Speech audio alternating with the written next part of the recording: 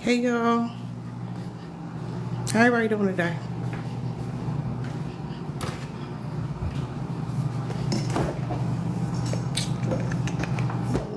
Stuff out of here. Thank you for tapping the screen. I appreciate you. How everybody doing today?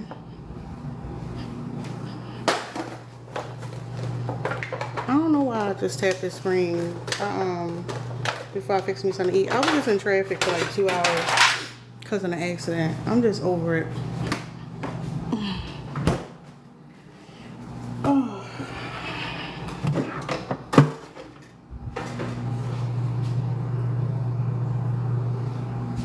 Put this in here.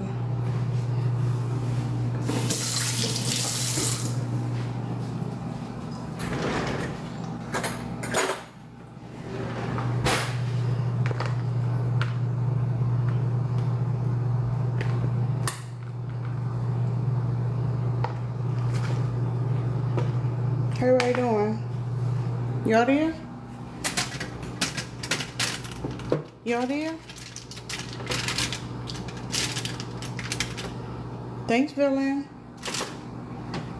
Thanks for the ping.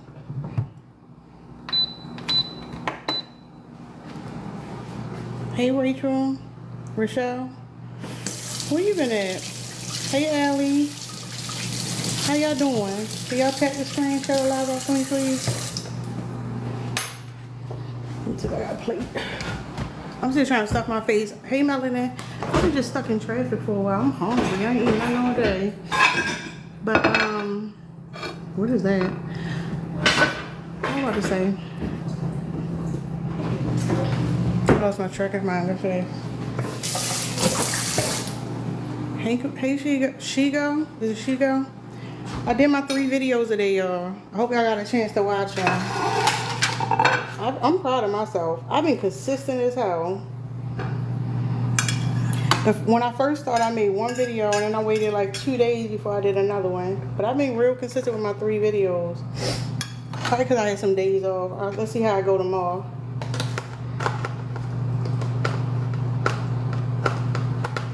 CK, why I keep seeing you pop up?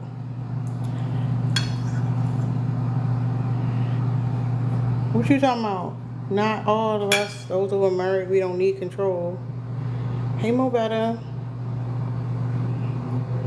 What you talking about? I'm telling you what you talking about, sensitive.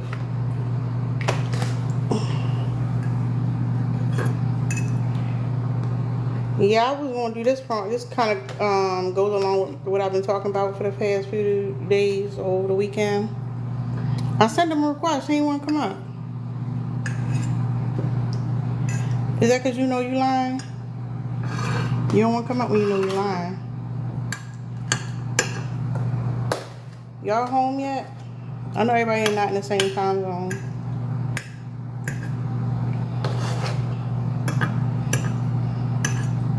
There's one dude, I had to make a video on there. I read his comment right before I pushed the button, but I ain't even one deal with it. Talking about in one of my videos that I posted talking about manipulation, he's talking about, well, you essentially you should have chose better. And I'm like, it just get old. It really get old. Get older than man is. I went to a baby shower yesterday and got leftovers and I'm heating them up. So I'm stabbing the pan. What's up, Mo Better? How you doing? I'm good, sis. How you doing? I'm good. Trying to be consistent. I'm proud of myself. I've been consistent. Proud of you too. I'm loving your series and the correlation to the art of war. It's brilliant. Yeah, so I want to be clear. Vanity gave me the idea. Shout out to Vanity. She told me a while ago, she was like, you should talk about manipulation along with the 48 laws of power. And I'm like, you know what? That is a good idea. And then I finally got around to doing it. Yeah, 10 out of 10. 10 out of Thanks. 10. I appreciate it. I want to eventually start doing like some type of like videos on YouTube and like showing people in real time. I think like when we do this all day, we be clocking certain behaviors, but most people not online clocking behaviors. So, um, I agree. yeah. How you been though? I have been really, really good. I actually just came from a therapy session. Okay. So my therapist has me reading this book, Untamed, by Glennon. Oh, I forgot her last name, but the part of, and I haven't finished it, but the very beginning of it had me like just shooketh because it said she's like, who were you before you were programmed to be who you are today? Mm. I was like, yo, Untamed. yeah. So I'm gonna do my Glennon own. Doyle. Is that it by Yes. Glennon Doyle? Yeah, Glennon Doyle. That's exactly who she is. I'm going to pull that up. Yeah, so I'm gonna get into my own thing, do my own videos as I walk through my journey with it. But it's huge, and it actually starts to break down. The, so to kind of tie it into the prompt a little bit, Mm-hmm. um, if you can break down and break yourself out of the tamed part, that's how you break out of the control piece in the mechanism that is a function of most relationships with men. I get that. And I think most people, my, go ahead, I'm pushing. so yeah, in my opinion, in general, yeah, they are desperate for control in a relationship because Most definitely.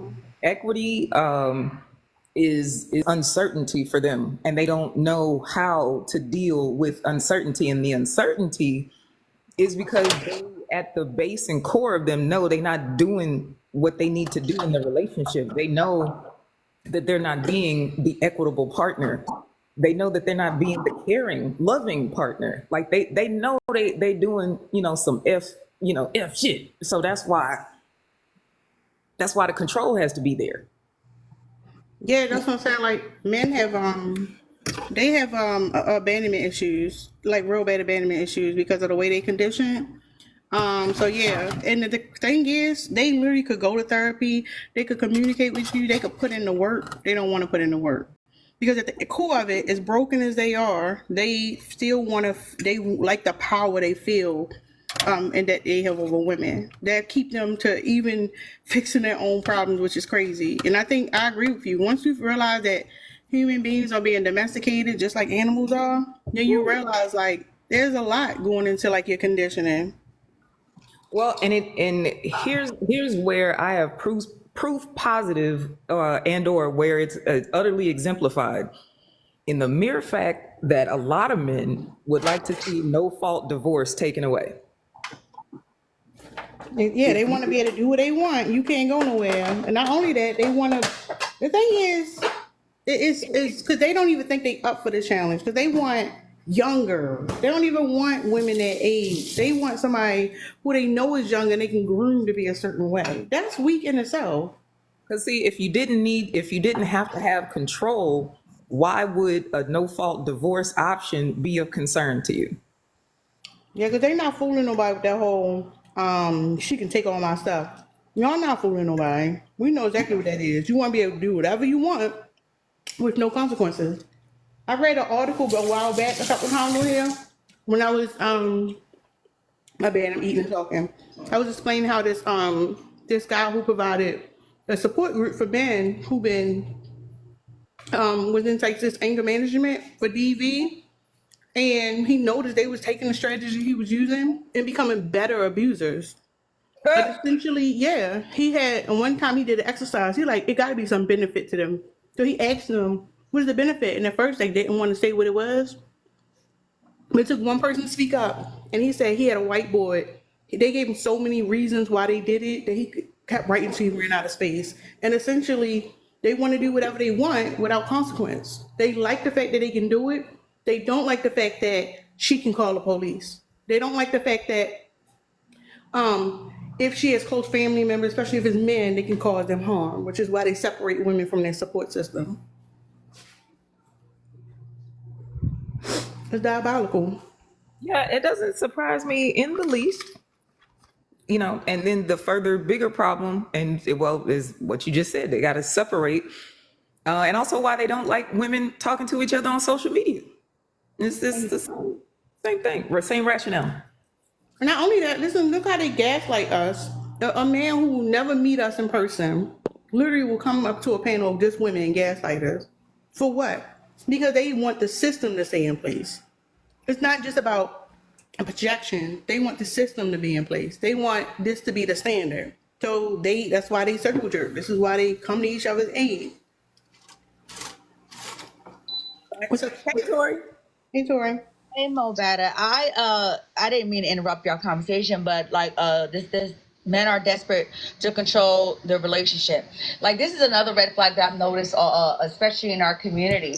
Like these men are literally going back and telling these women that you need to find a husband before you find a do your career. And then of course they're gonna say that because you know they wanna humble black women, I guess. But the thing is, it's not just black women. It's literally all men do this. But yeah, I know because I noticed that what's that kicker dude? He's still doubling down on the bull crap that he said. He's trying to make it sound so lovely to basically tell women, you need to go back into the home and raise your children. Like I see it in the white tea community, but because I'm not.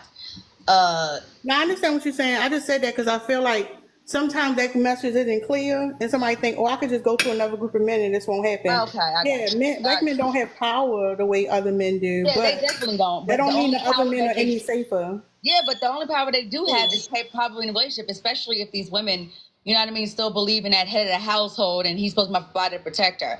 But I thought about why they asked that. It was like, if you get a husband first, if you get a husband first, right, and then you're like, well, I want to go do this and do that. Like this man would literally like probably fill you up with a bunch of babies, probably like financially abuse you, so you would never get get that education and try to outdo him. So I think this is the reason why they're trying to promote that so much, because they believe that if a woman has education, she's not going to want to be with that man anymore, because they literally said a lot of women with more education are divorcing men, I guess. But when I hear that, but the people that I'm really hearing it from, Tara, are black men. I'm hearing mostly that craziness from black men. And I'm just sitting here wondering, like, y'all are so goddamn desperate to feel some type of leadership. Y'all basically trying to tell women, stay stupid so you can have me as your husband. That's your only option. Well, the thing is, that's the same reason, like I was telling Mo Better, they want young girls. The thing is, they don't want older women. They don't want women with wisdom. They don't want women experienced. They want somebody who don't know better. They want a groom. They just want the power, right? And the thing is, like, even with marriage is something artificial that was made up. But because somebody gave you a piece of paper, you think, oh, this person's supposed to be able to do these things to me. Because at the end of the day, one of the biggest lies women learn or are told is that they're the ones who want marriage for the benefit. Yeah, if you have children, it kind of keeps him obligated and all that stuff. But at the end of the day, it allows him to do things that you wouldn't let somebody else do. It's power. But I also find that pathetic. And this is why, I mean, yeah, that's why they're trying, like, I've noticed, like, they're trying to, to try to get the younger women, saying that these women are bitter and this and that. And surprisingly, the younger women like, nope, I'd rather have an education. Well, some of them is. That's the thing. I want to make sure it's clear that there's still a lot of young women out there that we need to make sure we're reaching. Unfortunately, society teaches women to listen to men. It's like men listen to men. A lot of times you have women, because I know that this is not something new. Like, I know that women been saying this for the longest time. And like, oh, she's just jealous. She's jealous because she can't have him and all that stuff. Been playing that game this whole time. The triangulation is systematic. Correct. I mean, but old women like young. Okay. I was just sitting here thinking about it, because like it's getting out of hand at this point, because it's like, yeah, you're right, they are reaching some of the younger women, but I don't know, because like sometimes I just be like please wake up.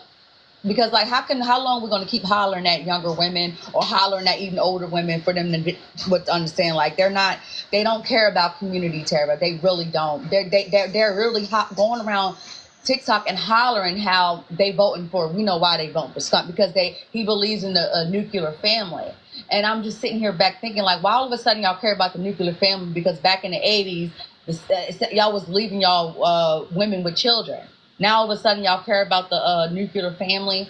And Yeah, then it because the kind of nuclear makes sense. family is a source of control for Oh, them. I know. Yeah. Oh, I definitely know that. But I had asked somebody that. I said, so why all of a sudden y'all care about this? He said, because our black community is screwed up. I said, y'all didn't think that way back in the 80s or 70s. Now all of a sudden y'all think about it. And I said, the reason why y'all thinking about this now is because you see black women, women literally going to get the education, making their money, buying houses, and not doing it with you. So you're basically saying, like, skirt, y'all gonna have to stop being ahead of us. So we need to bring back nuclear family. They don't care about none of that. Just like you said, it's all about control. And Yeah, and the thing is, that's what makes them even more dangerous. Because if you listen to men talk, they are jealous as hell.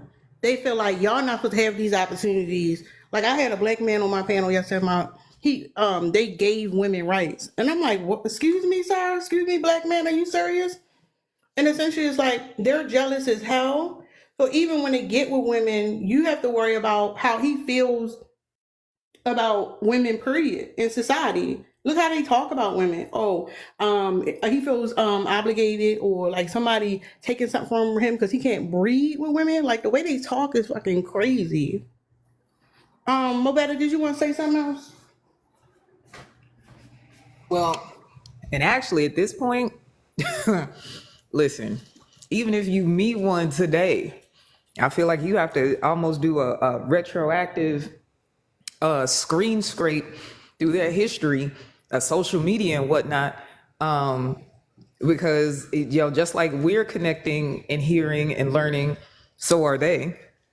And you meet a quote unquote fresh one today, he's going to give you the proper talking points. So now you've got to even further research in different ways to try to understand, is he cosplaying or, is this really, who he is from a mindset perspective? Because just like Tori said, yeah, you're going to get those who will lay in the cut and pretend to have this mind frame until they get you into just that right position where you have nowhere else to run to, and then bam, gotcha, bitch. And then I'm hoping that these well, you know what? And I'm just hoping, like, and then the funny thing is, like, it's the older pick me's like, yeah, honey, because you gonna regret that when you ain't got no children and you ain't got no man laying by your side. And I'm like, are y'all really over here abuse recruiting? It's like, are y'all really over here doing this? I'm like, so y'all basically telling young girls to get in a relationship, knowing that instead of you telling the men, how about y'all stop worrying about women? To send to them, get your life together, go take therapy. No, you're basically telling women you need to do this first and then get your education. You're basically an abuse recruiter. And it seems like the older women that's been in a relationship for up 10 years is basically to me like, oh, well, if I had to deal with it, what makes you better than me that you don't have to deal with it? That's what it seems like to me when I listen to a lot of old pick-me's. I had to do it. Why can't you have to do it? Who do you think? You know what I mean? I just think that they just want them to be miserable with them. I don't know. I don't know. Yeah, so the thing about patriarchal thinking, it doesn't just impact men. There's a lot of women who still have patriarchal thinking. You gotta, it makes it easier if you're a woman, but you still gotta unpack it. What's up, Sin? You had a question? Yeah, just the theory. I think a lot of the disrespect that black women are seeing is because we don't date out as much as other women do. I know it's probably been said before, but think about it. If women were if men are supposed to provide, our men are not the providers. They don't own any means of, resource or anything, no means of production. So we should be skipping them completely and just moving directly to the person that has the means of production. Instead of sitting back and being abused by people who are going to have to go to the same guy. You see what I mean? And I thought about that when you said that a black man said, we gave y'all your rights. And it's like, no, sir, black men didn't give anybody anything in America. If someone gave rights away, it would be the white man. And he gave you your rights too. So why am I fucking with you when I could just bypass you and go on and fuck with him, since both of you were abusive in the first place. You see what I mean? Yeah, I hear what you say. I think for me, my views are a little more radical than that because essentially the way I see it is people who get um when you start seeing propaganda condemning certain people and putting people down, like that means those people are a threat, right? And it's like, oh, we're not getting this from this man. And I get it, like some people buy into the fairy tale or they feel like it's worth it. Fine. But at the end of the day, we want to sign up for the provider and deal with financial abuse, like that's still a thing. And I think that's what happens. It's like, you know, it's like the grass is greener on the other side type thing. Like I've known some women, I can tell you specifically one black woman I know, she had children by a YT man and he had money. So when they separated, where other women was complaining about the men not coming, she was complaining about he took the kids from her. And it is, I think it's a difference in perspective. But I think a lot of times it's told, well, black women are being treated like this or whatever. Well, we need to do something different. When reality is like we doing exactly what we should do. We should be just doing our thing outside of men, period. Not find another man because he got more money he can provide for me. Like I should be an independent person, period. Why is that pushing on women to be dependent on men at all? I totally agree. But the sad part about it is you're still going to have women that's going to be running up in there, especially younger ones. So the way I look at it is, since I already know they're going to run that way because we did. Let's call a spade, especially after we got out of our parents' house and we thought we was grown and we could do what we wanted to do. So I'd rather let them know what shit. If you go run your ass out there, at least run to the one that's gonna put you in a better situation.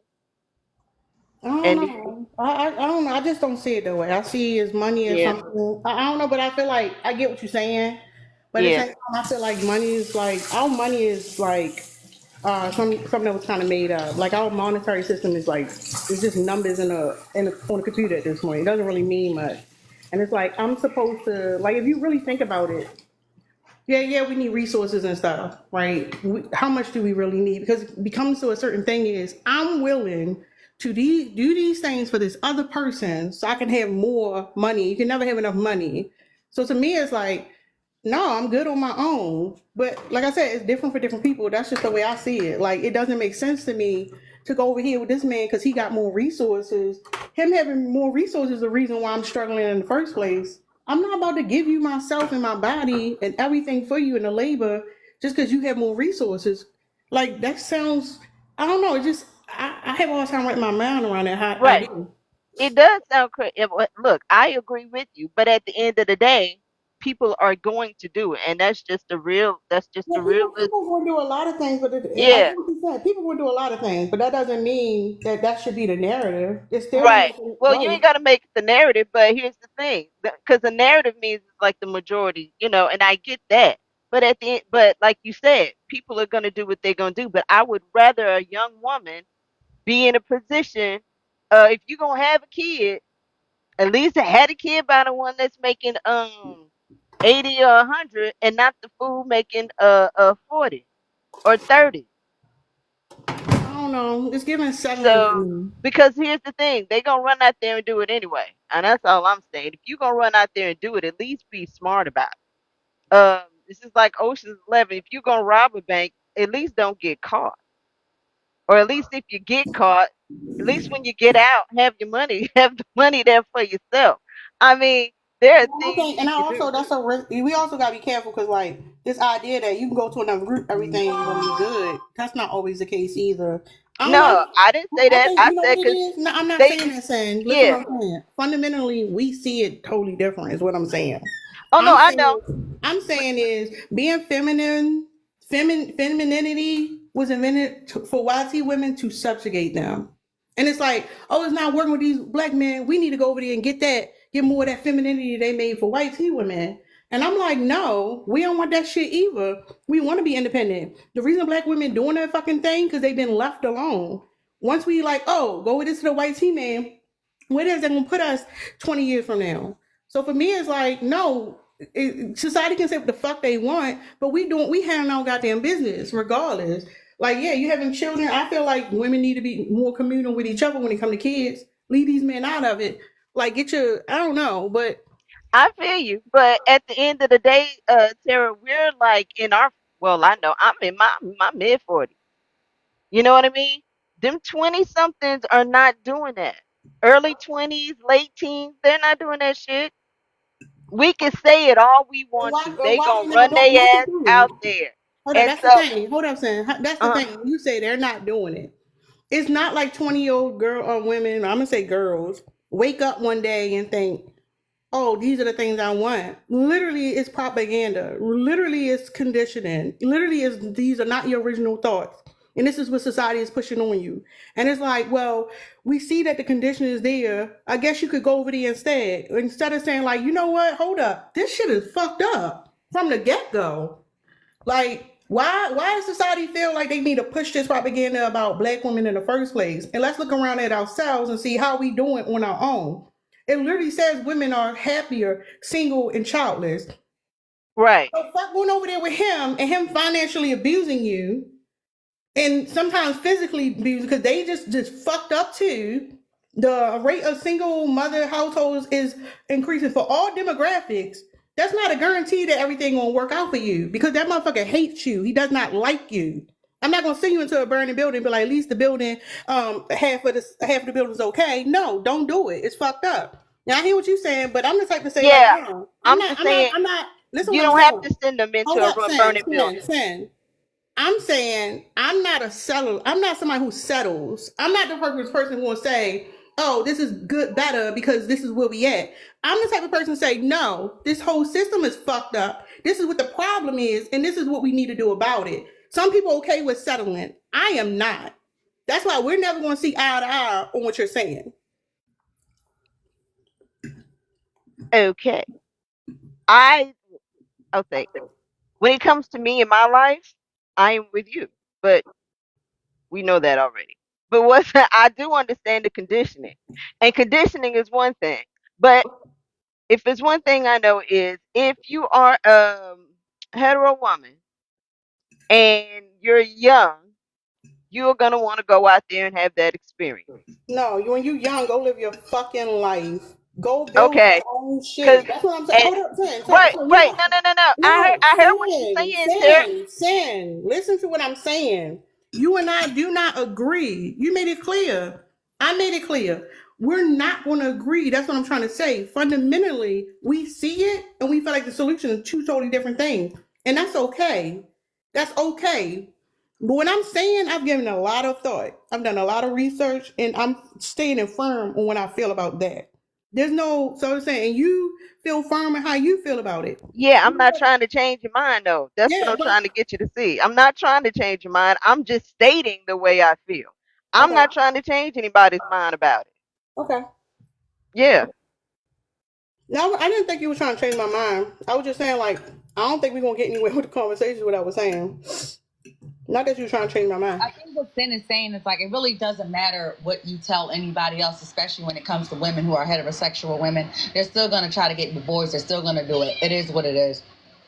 So hopefully, yeah, hopefully it doesn't matter what we say or anything else or how we tell them that this is not the right. They're still going to do it because most of us, every single last one of us, never listen to our parents or our guardians, and we still end up with some boy, and most of us probably still end up pregnant. So at the end of the day, the cycle is going to continue.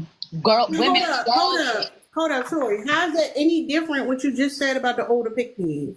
What I'm saying is the conditioning girls get from a very young age is what we should be going after. We should be hold up, Tori. Why y'all keep cutting me happening, off? Tara, it's Hold not up, going to stop. pause. Why the fuck y'all keep cutting me off? Because Please let me finish. Listen to what I'm saying. Because I never drew the correlation. You're saying the older pick me is like, I had to do it, so you might as well go ahead too. What I'm saying is, we know that this is not just something that girls wake up and want to do. This is something that is spoon fed into their brains from a very young age, a part that we all have played in. So why would we say, oh, you know what, that's what y'all want to do anyway, instead of addressing the fact that you are being brainwashed to do this? I know you're being brainwashed to do it. I'm going to stand over here and say, you know what happened to me? but fuck that. That shit is not okay to happen to you. That's what I'm saying. You go ahead, Tori. I'm saying, do you really think that, especially when it comes to hormonal teenagers, I'm talking about hormonal teenagers, I'm not talking about a young girl getting with an older guy. Hormonal teenagers, when it comes to and probably young adults, so you really think, even if they know all of this, you really think that they're going to listen to anything? Because mind you, we could be the parents to tell them that all the time, right? Do you really think they're going to listen?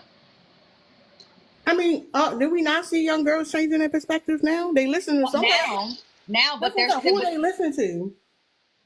I was about to say, like, we can tell, like, I literally had this conversation with a younger woman, and she basically said, well, I want a boyfriend, and I don't even know how to, like, say that that's not going to happen. Only thing you could tell that younger woman is, like, just make sure you vet properly, or not vet properly, just make sure that you're not stupid enough to do some, what's the word, that's irreversible, and that you're going to be stuck in. Because no matter what we say, they're going to do it regardless, because it's literally what heterosexual people do. Literally, that's what they do. So I think that's what Sin's trying to say. I think Sin's trying to say. I hear that, but what I'm saying is, by the time they get to the age when they want a boyfriend, they've already been, like, the damage has already been done. Okay, let me explain like this. I was not conditioned to be gay. I was not conditioned to want to hump on little girls or to hump on women. I wasn't conditioned to do that. But guess what? I want to do it. That's not And what I'm saying. What? but that's what we're saying. That part, that just wanting to hump is gonna fuck up a lot of people. Totally different things. But that's gonna walk you right into. Then I'm gonna meet you. I don't know what the fuck. Listen to what I'm saying, and I'll hear you out. But I don't like what you're saying, because I'm not talking about anybody's sexuality at all. What I'm saying is, a girl thinking I need to have a boyfriend, want to be, even the idea of monogamy is something that's socially conditioned. Yes, it is. I'm not talking about who you prefer. You can prefer who you want. But by the time they get to that age, they've already learned that, oh, I'm supposed to have a boyfriend. How many teenage girls are in relationship with boys and they think this is the person I'm gonna be with forever? Like, literally, they see it since they're young children. And I don't mind out, you can go, but please don't do that, because, like, that's not what I'm saying at all. Go ahead, Sin. You didn't get what I was saying. You said that when girls are conditioned to feel like they need a man, right? They want a boyfriend. And that is true, they are. But at the end of the day, you're still going to have a sexual attraction that's going to lead them straight to a boy. Even if you take away conditioning. If you like boys, you're going to like a boy. You're going to want to hump on a boy. Simple.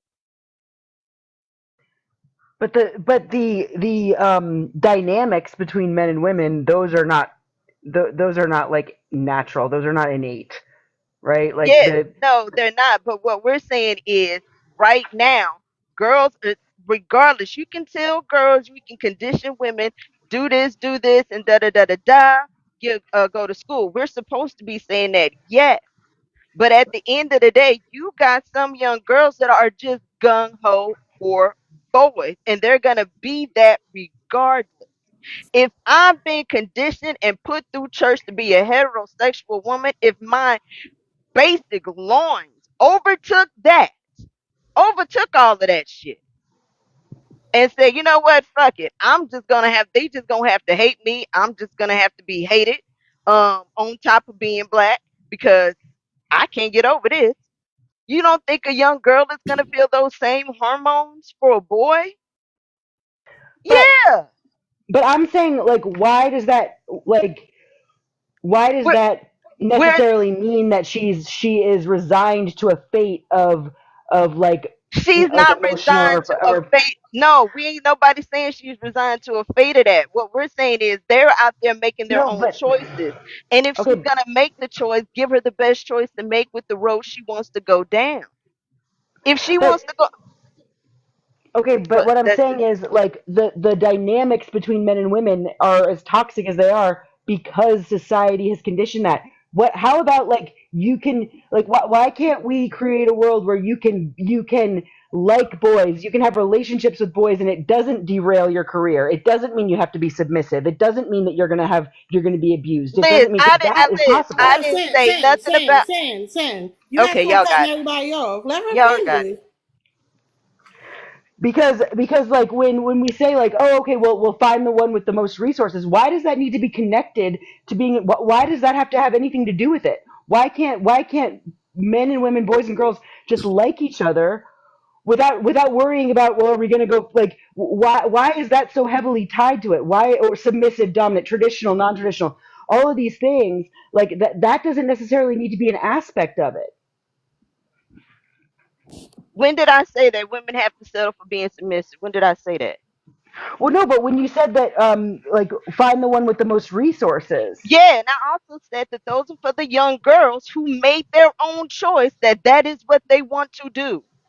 You But can't see, speak up for women's liberation and then tell a young girl who want that you can't have it and you're not supposed to want that and you stupid. That ain't liberating women.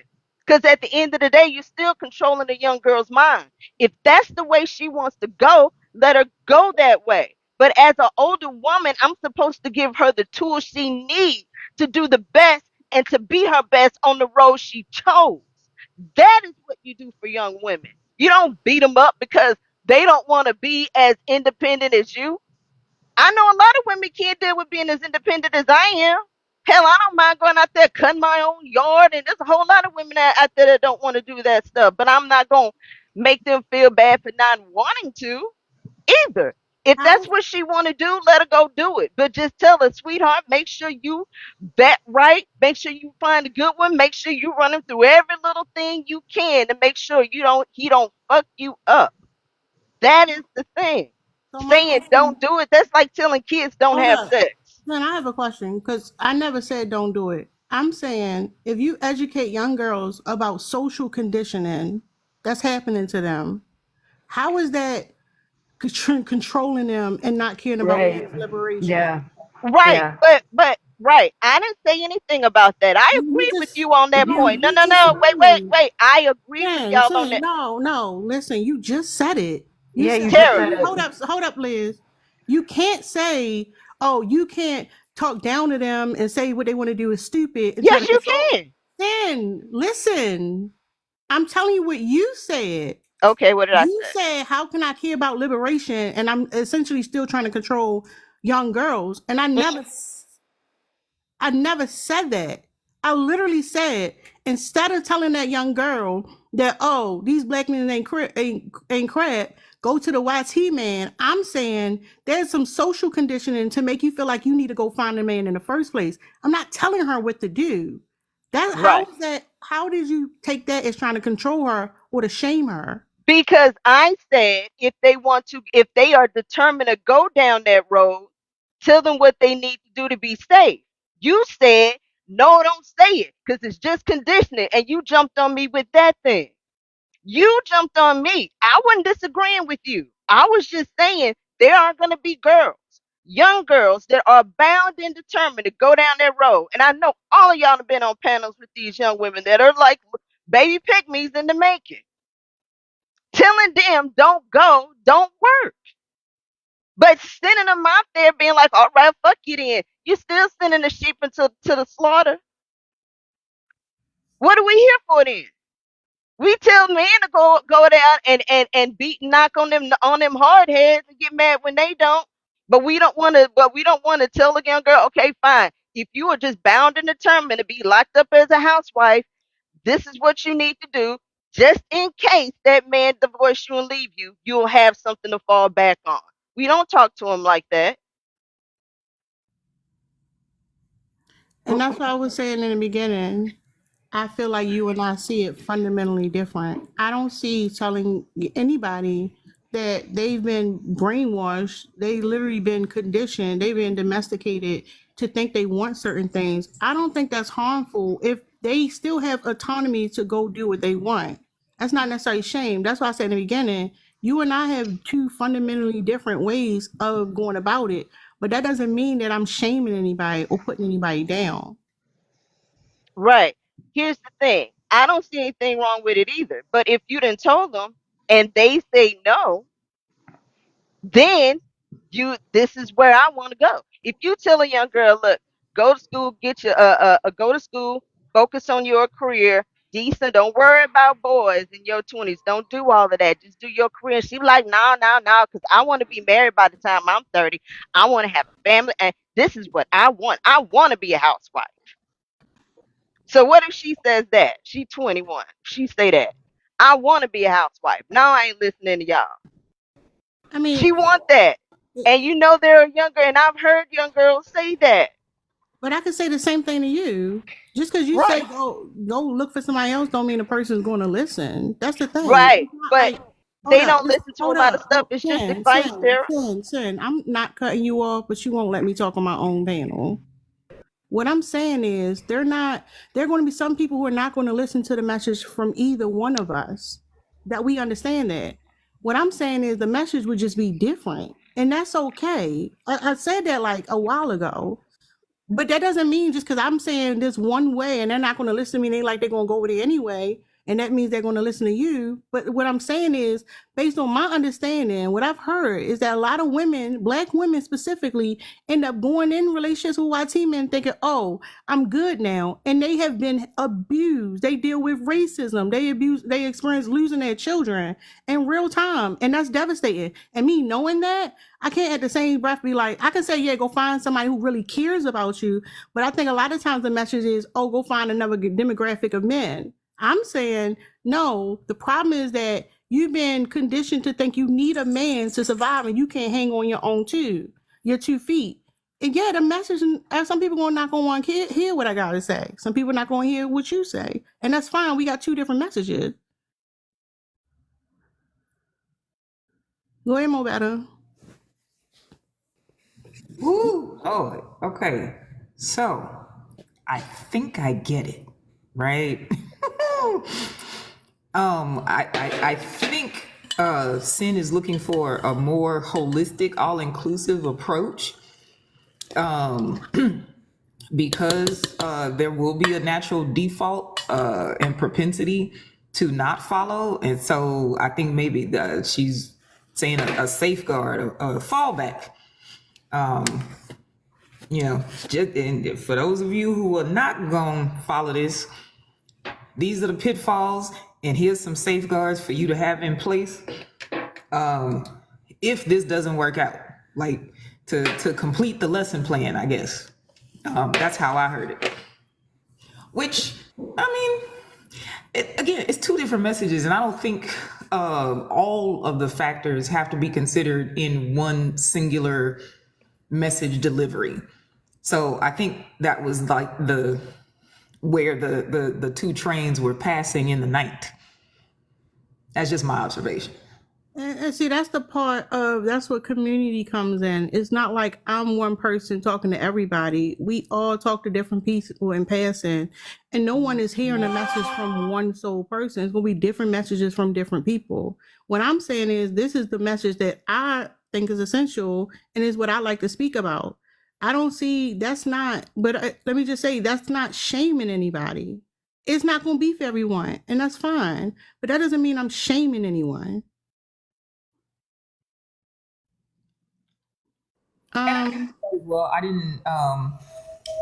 didn't see the shaming part in it. I just so I didn't see it, but I do understand where it could be seen, because there is in some cases, and especially with the red pill delivery and whatever, when we see these messages or we see these stances, those who go against them, it's like, oh, you the problem. But this isn't the case with this. I think of this as like a buffet, if you will, a buffet of life options. If you choose this, okay, these are the possibilities of outcomes. If you choose this is your possibility. And, whatever you choose, you are going to have to deal with the outcomes. Okay, and some of the choices, the outcomes look a little worser, if you will, than with some of the other choices. And you may feel a certain way about yourself if you end up with some of these outcomes, but not necessarily a shaming per se. Yeah, I don't think it rose to that. Because I also say to women, like I say, late stage adolescence, which is between the ages of 18 and 25, there's a strong urge, like society tells young girls that this is when you should be getting into a family. And this is literally the beginning stage of your adulthood. You need to learn independence there. And I'm not saying you can't eventually want to get married and be with somebody, but these years you need to experience being an autonomous person. Go out and meet people. Don't just jump into a relationship. Live your life. Unpack some of the trauma you experienced from your childhood. Because when you but remember, this is the age when your brain is not fully developed. You just hop right into a relationship, then you're literally, you haven't had no time to think about what you want as an individual. And then by the time you get to that age, you already have a husband and children, and it's hard for you to get out that trap. Hey, Gigi. Hey, I'm her. You wanted to say something? Hey ladies, I like the conversation and where it's going. I like you and seeing point of views, to be honest. Kind of speaking on what Sin said, like I feel what she's saying, because it is gonna be young girls, and during the age, specifically what you just said, 18 and 25, that's kind of like your most vulnerable stage, because you are going through so many transitions mentally, you know what I mean, physically, your hormones, everything. But I agree when she said we can only give them the tools to be prepared and give them the advice and heads up. Now, on to what you were saying, I heavily agree, because 18 to 25, yes, we all, you know, I guess it's human nature. We're attracted to boys, girls. It, like you said, it doesn't matter what specific sex you're attracted to, but it's kind of a human nature. We as older women, we know how to control and live and do without. But I think that's a great message to young girls. Like, it's okay to like boys. It's okay. It's normal. It's a natural thing. Boys, girls, whatever you desire.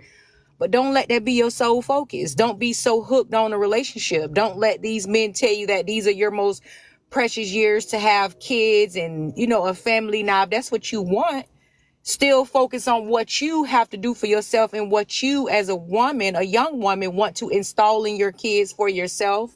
You know, live life, take trips, read books, get your homegirls, laugh, discover who you are, what you don't like. Like you say, socialize with different people, learn different things. And as you get older, around 25, when your brain is developed, around, I'm going to say 27, you will be able to see more things and think about the advice that the older women gave you. It'll make so much more sense to younger women, because now that my brain is developed, I can pinpoint. And my favorite saying is, take it for what it is, not what you want it to be, not what you hope it is. It is what it is. You can identify, see it, and make a educated, informed decision. But I mean, I like the conversation. I'm intrigued. I like it because these men are out for the younger girls, and it's not because they want them young. They want the power, and that's what they want, the power, the domination. They call us used and washed up. No, you can't play with me. You can't dominate me. You can't get over on me. That is the problem. Don't try to paint a picture like this, that, and the third. No, be honest, be real, keep it a buck. Y'all always talking about a real nigga. Keep it real. That's why you want young girls, because they are between that age of 18 and 25, and they're heavily impressionable.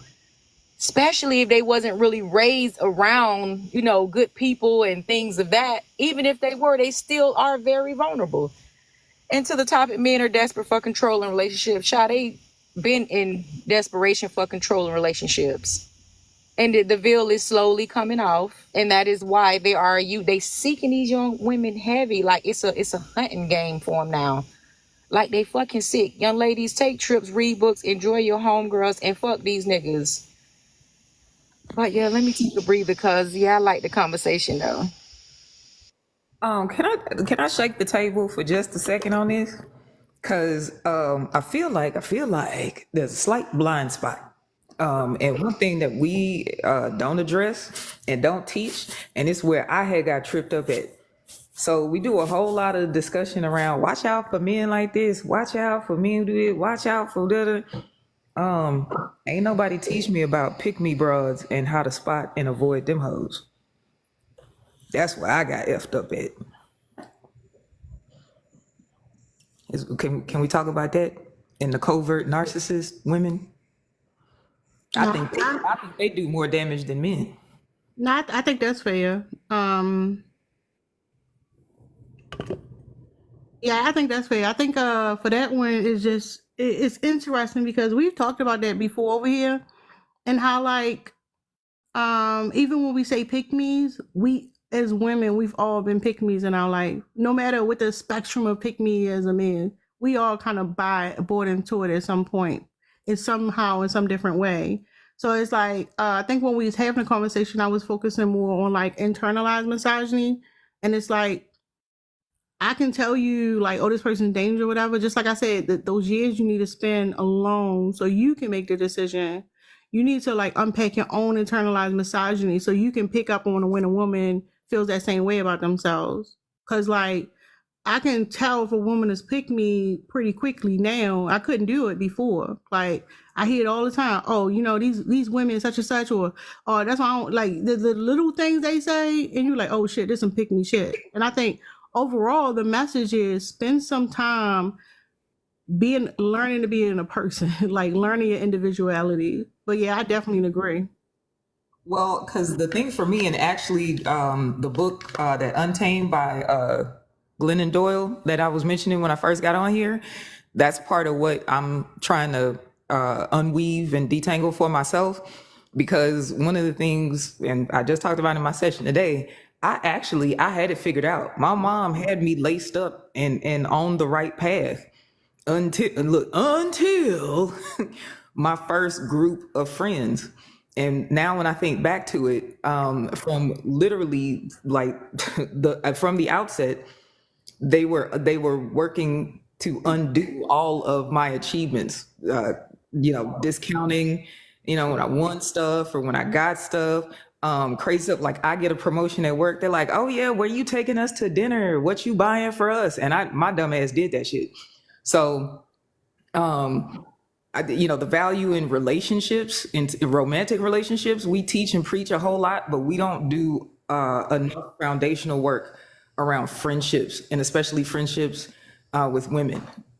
And if we don't do both of those together, we may get them, on the right track on one side, but then we gonna leave them bereft on the other, and we gonna be right back trying to, correct some other BS, in the next couple of years, in my opinion.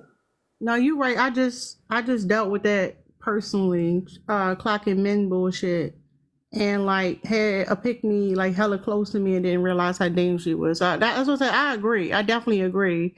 I don't know. I just feel like in order to point out how a woman's perspective or seeing how she's male identified as dangerous, you have to first explain what male what's wrong with the way men see things. But yeah, I agree. Anybody else want to respond? I agree, Mo Better, because I believe the women are worse than the men because we tend to typically gravitate towards our friends and other women. So we our guard is a little down further, I would say. And we have to identify, like how you just use the example of every time you get an accomplishment, they want you to treat them instead of them treating you. Like, to me, that's a user. But when you younger, you just think, they friends, and no, they're using you because you're basically the macho of the group. You got all the accomplishments. You probably making good money. I think that's a good topic to talk about because, like I said, girls tend to click more with girls, and sometimes we will be in a situation to where we know something is wrong, but these are our homegirls, and we'll keep going and going. And I think that is very, very deadly. Well, unalively. I don't know if I can say that word on TikTok. No, you good. And then so let me take it a step further and mess your head up further, because what these women will lead you into is introducing you to the man that they'll tee you up for your ultimate downfall. You thinking, oh my gosh, she set me up with my man, my man, my man. And then here you are a year later. Yeah. Okay. Right, and it really be jealousy. They be hating on you. It's not about sometimes what you have or this, that, and third. It just simply be your aura, your energy, like, and they will set you up for your demise. And I like that though, because that is heavy. That we, like you say, we do talk about romantic, but we don't get more on the women, like the relationships between us young ladies and women. Because it can be tricky. They will set you up, seeing you right into a demise. Like, and I tell my daughter, like, all these little shows, these girls don't be your friend. These people don't be your friends when they sending you here, sending you there. Now this girl didn't make it back. This girl didn't make it back. Like, you have to pay attention to the signs, because I mean, I love women, but we can be something else. And I'm going to just keep it buck. We can be something else, especially when it's jealousy and all of that involved. People will hate you. They will hate your energy. They'll hate your demeanor, hate everything about you. And they will set you up. And don't get the guy that they was liking on the low. Child, please. Okay, you looking out for Kendrick Lamar. You better look out for Keisha Lamar. She hate the way that you walk, the way that you talk, the way that you dress. Okay, I'm a mute. Y'all know I was in fourth grade when I had my first pick me experience. Yeah, go Fourth ahead. grade. Fourth grade. Um, you know how they say little boys do stuff to you, they like you? Hold up. Just before you start, y'all, I just realized my background was spelled wrong. It's like, goddamn. But go ahead, San. Go ahead. Yeah. So he was messing with me.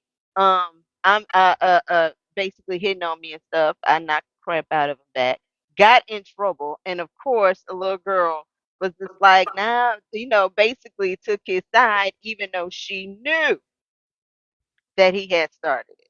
So yeah, one of those situations because I was like, yeah, I didn't know what that was, but yeah, if you really look at it, that's pretty much what they do now. It's like regardless of what they do or what they see them do, um, forgive them and it's okay.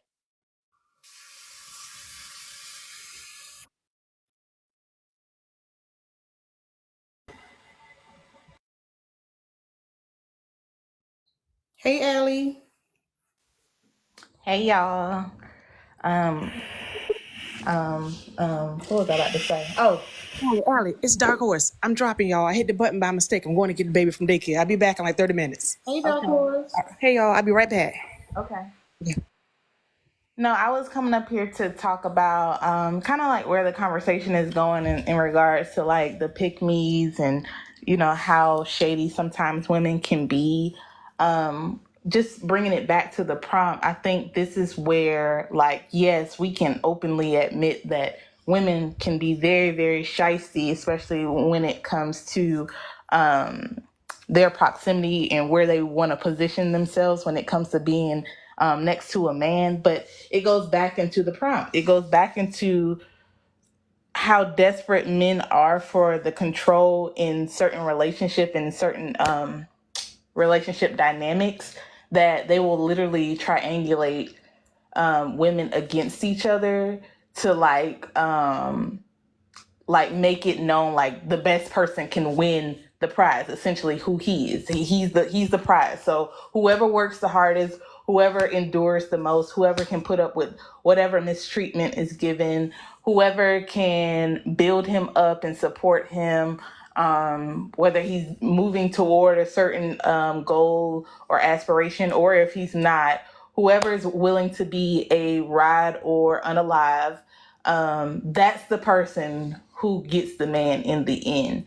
And they also are aware of the socialization, not only for themselves, but also for girls. And so they use that, whether it's through like their friendships with women or with their mother or, female family members, or if it's simply just their potential partner or their spouse. And it's disgusting to watch how they do it in real time. Quick personal, I had an ex who did that. Like, he would mistreat me, and then like he would run back to his mom and try to like control the dynamic because he knew that her and I were close.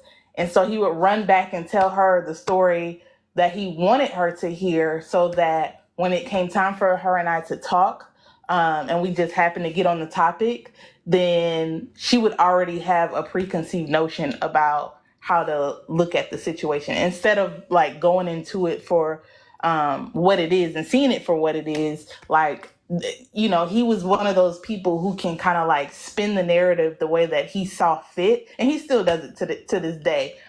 He spins the narrative because he has to have that control. If he feels like he's not like the person like making us all puppets, then he feels like he's exposed. Like the person who he truly is, like nobody's gonna want to be around him. He's not needed.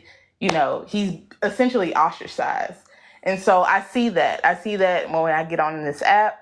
I see how they like try to like spin the narrative or try to like just make us little puppets. You know, you got the people who are, you know, I'm an independent woman, I don't need no man. They use that as a puppet. Then they use the woman who is wanting a man, and so she, you know, morphs into a pick me, use them as a puppet, and they just up there just puppeteering. So yeah, I love this prompt because it's so true. And that's all I got to say right now. I ain't got no more. Thank you, Alex. Just so y'all know, it's open panel.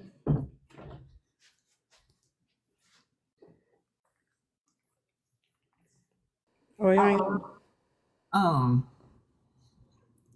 So listen, the thing for me, and I don't know if I can't remember her handle. But I just saw this video today, and I am still shooketh. Like I am still reeling.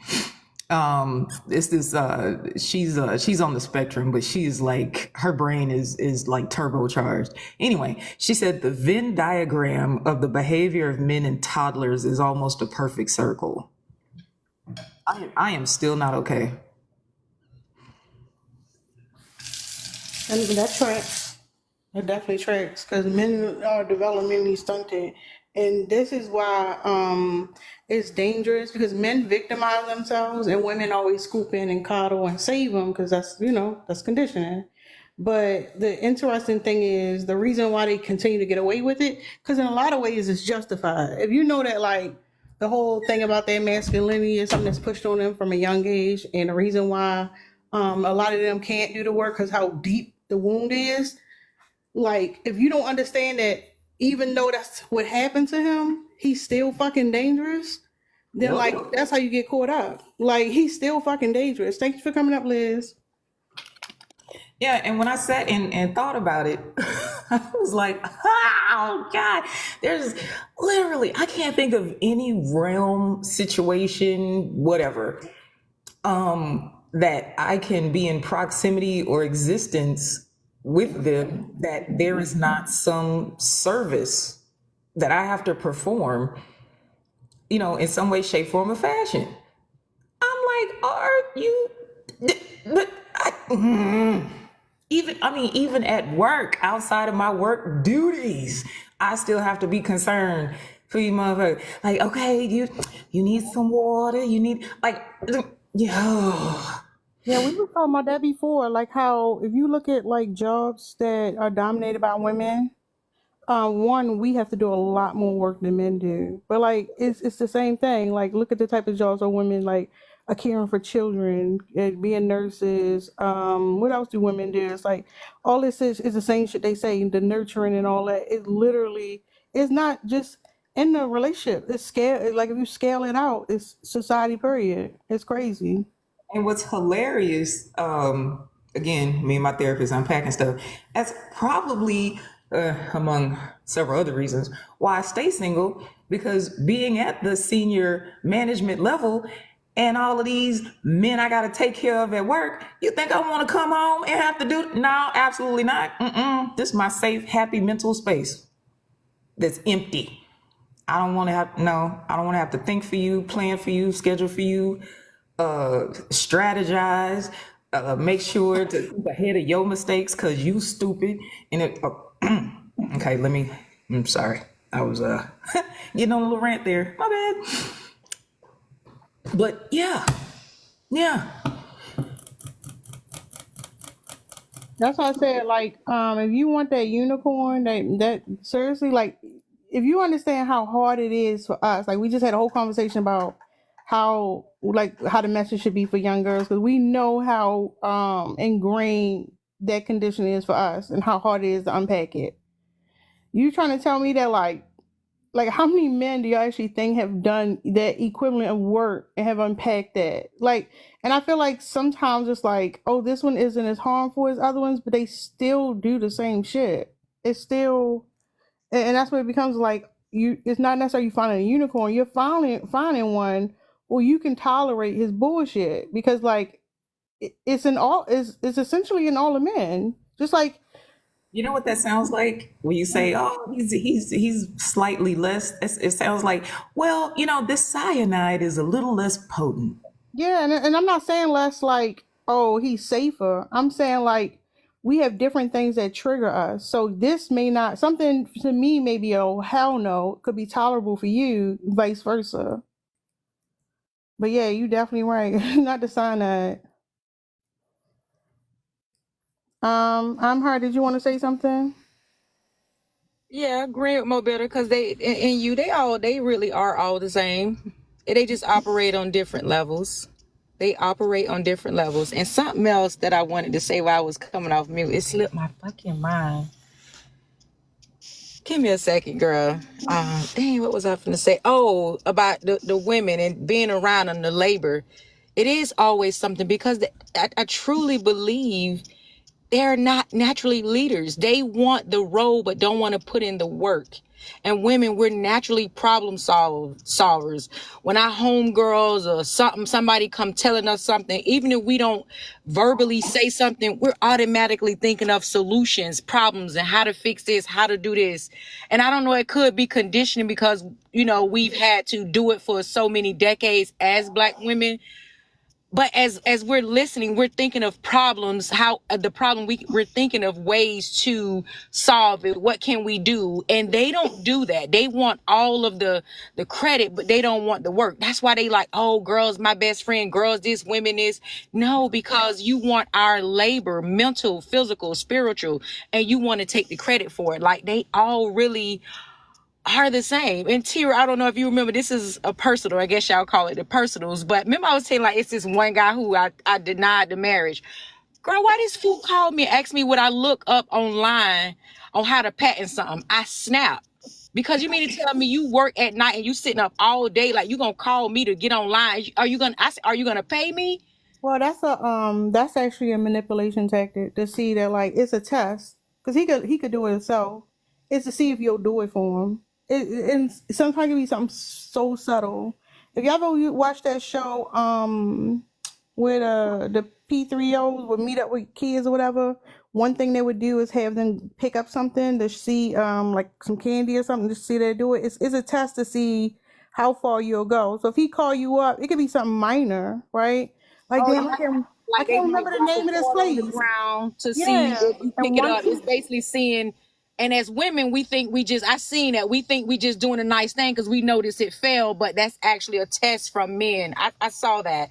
But I would have never thought that though, Tira, because half of the stuff that we talk about, like, I guess because I was blind to it, right? And it's like, and we don't engage. It's been years, you know what I mean? Like he just cool people, you know what I mean? We still text or whatever, but I immediately was like, are you gonna pay me? Like all they do is take a few minutes to get online and Google how you do this. You know what I mean? Like really, are you gonna pay me? Oh, I thought we was friends. No, motherfucker.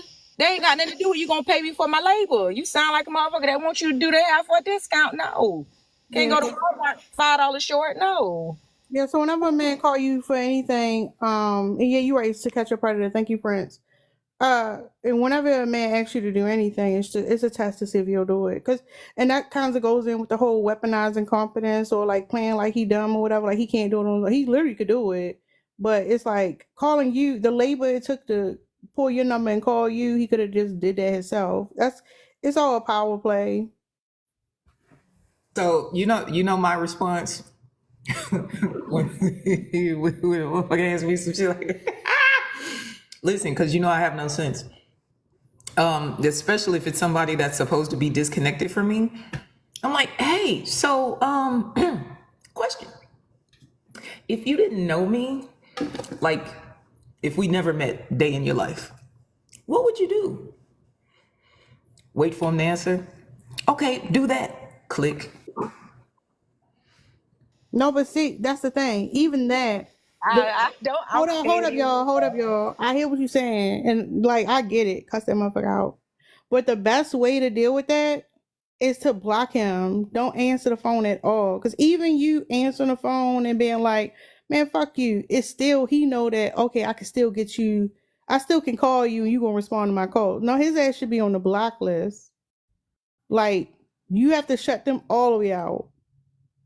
But I agree with you. That was. I agree with you, Mo Better. I'm just saying. Oh no. And then after that one time, oh yeah, you blocked after that for sure. But you know, I believe in each one teach one. Okay, so I'm gonna help you with a little mental exercise. So the next time you know how to think through it. Okay, just breathe. Sometimes they calling you to see if they block. They calling to see if they block. Oh, for sure. Absolutely. I got one. I blocked him. It's going on 7 years now. But I always do a courtesy notification of, hey, yeah, tired of you and your shit. So you gonna get blocked. Of course, he did initial little testers. Hey, Mia. But for years, he continued to call periodically. He even emailed my son, talking about tell your mama to unblock me. That's crazy. Listen, I'm like, yeah, bruh, that's wild. That's crazy. Okay, I gave you the airport announcement to the terminal and let you know you was being shipped off, so you knew, sir. But yeah, they wild, they wild. I was gonna say something earlier and I forgot, and I'm over here straining my brain. Oh. It's okay. Go ahead, Ellie. I ain't gonna remember that shit. It's going. Oh, I was just gonna say I don't like telling them that I'm gonna block them. I just do it. We block that motherfucker. Don't even give me. I just do it because it's funner. I know that's not a word. It's more fun. Because for me, it's like sometimes I feel like if you tell them, like that gives them a reason to like communicate with you more to try to figure out why you trying to block them, even though they already know. And I just go ahead and block them.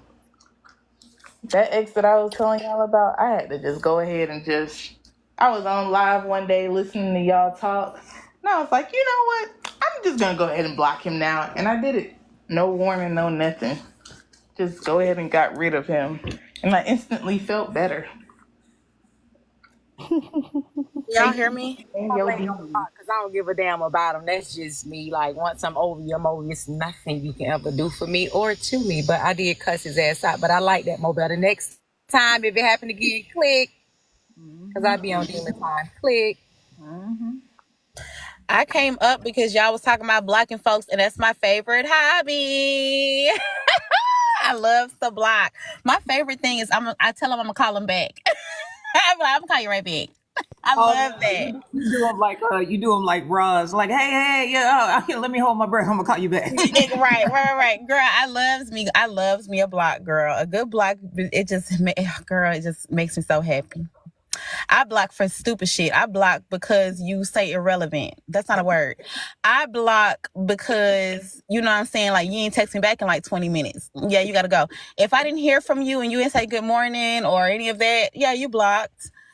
That's the only thing I really do miss about like being married is I used to be hell, and I really miss that. Like there are so many times I just want to go out to the club and just be these niggas karma, because that's what I was. Y'all used to have fun.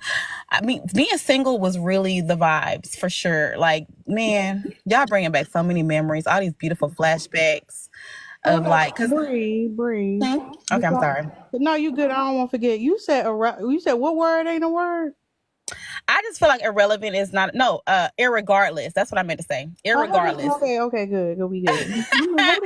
Irregardless is not a word. I was word right there. Thank you for clarifying.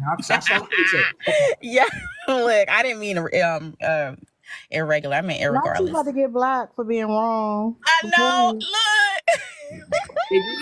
Baby, I look okay because you can't have an attitude and have poor grammar. You got to pick a straw. I know. You're right. You're right. But yeah, excuse me on that one, y'all. Irregardless, anytime I hear it from a man. Now, when women say it, it's funny because I just let women get away with anything.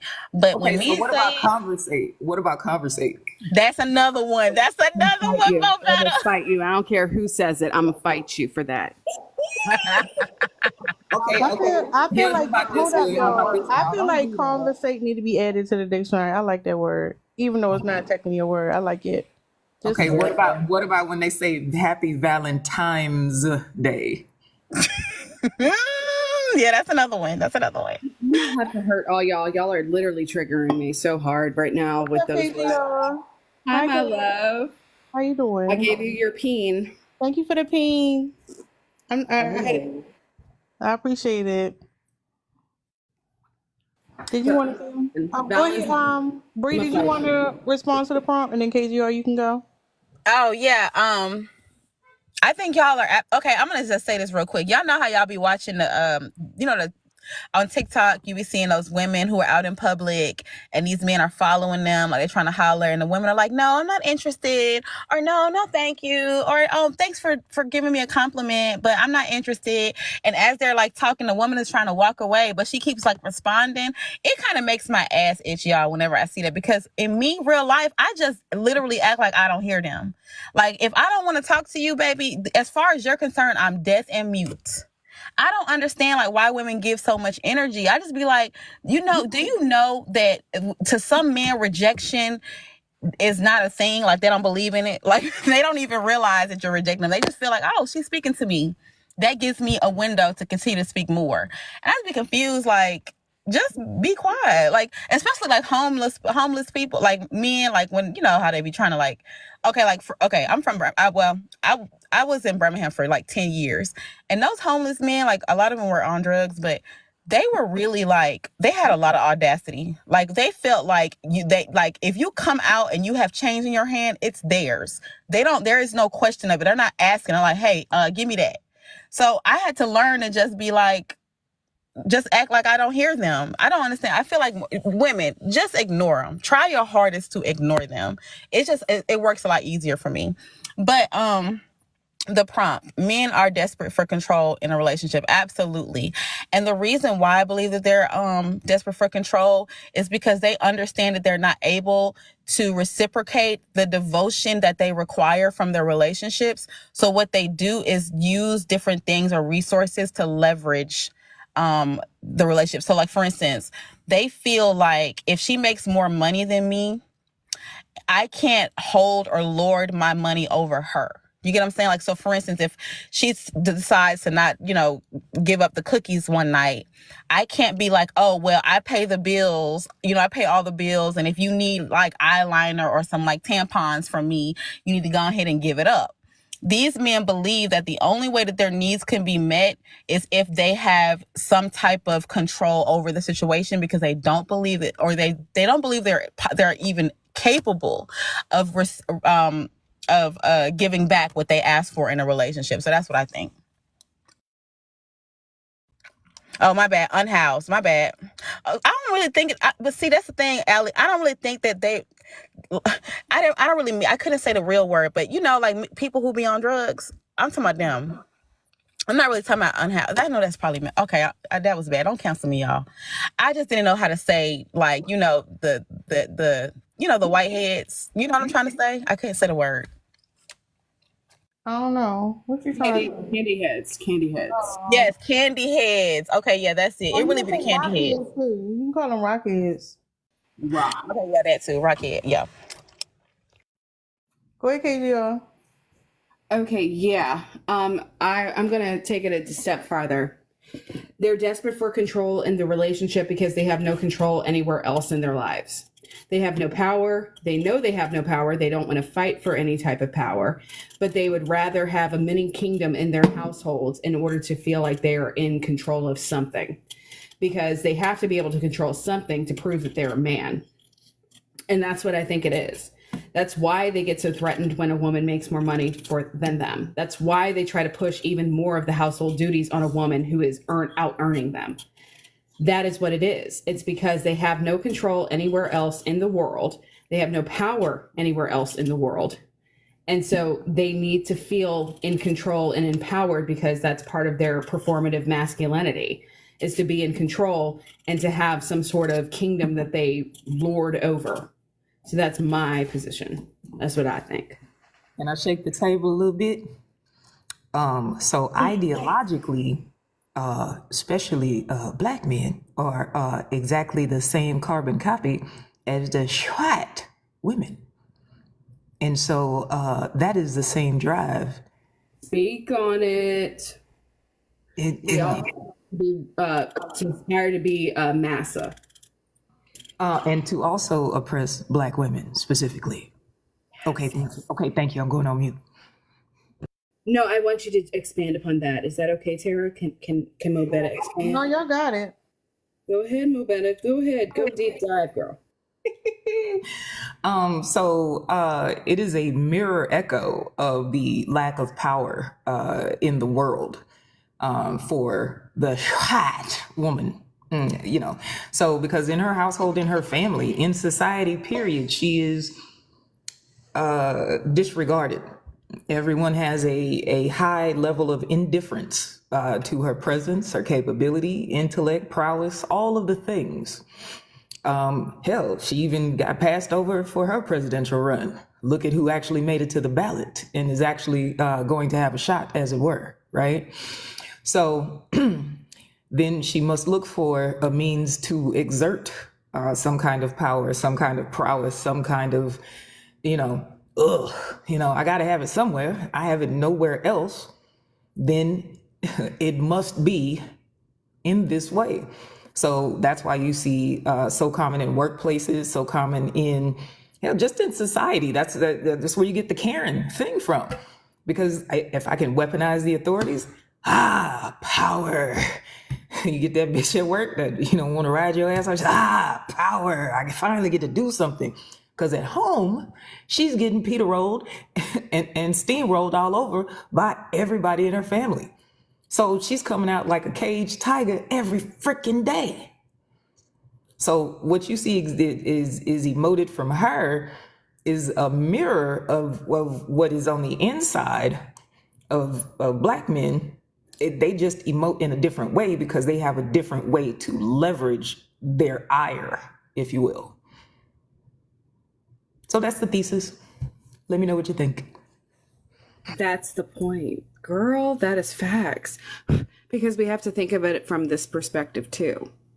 Imagine that you've been told that you're the pinnacle of whatever, that you're the best, that you are the, beauty standard. And then a black woman shows you how much better she is at everything. That's hurtful. That's painful, right? Because she's supposed to be a subordinate. The 8x11 woman believes that. And then at the same time, the black man also believes the black woman is supposed to be a subordinate. They're only to be the supporting actor, never the main. We're never supposed to be the main character in anything. We're only supposed to be there as a sidekick, as a step stool, as a support person. So to see us do so much better and beat them at so much, it destroys their semblance of superiority. And then they can't handle it, at all, because how dare you? You're supposed to make me better. You're not supposed to be better. You're supposed to make me better. Don't you know your role? That's your job. Make me the best. That's your job, mama. That's why I was mad at you, because how dare you do better than me? Why come my sisters is doing better than me? They supposed to just take care of me. That's the rule. And that's what makes it interesting. Every single day I see it on this app, and it's so interesting. Go ahead. Let's, Mia here. Go ahead, Mia. Hey y'all. Hey, Mia. How y'all doing? I'm happy to be here. I didn't catch everything, but I wonder if I'm on topic with this. Um, of course, we know men are desperate for control. I think that's why they they work so hard to create these systems to try to have some control, right? And of course, that falls into relationships. But when I think of relationships, I think of all relationships. That's just that with the prompt. I agree with it. But I was thinking earlier today about how a lot of times Black men do not care about racism. They don't care about it until they can weaponize it or use it as a crutch for something. They do not actually have any concern. And when they do bring it up, or when they do try to weaponize it, it is when they do not get to the benefits of the male privilege, or get the benefit of the performance of masculinity. And I just think that's interesting for a lot of reasons. But for me, it goes to the point that y'all were making, that's why they're so frustrated with women, with Black women specifically, and Black women, in spite of some of the obstacles and challenges that we experience. They're frustrated because how dare we overcome? How dare we try to push forward when they're doing all that they can with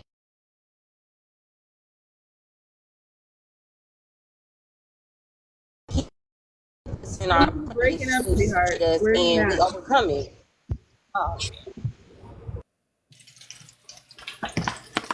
Damn, I know Mia was spitting before her internet smashed her. That's crazy. That's censorship. You know that was the white tea woman that did that. Mess with her Wi-Fi. That's messed up, Mia. They trying to silence you. That's crazy. Yeah. She not coming back no time soon though. I wanted to add one quick historical reference just to give further credence to this point. You see it exemplified post Reconstruction in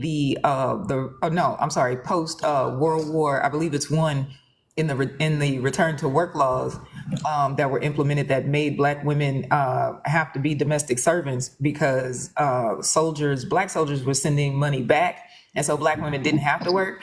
And the Shrite women were having to actually cook, clean, and take care of their own damn children, and they did not like that. And plus, their men were not sending back money, and so they were having to figure out something and work themselves. And they were like, "Yeah, no." So they changed the laws to require Black women to work. So again, okay, where they do not have power and prowess for themselves, they will go get it elsewhere. Yeah, it kind of also ties in with the saying of like when they say Black men are the YT women of the community, because the reason why they would do that in the first place is to keep YT women from rebelling. In a lot of ways, they don't even see that. But yeah, I agree with you. My bad, y'all. I'm making all this noise. It's all good. I'm literally frying up some potatoes right now. Go with Let my me see if it brisket. works. Let me see if it works now. Can y'all hear me? Oh, it works. Girl, go Hey, ahead. y'all, Mia's Okay. here. I'm big, but Mo Better, you expedited my point because I was gonna get to that. So I appreciate that. Because that plays a part in it as well, because I did this, and I don't have it on me, but I did this like case study, I guess you would say, or whatever, a dissertation, whatever, about the connection between Black men and YT women in that regard. It's something very nefarious about the position they show up when it comes to Black women, and how they sow confusion and cause harm to a lot of Black women in many ways across history, right? And the example that you gave is beautiful, and I think that's funny because black men didn't do anything to fight against that. They didn't do anything to try to put a stop to it. They didn't march about it. They didn't say anything. They didn't put the little signs up or nothing that I'm aware of. I could be wrong, but I don't recall seeing that happen. No, But when you want to know why? because Why? it meant that they could stop sending money home, and they could have a leg up and not having to have so much responsibility on their shoulders. Yeah, because they could be similar to who? Because my point that I was making was that a lot of times these black men who subscribe to this idea, y'all know I'm always going to say it, hegemonic masculinity, they subscribe to that and they want to achieve it. They want to be, they look up to the YT man who created it, I guess you can say. And they want to be just like them. So whenever there's an opportunity for them to do what they see them do, they want to. So I can definitely see them not wanting to send money back and be responsible. I could definitely see that, and I just think that is very interesting. But yeah, it's just something I always find it fascinating how they operate within their gender and their race, because we already know YT women get to advance because of their race, right? And then we know that black men are advancing because of their gender in certain aspects, and they both play this I guess what I'm saying is they go in and out of being a victim and being a villain. And I just find that interesting. So I just wonder if anybody else ever like really just sat and thought about how that looks and how that feels, because I just found it fascinating how they go back and forth for different reasons. And that in itself causes confusion when black women are trying to argue about the intersection of being a woman and being black, because you will have black men who will say that YT women have more power than them, so blah, blah, blah, blah, blah. And then you have YT women ignoring the racism part because they're saying they're women. And we fall in this, we unfortunately fall into the game sometimes, and we end up trying our hardest to help and be understanding because we have empathy on both fronts, and we end up getting used and we end up doing a labor. I can go on and on and on, but I'm just curious as to see if anybody else drew that conclusion. I told y'all how my brother, how now he's being roasted still in the family group chat, how he stated that Black men and YT women are the most oppressed within our society and the least free. Hold up.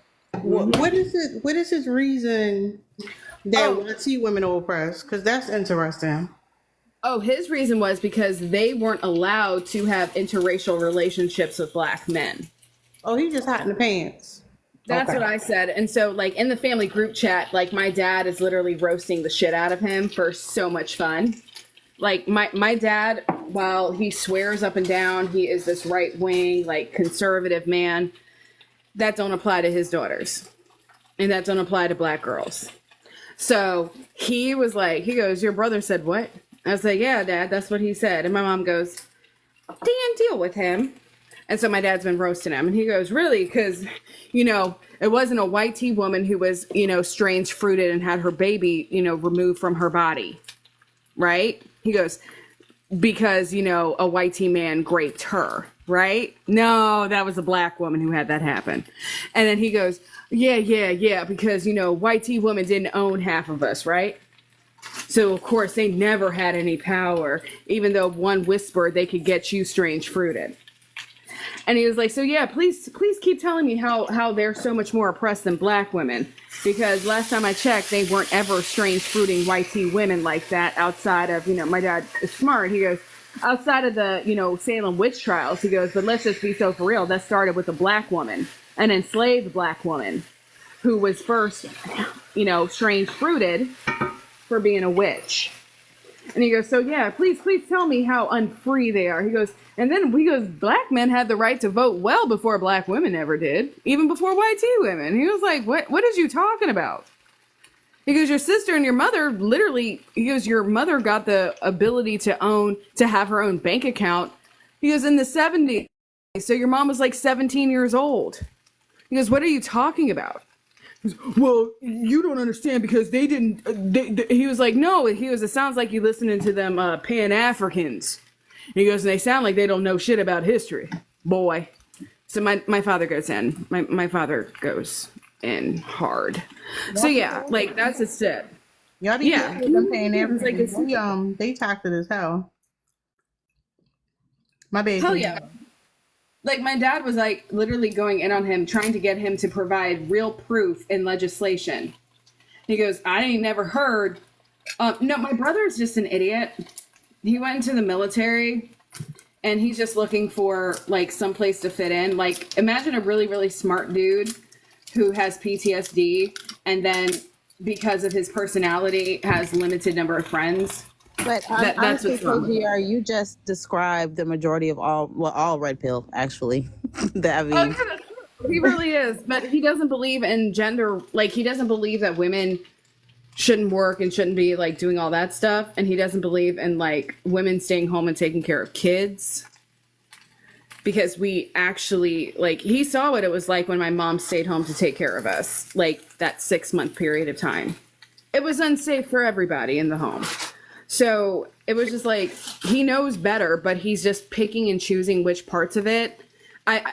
His issue is he listens to that Tahisi Coates or whatever his name is, and Dr. Umar. So those would be his issues. It's not so much red pill as it's black pill with supposed like black liberation with no semblance of reality. To me, that's all the same. But you and Tara background got me stressed. Oh, I'm so. I'm fried potatoes, y'all. Like, okay, y'all want to see? Like, I'm frying potatoes. Might as well, cause I'm stressed out. Like my legs shaking. Oh, that look good. It is. Not Yeah. the background being noisy too, though. That's crazy.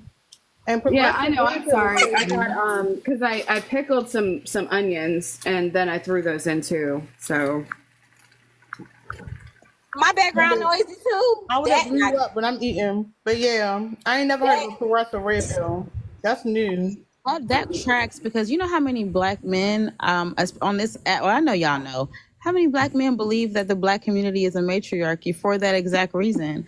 They feel like because black men took the more passive role toward freedom, and that women, like black women, had to take the more aggressive role, like, you know, basically taking on, you know, basically getting the jobs, working, staying home, raising the kids, all of the things.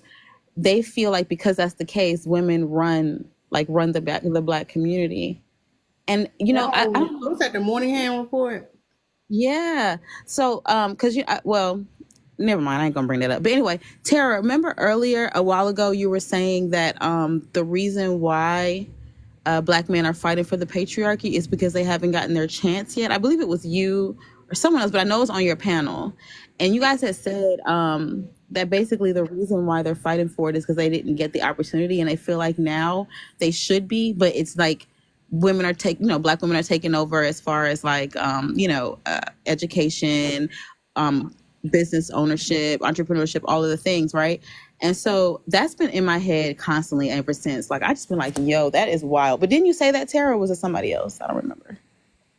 Yeah, I might have said that. And essentially, like, it's interesting because so many of them feel like they're going to win against YT men by having a bunch of babies. Like, that's how they think they're going to take over. So it's so weird when you listen to them and their justification things. And that's why I say y'all gotta be careful with the Pan-African thing. What's that guy? Legend something, Brother Legend. He a hot ass mess. Essentially it's like, who did he was talking about? It's a doctor somebody. She's supposed to be a Pan-African type of scholar or whatever. You talking about the lady from like a ways back who be doing all that talking with that tall head? I don't know if it's a tall head. Dr. Fran Slushin. Yeah. I know I suck with names. Yeah. When I listened to her talk, I was like, what the fuck? Like, she on some, yeah, she giving like a Pan-African pick-me, I guess. It was a mess. She is a Pan-African pygmy. Yeah, they played in our face. That's why I say the subterfuge that a lot of black men are operating in, excuse me, like that's us buying into that, or us being complicit with that, has been a lot of our downfall. That's why I say that they hide behind. Wait, what? Her one a book. Did you read Patricia Hill Collins' book yet? Black Feminist Thought. No, not yet. No, I was on the her. She talking about she wanted a book.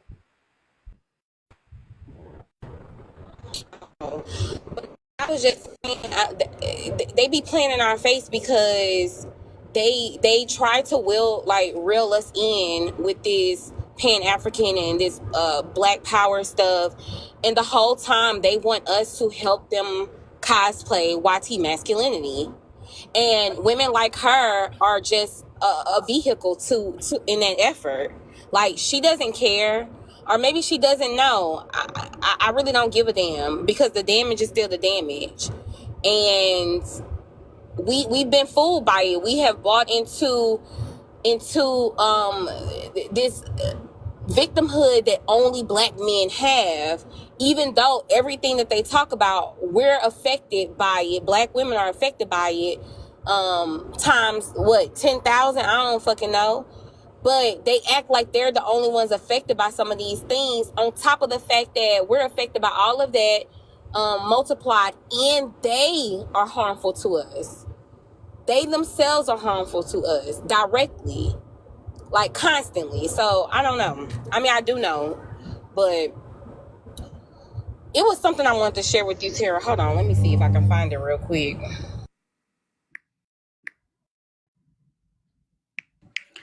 I will never forget. I was having like a debate, like between me and my Hotep uncle.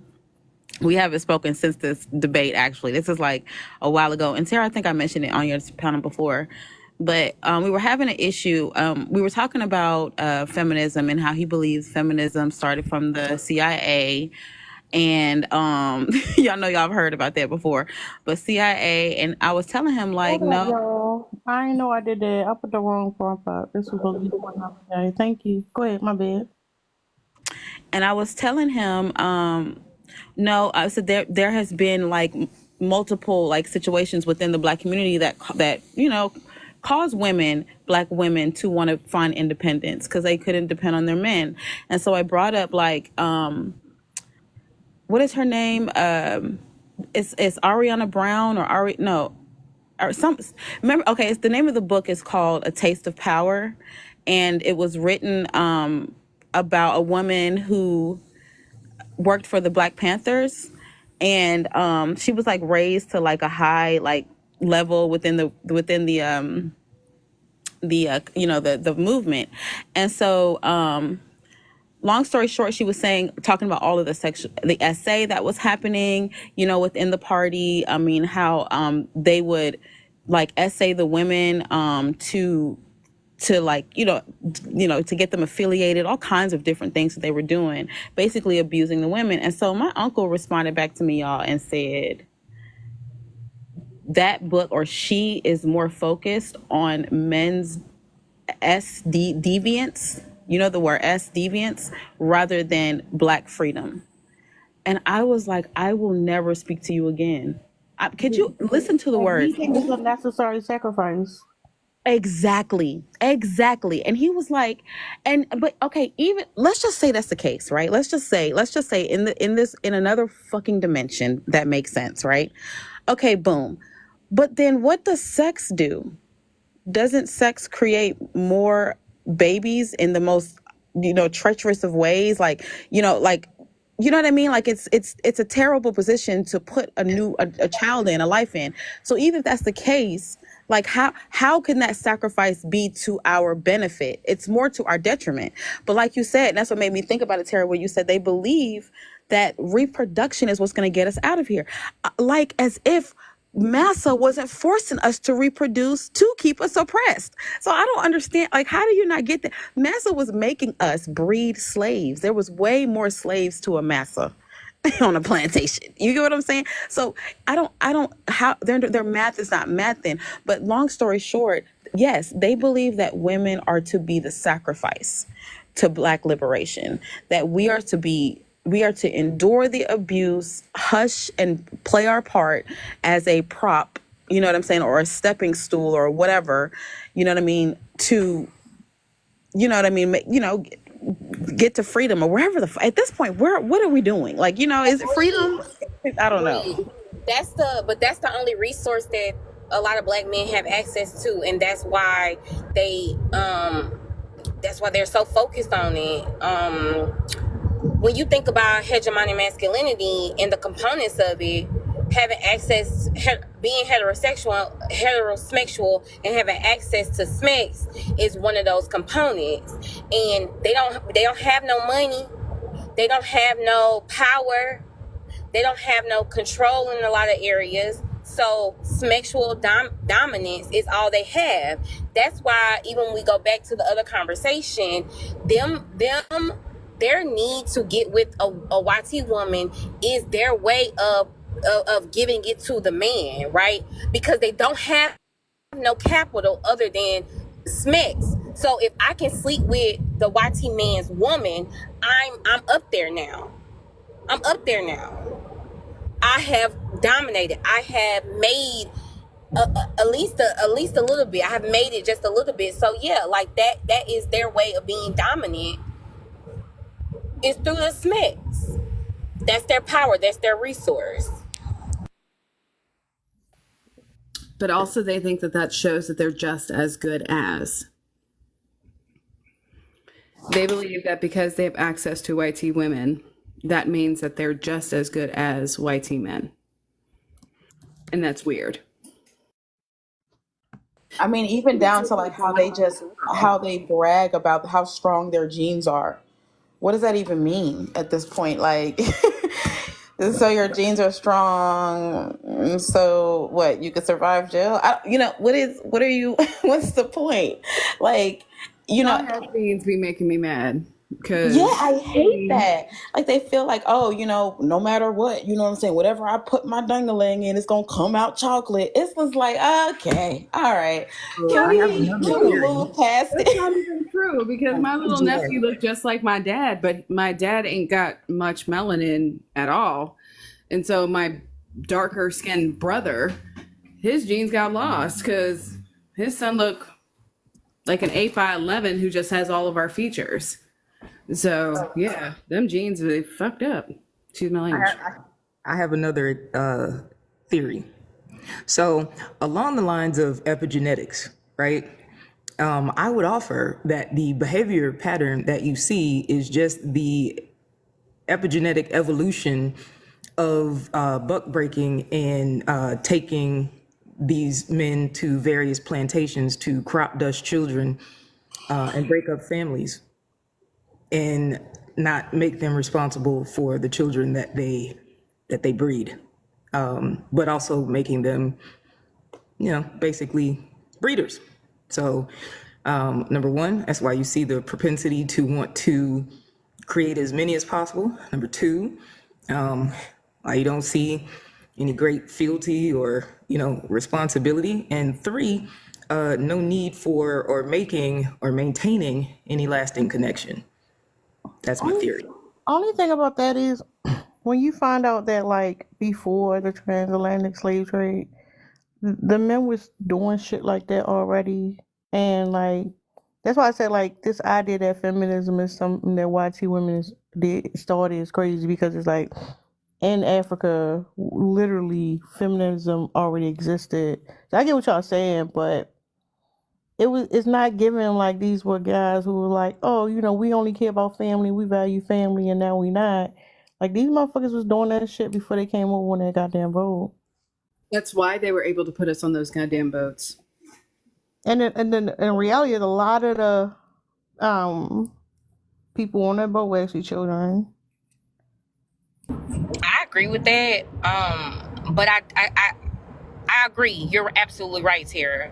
But I do think that Not I agree, but no, not but. I'm saying, well, I should say, and to add to that, what Mobetta was saying and what I was saying is, I do think that there is I guess it's a new thought process with it now. I don't know how to explain that, but I do think that there is something that is happening with the way with the way the black men are thinking now. That is a direct result from enslavement and the conditions or the oppression that happens that's specific to America. Like, do you not think that there is, and maybe I'm saying in the way that they're behaving, maybe I'm not, maybe when I think about it, it's not any different from what you're saying. It's just a different reasoning. Because I guess what you're saying is it would be happening regardless. It would happen no matter what because it's been happening. Am I understanding you correctly? yeah, that's my point. It's like it's not. It wasn't. Okay. The situation was definitely something new. It what did that mean? Like it probably was excavated or whatever, but excavated. That word just fucking me up. But anyway, I feel like a lot of times we don't like. This is why I said the Pan Africans are so dangerous because they make it seem like everything was paradise before, and then all of a sudden shit got fucked up. When the reality is like black women were doing a lot here and on the African continent. So this idea that like, you know, they were conditioned by YT men to only care about doing this one thing kind of dismisses the fact that a lot of them was doing that before they even got here. I don't know. That's not false. That's actually pretty true. So let me ask this question because I agree with that. Like now I'm like, yeah, I see exactly what you're saying. So, you know, bear with me. But when we think about colonialism and imperialism, is it possible that because of the patriarchy and how it's been throughout the world, like beforehand, right? Is it possible that the reason why these things happen is because of how complicit men are with each other? Because of the CULT of man, like across the board. That's the point. Men will do, like, the reason that shit got effed up in Africa in general, because majority of the kingdoms were led by women. Prior to them having interaction with, you know, other groups. Men are so worried about what other men think about that they actually participated in this shit to their own detriment. And we saw that with the Romans. When they first came into, like, Egypt, the Egyptian, you know, sentiment, the Egyptian empire. Yeah. And with Kemet, and then you also look at the Nubian Empire. Why did the Nubian Empire, you know, thrive? Because they kept their men away from those MFers. Like, that was literally it. But the reason that it was so easy to fell Egypt is because all the Romans had to do was make fun of the dude saying, oh, y'all are led by a woman. Y'all should be in charge. And then they sat there, oh, yeah, you're right. We're supposed to be led by a man. And then all those dudes ended up getting, like, you know, unalived. And then they sat there and then they were subjugated. Like, that's how it worked. Men are too worried about what other men think. And that's across the board. Men are too sensitive. Yeah, because So also there's another component too. So a lot of times we get this story that, you know, YT men went over to Africa, just conquered, but that's not the reality of it. Like it was civil a long time before it got crazy, right? And when you had black women who would sleep with these men, the black men would get hella upset. And like it's the same thing. Like y'all allow shit to go down because of how resentful you feel about the fact that women have autonomy to their own bodies.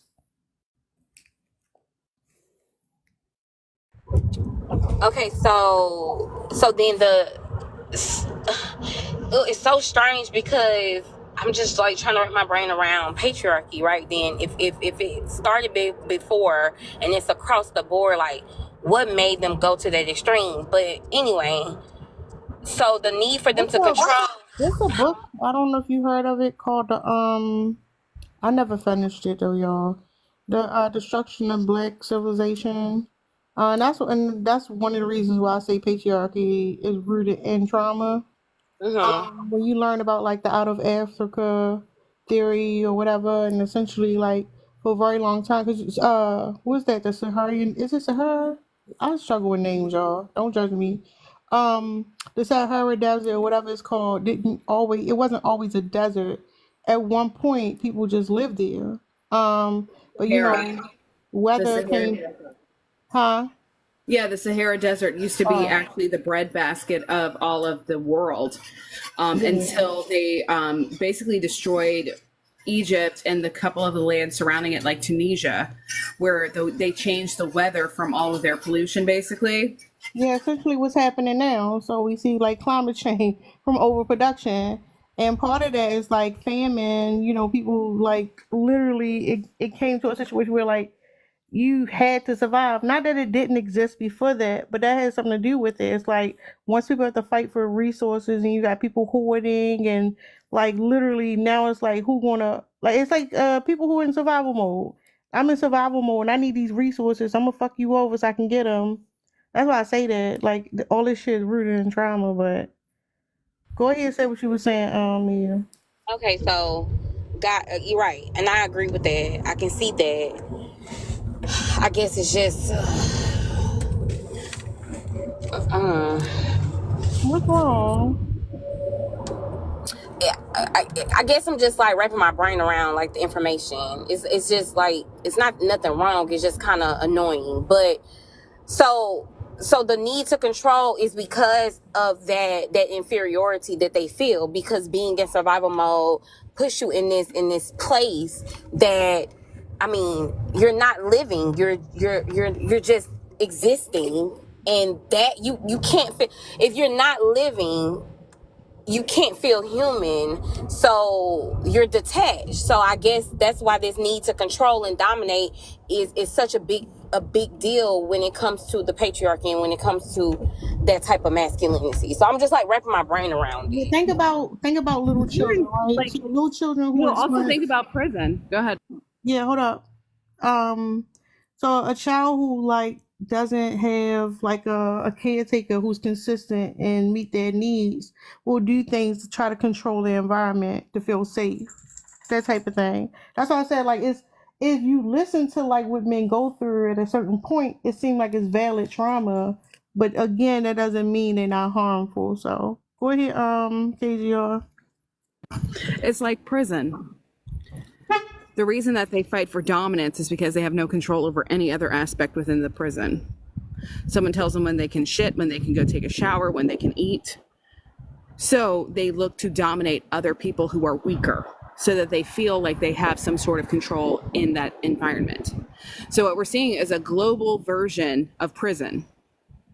So one of the conversations I was having yesterday, that came up that certain criminals who have certain crimes like SA and child stuff, P3DO, they are handled through dominance from other offenders or other inmates through sexual dominance. And I just think that is a crazy thought process, right?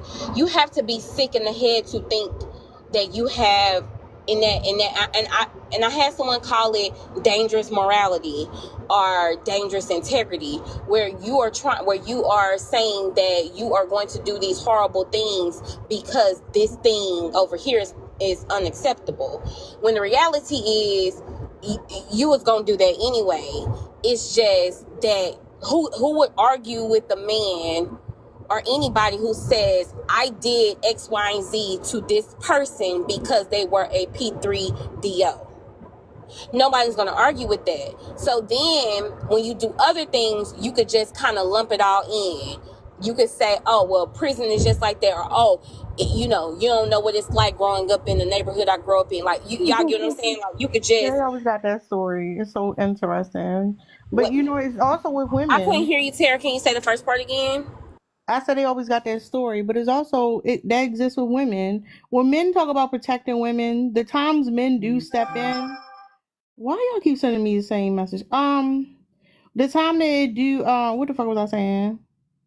Oh, the times when men step in to like save women from whatever, it has nothing to do with her. Literally, it becomes a pissing match between the men. It literally, you don't matter at any point. It's just him arguing with other men, fighting other men to like show his dominance over that man. He's not actually trying to defend you. Yeah, Mo Better. Okay, go ahead, KJR, because I was going to respond to that, but I don't want to over talk, so I'm going to wait to No, go ahead. Please do. Please talk. Mo Better, did you want to say something about that before? Thank you, KJR. Yeah, no, I'm cooking, so go ahead. Okay, I just didn't want to over be doing I was talking. Hold up. Shout out to Mia for clocking light skin behavior in real time. Go ahead, Mia. With all these light-skinned folks up here. But I really didn't owe y'all help us. No, let me stop playing. I'm joking, y'all. I'm just joking. I'm just clowning. But the funny thing with you saying that, Tara, is that was the conversation I just had with my colleague today, because something I realized in the environment that I work in, it's not that the men are caring to protect us, they're protecting their own ego, because how dare these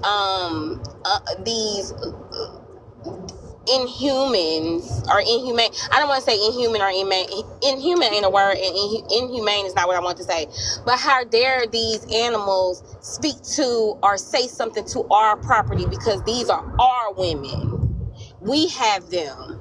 It's nothing to do with us. And I say that, and an example of that is in the way that they coerce women into dealing with them for their protection, and how they disrespect women in the way that they talk and the things that they do to the women that they work with.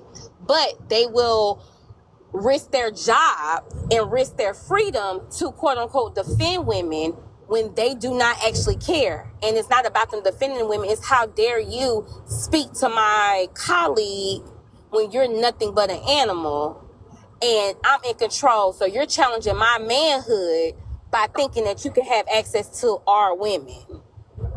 And they do that in a lot of different situations that's similar to that. I'm trying not to say too much, but we had that conversation today because they do not actually, it's not about protecting women, it's about them protecting themselves. That's it. That's the only thing they're concerned about.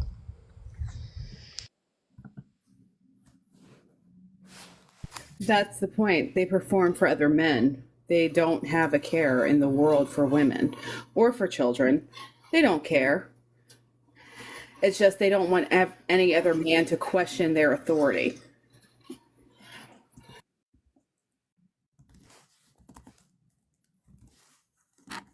Mo Betta, you want to go? Mo Betta said she over there throwing down in the kitchen. Got gravy on, y'all. It's amazing. It's gravy. You gotta see it. But yeah, so to the point though, again, that's why I said that the men are desperate. Oh, they look good. Men are desperate to control. Hold on. Let's see what she got up in the kitchen. You see the onions in there? Okay. Ooh. Okay. This comes from one of the cows from my farm. A cow? A big ass piece of meat. What you making? So I've got roast with gravy and fried potato with fried potatoes. Yum. Not you being domestic on a Monday afternoon. Always. I love cooking. It makes me happy. And my hubby, he bought me some white roses today, just because it's Monday. We love it. Yeah. We love it. Okay, and I love to cook to just relax too. So yeah, I'm with that. I call it being in the lab. Well, we want to see what you got going on over there too, ma'am, Miss Lady. I'm not even nearly done. Oh, okay. Hey, well, let us I'm know. trying something new. What is? So okay, it's going to sound like some Josh's mom shit, but okay, but Okay. hang on, just breathe through it. All Okay. right. Let me mute. Let me mute. Okay, it is it's gonna be a chicken broccoli stuffing casserole. But hang on, okay, because I'm adding a whole bunch of my own shit to it. So I'm adding cornbread, my own seasonings, and so I kind of use the recipe more as inspiration rather than just following strict instructions. So it's going to be not Josh's mom version, but the more better way when I get done. Yeah, you trying to add something to it because you know what that shit sound like, Mo Better. You know you know. Listen, that's why I had to tell y'all to breathe through it. Mo Better, we trying to figure out what's gonna bind it together. Black people need something to bind it. What's the binder? Come on.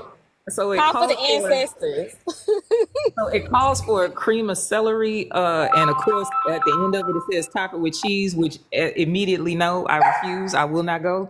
So that's why I'm adding the cornbread to it. Ooh, but cornbread is adding that flavor. You know what you should drop in? A dash of honey. Trust me, it's just going to make it better. Oh, okay. You got to prove it to me because this shit sound. This shit sound like a casserole. They're doing umami. Umami is the perfect balance of flavor. So you add spice with a little chilies, then you add a little bit of sweet to balance out the salt, and it just works. Wait a minute. You see, Dark Horse, see what happened when you leave us up here like this? This that bullshit I be talking about. Now see. Wait a minute. See? Over here. We unhinged. Not us up here talking about a damn casserole. Hey, don't sleep on the casserole. Okay, you hit the right fatback moment. Nah, casserole be good. You know I know. Let me shut up. I ain't about to tell my business. Y'all up here telling y'all business. I would never tell my business. But y'all can tell y'all. So I just got back from this trip from Philadelphia, and so I brought stuff back. I am so excited about these flavored balsamic vinegars. Girl, I love them. I make them. I literally make them. Listen, jalapeno pomegranate. Oh, that's Did you go to the store? Like there's a shop and that's nothing but what they sell? Because they have that here. No, it was just a little specialty thing, and they had that and flavored olive oils, and so I was just trying. It's this whole place. There's a whole shop like that, and you can make them, and then they have them. You can taste them. They got the flavors already blended, or you can make them from scratch. But it's like a whole. I've never. Yeah, olive oil and balsamic. That's it. Look it up on your phone. Look it in your phone. It is only going to sell balsamic vinegars and olive oils and their flavor, and then you get to taste them all, and then make them from scratch with the flavors they got in there. That shit bomb. It's expensive as hell. Oh, look, I ain't worried about that. KGR, I know you will know about this and you will appreciate this. I tried for the first time and I am forever changed. Will never do anything different. I had creamed honey for the first time. Oh, isn't it wonderful? Oh my God. Isn't it wonderful? It is the most amazing flavor. On top of it, like we use that. That's how I make my my honey butter. Like I take the cream and then I blend it together with your regular butter, and I'll make my own butter when I do it. Shut your mouth. Keep on talking. It's so good. Girl, I don't understand. Like I literally will make my own butter. I make my own cheese if I need to. Like you just sit there and you put it make a honey butter with that cream. Girl, even if you just have regular butter, just blend it together or put it in your if you have a Cuisinart, like one of the mixing bowls, just do it. Trust me. Just so I bought a pineapple flavored one and I put it in this loose tea that I bought. Oh my, listen. Y'all just don't. So I got a pineapple one. I got the cinnamon creamed honey, and then they had some other flavored. So I have vanilla honey, blueberry honey, orange blossom honey, and butterbean flavored honey. See, this is how we know. This is how we know we are 4B single and all women ain't worried about no motherfucker. Because these are the conversations. See, they think we over here talking about how we gonna get a man, ladies. We so low, girl. We trading recipes, girl. Where you get that vinegar at? Girl? What? Let me tell you what to do with that honey. These are the conversations. Exactly. Like you gotta like for me, because I love cooking. I love it. It's part of my life. So like when you're cooking, like someone said, I think Prince said, Thanksgiving at KGR's house. Yes, we're having Korean fried turkey. I'm doing 5 tomahawk steaks that I got from our farm. Like, so got my 5 tomahawk steaks. They're going to be marinated and then I'm going to fry them up and cook them and make them amazing. Then I'm doing the mac and cheese and then I do the potato salad and then everybody else brings whatever. But we go hard. And I'll probably make some bread too. Like I didn't make bread today, so that's kind of weird for me. I have a confession, y'all, and don't take my black card. I know Mia gonna be down there. Oh, good, she teacupping. Maybe she can't hear. I'm gonna say it real. Damn, she back. Fuck. She already got me on the casserole. Yeah. And I'm about to see y'all gonna see. I don't let y'all carry on, but I'm gonna let you go ahead and say that. But come on, we gotta. Mac and cheese is still my Achilles heel. I'm the cook for Thanksgiving, but I still have not mastered mac and cheese. What is going on? What are you putting in the mac and cheese? Okay. It's not hard. I know. So what you're doing wrong. Hold on. What you putting in there? First of all, we gotta know what she doing. I have tried. I don't know how many different versions of the recipe. I've done the roux. I have done the custom shredded cheeses. What you putting in the roux though? What do you put in the roux? It was just the flour and the milk. No. Whatever the fuck the recipe said. Princess Sugar. Not her requesting that. Okay, so what you do is you put butter. Butter is your base. You put in real butter, the real kind. You throw that bitch in. Then you add your flour after it's after it's melted down. Then you add heavy whipping cream, and then you just keep cooking and cooking and cooking. And then you add all your seasonings to that roux first. Let it get to a blanc, like a blonde color, like a caramel. Then you start adding your cheese to it, just a touch. Then you add more seasonings, then a little bit more cheese, then a little bit more cream. And then you stir that bitch up. Now, when you're going to add everything else to it, you just keep going with the cheese. And you keep going and you add cream as needed to keep it from becoming too sticky. Then you pour that over your pasta.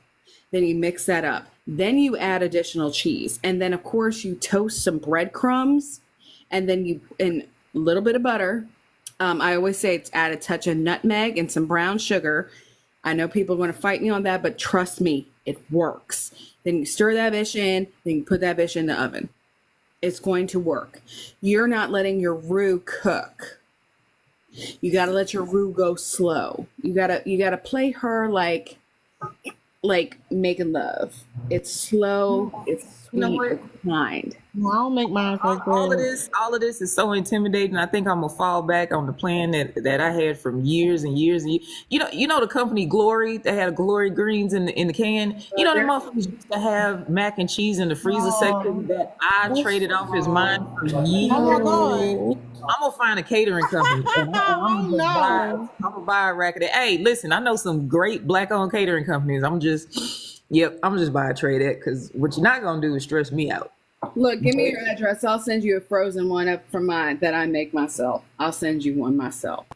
I could send you one too, because I just made mac and cheese 2 weeks ago.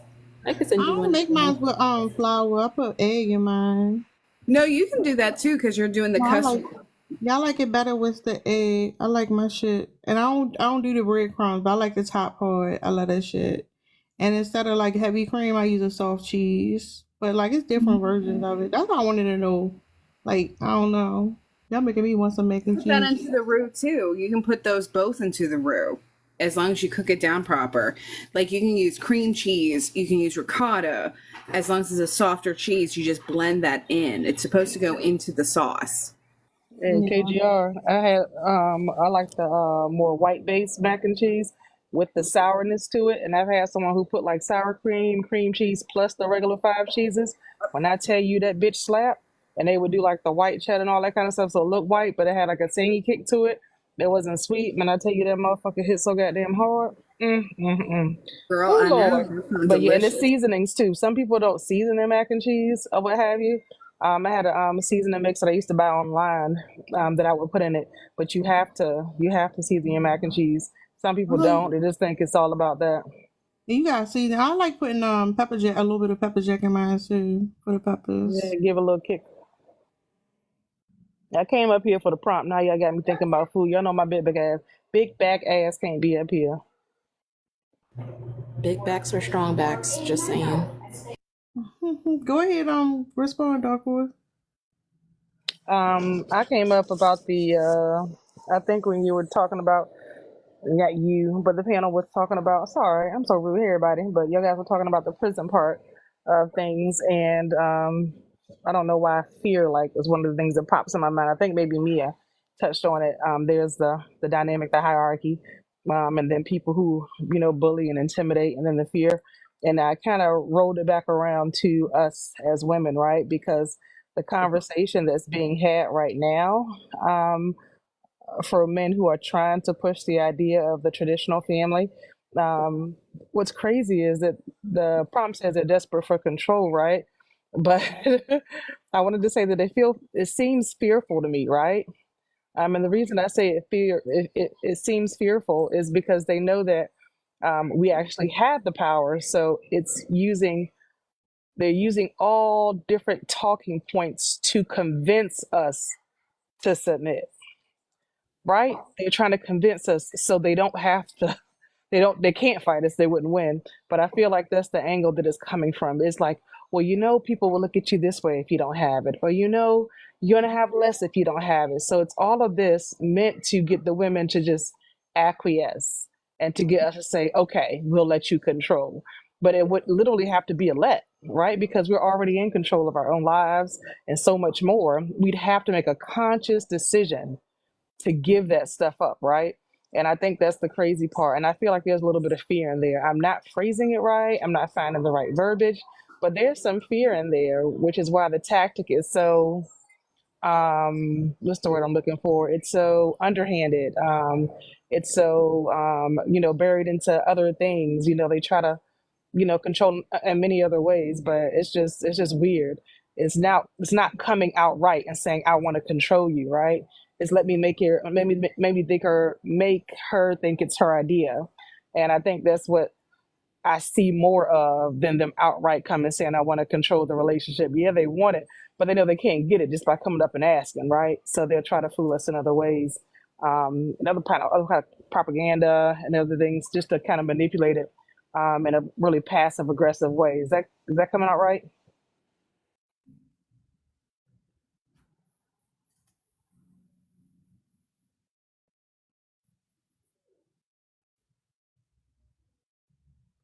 Hey, Ocean, it's just me. Everybody went away.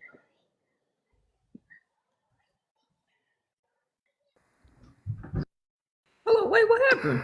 I don't know. No. Everybody got quiet. That means my point was either real good or real bad. Yeah. No, No.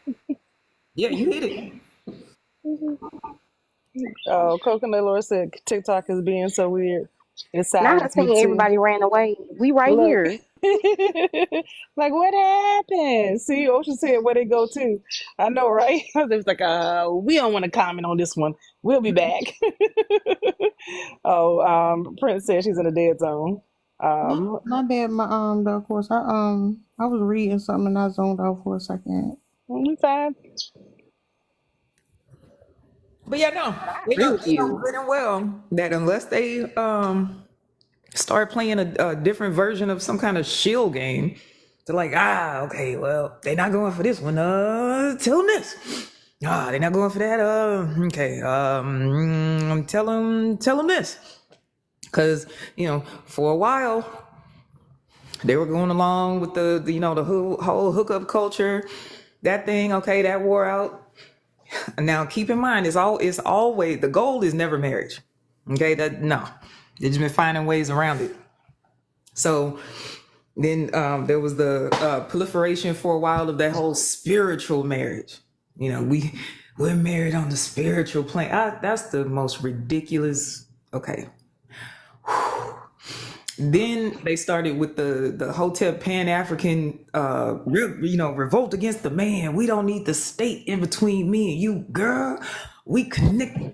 It's all about us. Don't put the man in between us. Like, listen, abdication of responsibility. If you take that as the first and primary principle, and look at how that flows through every other action, it puts you in a whole nother state of mind. Once I realized that for every talking point, for every action, every policy, everything, if you look at how the fuck can I not be responsible for some shit? That's the goal. Yeah, you know better. That may be a good angle for the 4B. As soon as they walk up on you, but like, I'm interested in getting married in the next 2 to 3 months. What's up? 2 to 3. 2 to 3. I need 60 to 90 days. What you got on that? I'm pretty sure they won't ask for your name. Forget number. It can work. I appreciate that. Thank you. No, they'll be the ones that'll try to future fake you. Be like, oh yeah, that's what I'm looking for too. You know, you could be the one. You know, I see us going the distance. You know, you look like my forever shawty. You know, 90-day fiance. 90 days. We at the courthouse, sir. I ain't playing with you. 90-day fiance. I mean it. We doing it. Get married in 90 days. What you about to do? Look, the one who says yes, that's the whole red flag. No shit. No, please no. Please Okay, no. yeah. I'm gonna say meet me up there. If I be up there at 9 o'clock, baby, meet me up there. Then I got to That's change the phone number. I got to block.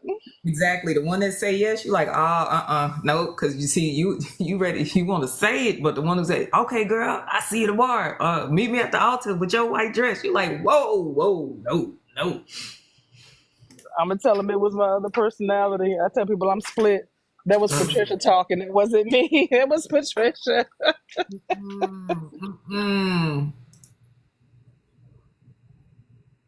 Not Patricia. Let Patricia live, okay? Look, Patricia got a whole idea of what she wants for her life. I love Patricia so much. I love that movie so much.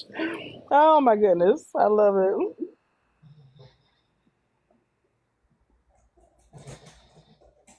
They kicking me out. Cam up real quick. It might be that.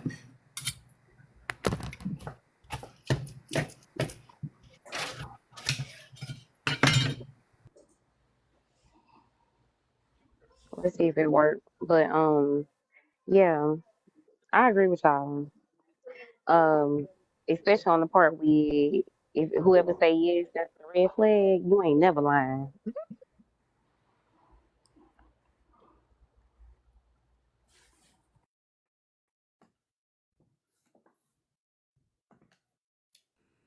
And I just think it's crazy that they still out here in 2024 trying to convince women, or actually still convincing women to have kids without being married. Oh, and actually, you know what? Hold on. I had this contrast and compare that I was like, this is really wild. So they don't have a problem with Cam Newton and Nick Cannon crop dust in the community, but Lori Harvey is going to be the downfall of the community. Please explain. The contradictions in their ideology are vast. Every time they open their mouth and say one thing, they immediately contradict themselves by saying the other. They have zero ideologies on what they really want, and they really need to go lay on that lady's couch, and they need to go get a hobby and find themselves. Most of these men put their worth and value on being able to be conquerors, protectors, providers. And when they don't check those boxes, or they get rejected by the women of this day and age because the traditional ideologies that they thought were going to work don't work anymore, or it's just not enough, they kind of lose themselves. That's why a lot of studies are now showing that men are struggling with the fact that women are choosing not to get married, not to have children, and so on and so forth. They don't have a purpose. No wonder they are desperate and have fear. They have nothing else to think about or worry about as a monolith, because I'm just speaking to them as a monolith, right? That's their overarching goal. They've got to figure out new things to do. They've got to be people and have actual hobbies.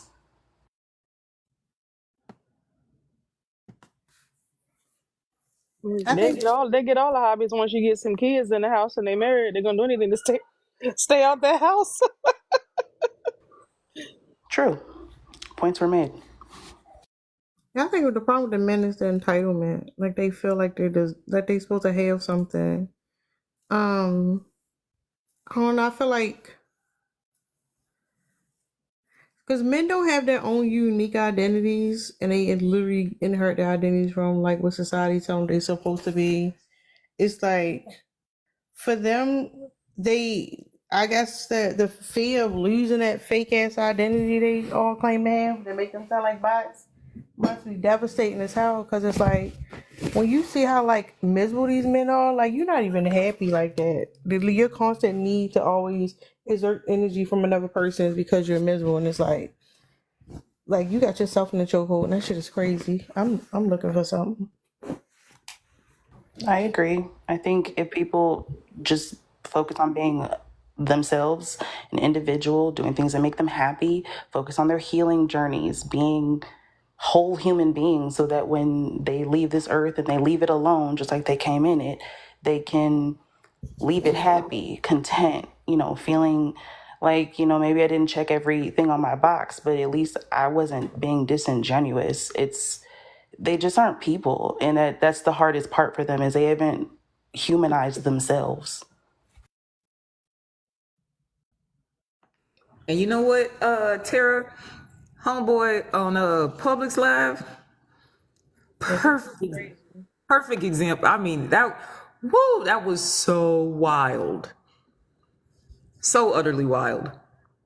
Like he needs to be excommunicated to like a whole nother different planet.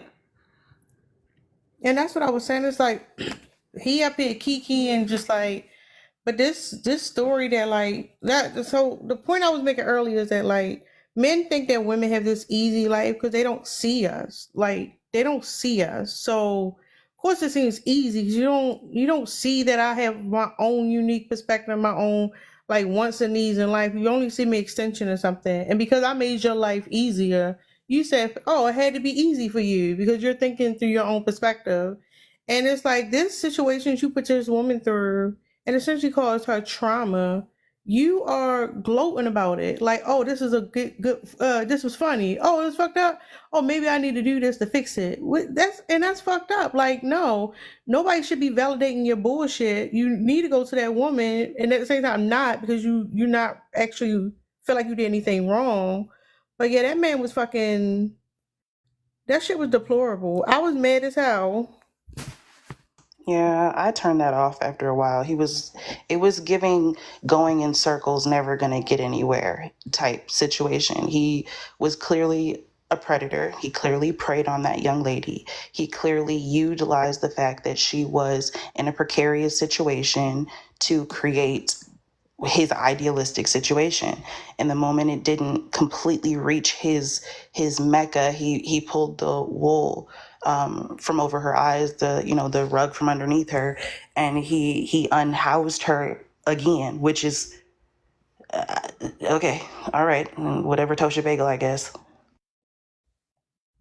I was gonna say that he was about to what do they normally do? Start raging right at the end, but somebody clipped him. But somebody brought up the fact that he said he no longer scams.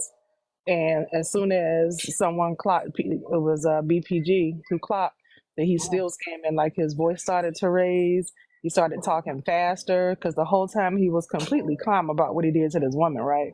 So was laughing, joking. I mean, just kicking it another Monday to him, right? Like he's told this over and over to anybody who'll hear it, kind of thing. So when they clocked that, Then he started getting his feelings, and I wanted to see if that's what was gonna make him spaz out, because everybody got a button. He don't respect women, don't see women, but you start messing with him and his little money and his image or what have you, because that's what he uses, right?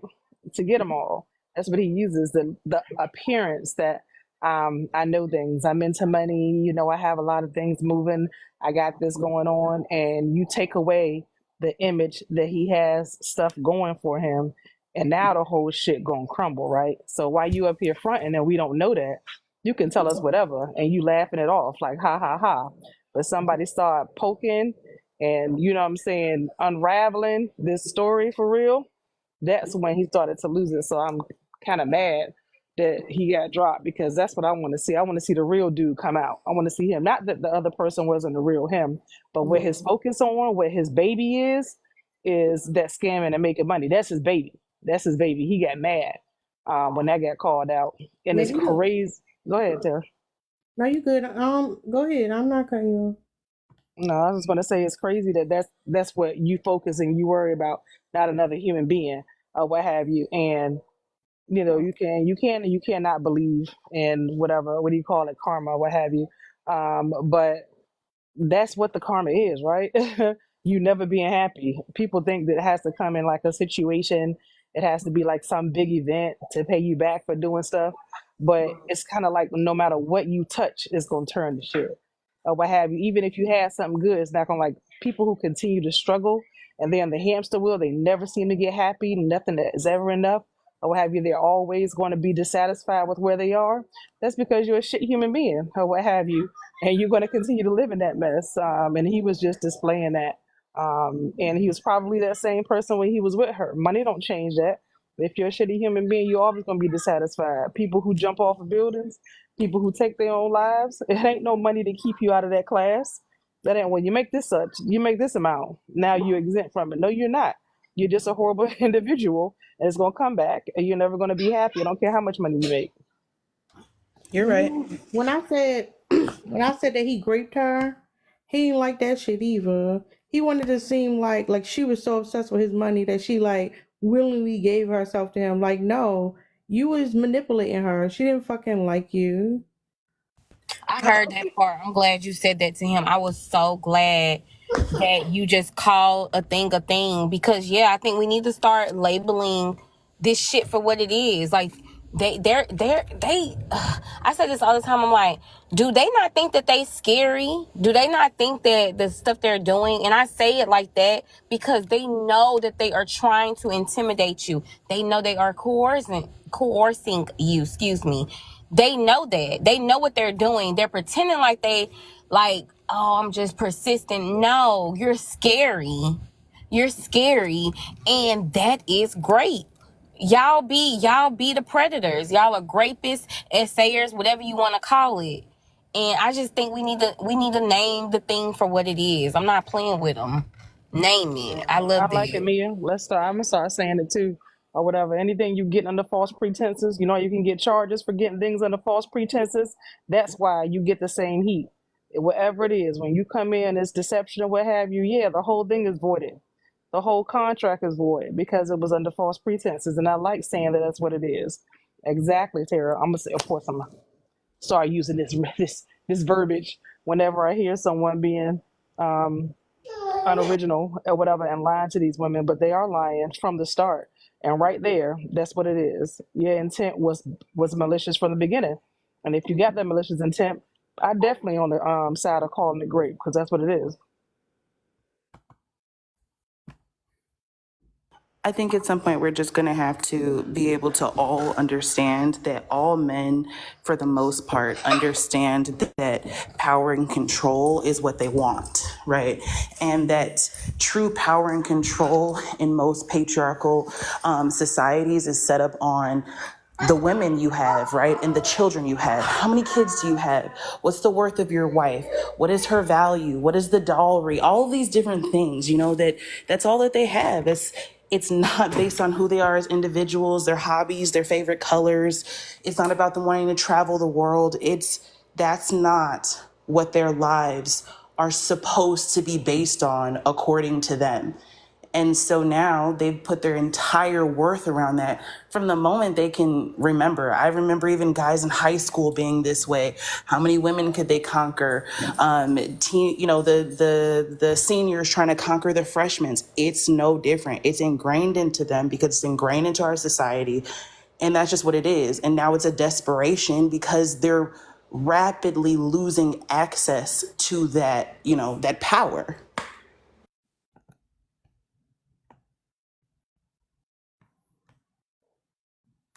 Yeah, I thought that was Oh, go ahead, my crazy better.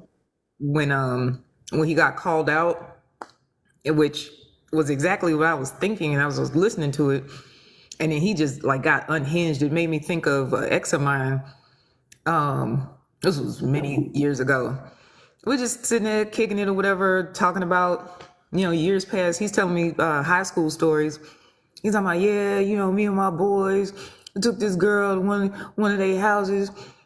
Took all her clothes off, put it in the oven, and told her if she didn't, do all of us, we're gonna burn her clothes up. I was like, bro, what? You do realize the story that you just told? He was like, what you talking about? And she had fun. No, the fuck she didn't. And get the fuck out of my house. Like, what? Are you serious? Yeah, that's scary that that's still cool to you right now, sir. Exactly. Glad that you told it like it's cool right in this moment. Yeah, let me know everything I need to know about you. Just straight up. It's disgusting. It was disgusting then, but what makes it more disgusting is that you got 20 years added to your life of experience, and you still in that moment. You still think that's cool, like when you did it. What the fuck? I'm gonna do it to you. I gotta stop saying that, y'all. Let us do it to you. And we ain't gonna tell you who running the train, okay? We ain't gonna tell you. We gonna pick who run the train, and I want you to laugh and enjoy it. The fuck? Yeah, why not? I mean, I feel like that should be the obvious response. Okay, you're not going to know when, not going to know where. But when I get to you, your ass gonna hurt. Understand? Now, that's fun, right? That's fun. It's fun for me. Why wouldn't it be? Come on now. What's wrong? Why are you talking? Why are you upset? That don't make no sense. You said it was good. What's good for the goose is good for the gander, right? That's how I would respond.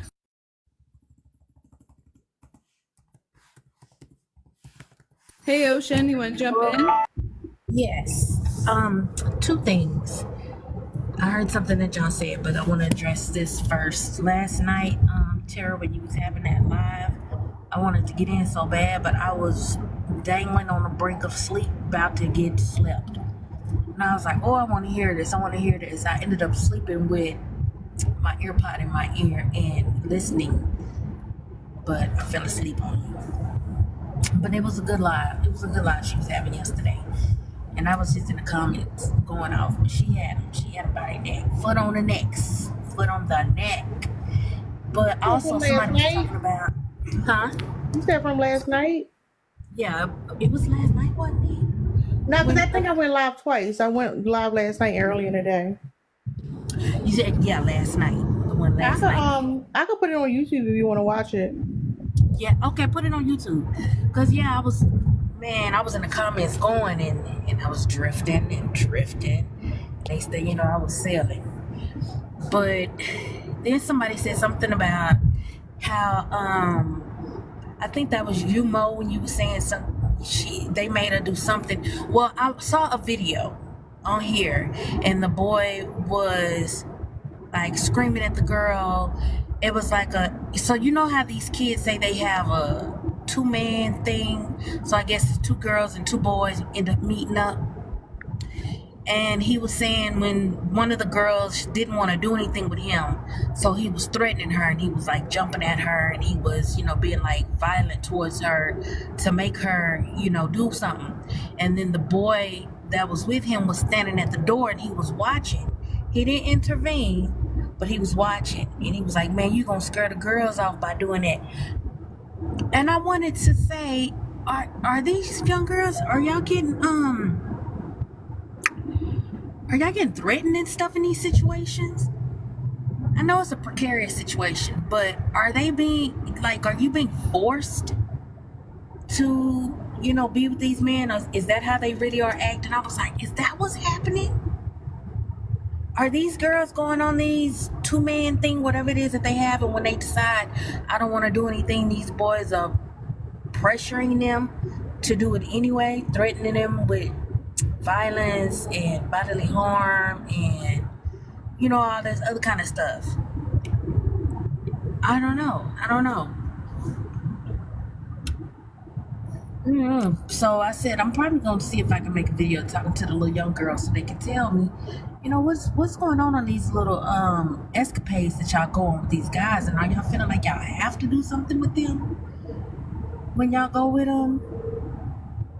Like, are they threatening you? Like, we need to bring that to light. It's nothing new. They've been doing that for years. I think it's that, but I also think it's just the same pressure for us. And I say us because I'm not talking about me. I'm just talking about women, right? I think women do that simply because didn't society tell us, oh, if he flies you out, you have to. If he takes you out, give him something. It's a lot of these women who cannot accept it. Society lied, Pookie. You don't have to do none of that stuff.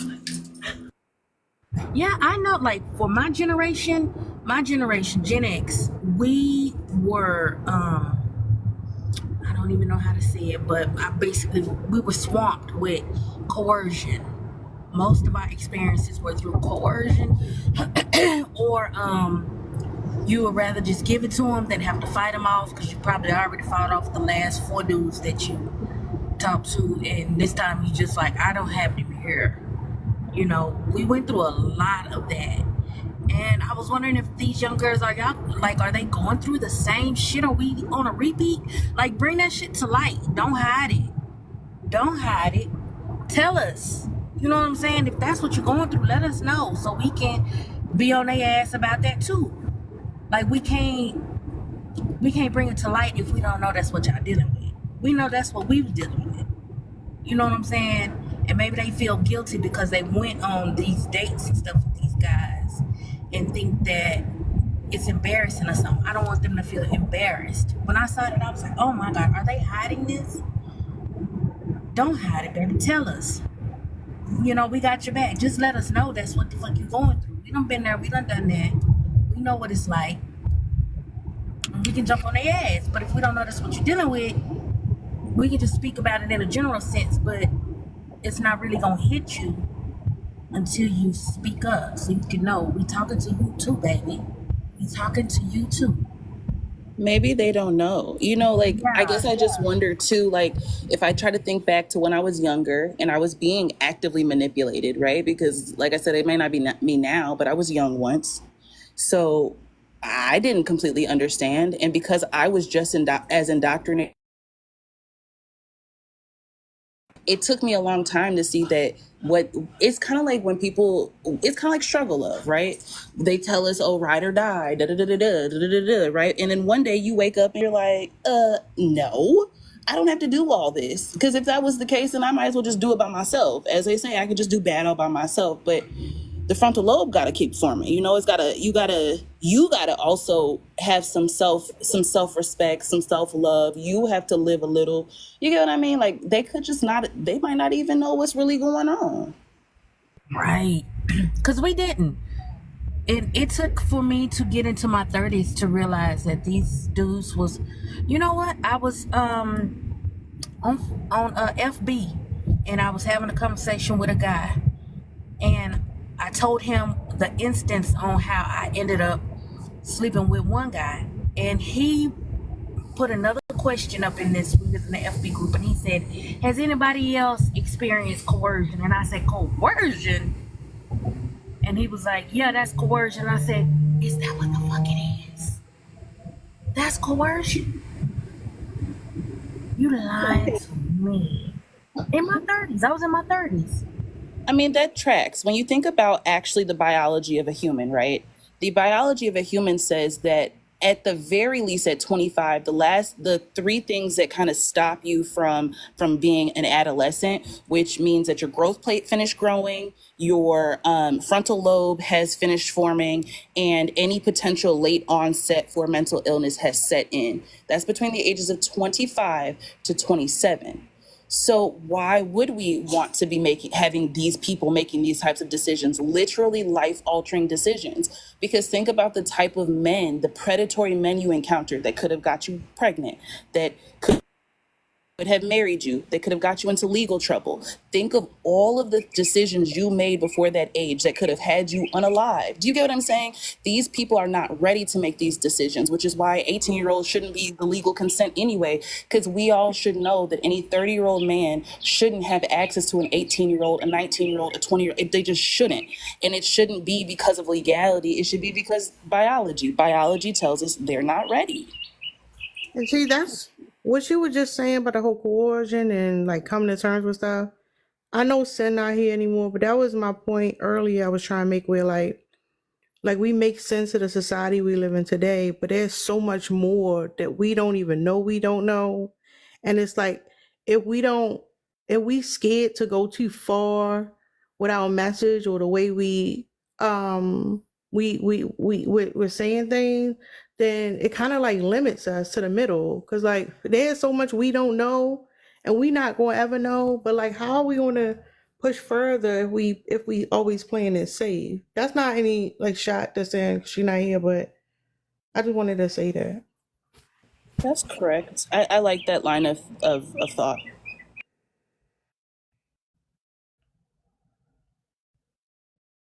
And I know, when they that age, they think they know everything, and even if that guy hadn't have brought it up, I would not have known that's what was going on.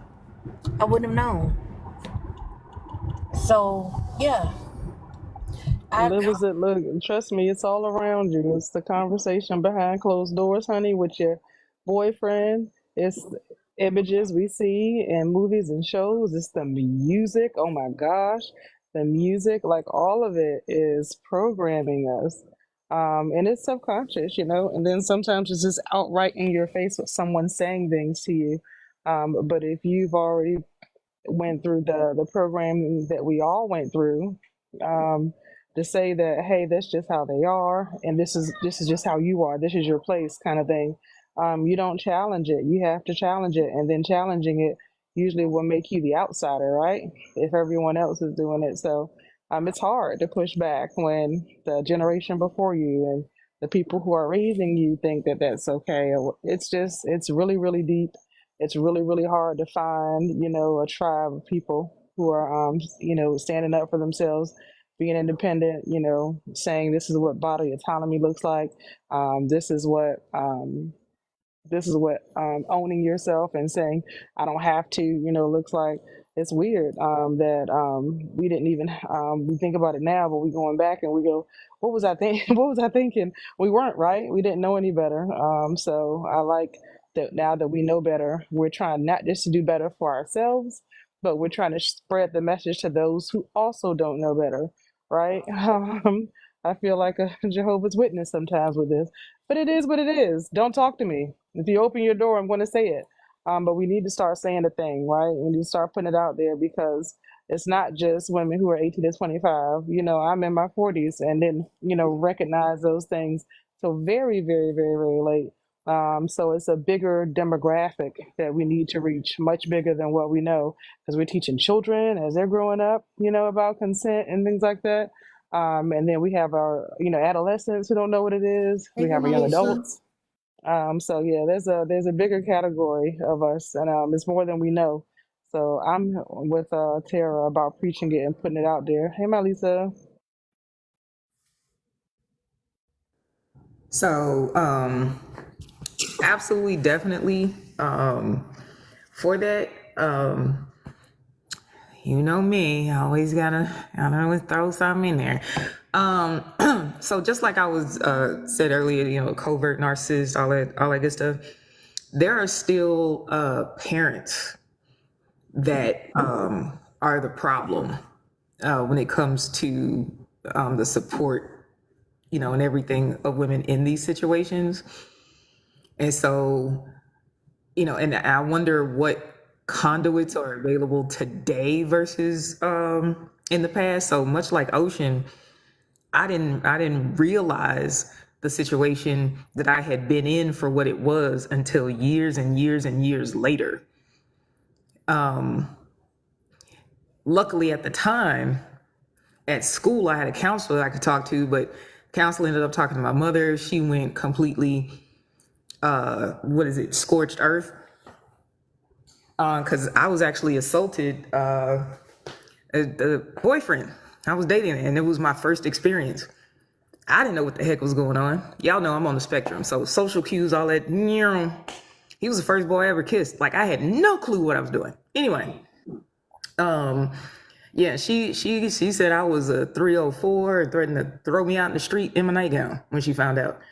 So saying that to say, in terms of, yes, the message and, kind of the going against the indoctrination, but there's also a need for an additional support system, because there are going to be those that will not have that present in any circle that they have adjacent to them or in their own family, if that makes sense.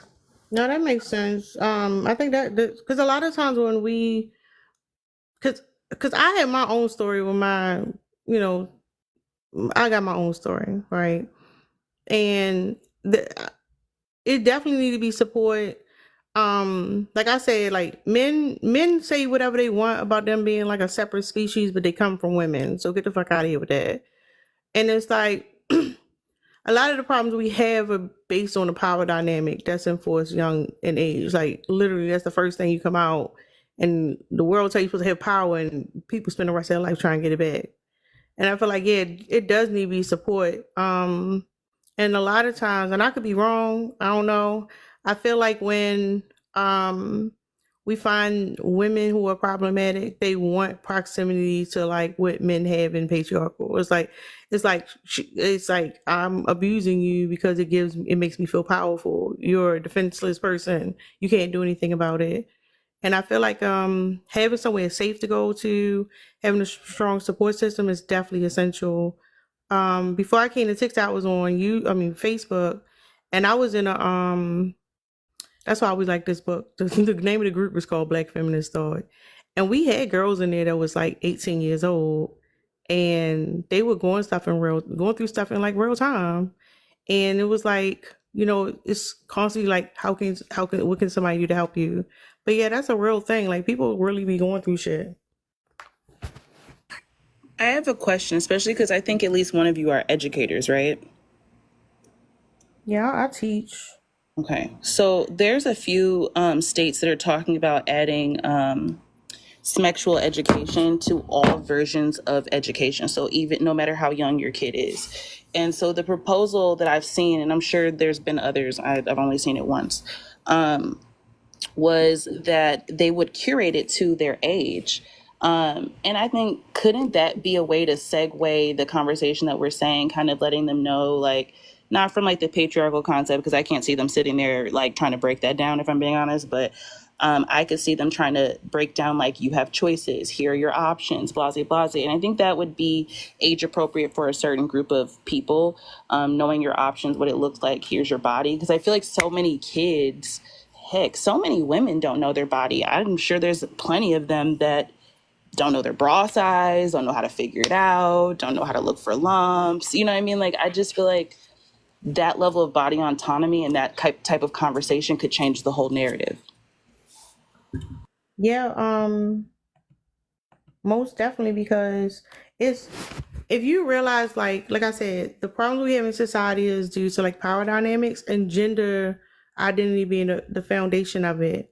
So yeah, when children learn about those things early on, it helps them question things, it helps them feel more comfortable in themselves, especially for boys who grow up and who can potentially become dangerous men. Girls needed to. When I was teaching 5th grade, I used to teach health, and when I would always get to like the gender identity, whatever, or one year I did it anyway. I allowed the students to do like anonymous questions, and it was so interesting the things that came out. And I remember one of the questions was, why is it okay for girls to like boys but boys to not like boys, right? It's anonymous, but I'm the teacher, so I know who wrote it because I know their handwriting. And the boy who wrote it, I know he would have never felt comfortable, writing that out in the opening. But like, these are real concerns children have when they still young as they're taking stuff in. But if like there's some intervention there and they're able to learn about it, they realize, hold up, something not right about this. So yeah, I definitely agree. Every fucking level in every fucking way. But the issue is going to be the parents, because I know through my educational journey, trying to tell a parent to not abuse their children is like telling a parent to unalive their child. Like, they take offense to that to the umpteenth power. Like, how dare you tell me not to abuse my child? Like, I was like, oh my goodness, are y'all insane? And to them, you telling them that, hey, you're being abusive, not, giving your child the proper information, the proper education, giving them autonomy, and I can go on and on and on. Like, that's going to be the biggest pushback, I believe. I'm sure you know that, Tara. I'm sure all of y'all know that, but I just want to point that out. That's going to be the biggest pushback, is the parents. That's actually a good point. You always gonna have problematic people, but if you also like, it's all about reduction. Some of the times, now I think you talking about the extreme person, like I want to whatever. And sometimes mindset takes time to change, but we also have to acknowledge that some of that stress, some of that reason why their parent is taking it out on their children is the same reason why men take shit out on women. So it's like, if resources wasn't so scarce or whatever it may be, that could help alleviate it. I don't know the solution all across the board, because I definitely get what you're saying, but just because you can't reach everybody don't mean you shouldn't try, type thing. Yeah, I agree. I'm just saying it's not about not reaching everybody. It's too many to even implement it in the first place. Is what I'm saying. Even if you do it subtly, that's why I'm like concerned. Like, I'm concerned at how to go about it, where it wouldn't be where they think that you're trying to teach their children how to be GAY. You know what I'm saying? But you don't think that's changing? No, because so I recently moved to a southwestern state. I moved to Arizona, and the educational system out here, I think they're like either 40 or 49 in this out of all 50 states. Like, it's terrible here. And for some reason, like, they didn't like that idea. Like, so what I was talking about was proposed across the board. I guess it was just like a conversation or whatever. And like all of the like southern, southwestern states were like, nah.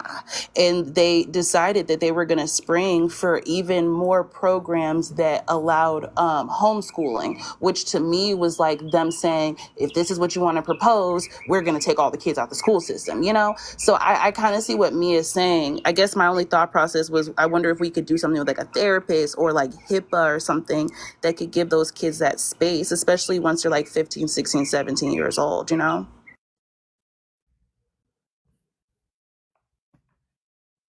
Yeah, I think that would be a good idea, the HIPAA thing. But I don't know. But I do think that it's worth trying. Don't get it twisted. I think it's worth pushing it, but Part of that is like the children's rights is not something that's talked about often. A lot of times, like, and that ties back when we were saying earlier, it's like children don't know that what's happening is wrong, actually. So it's like, I don't know. It's like maybe you can't take away what's happening, but then if you address what it is, I don't know. Trauma is by. I don't know. I'm gonna stop right there. I don't know. Can I touch on that for a second, quick? What's up, Dex? I ain't see you up here, Dex. I'm good. How are you? Good. Being sneaky. I'm looking at it actually from a different angle. I'm looking at it from, if you want to know because we know a lot of kids are being abused, right? If you want to get an idea of who's being abused, by pushing that, you could actually start seeing it. It will start coming out because the kids will actually start thinking that they realize, because they sometimes they may not know it's wrong, but they don't feel, it doesn't feel right, but it will give them the confidence to step forward. Like, you know what I mean? Like, it will give them more confidence to step forward. And then you would see the reaction of the parents, and then it's something to look at. Like, you know what I mean? Like, all right, this parent is acting this way. And then you could actually look at the kid and see how they come into school, like the frame of mind there and the way they behave. And like, you know what I mean? And it will start giving you some ideas of like what kids are possibly being abused. Yeah. That's how I was looking at it. It will actually bring it to light instead of it being in dark where it is right now.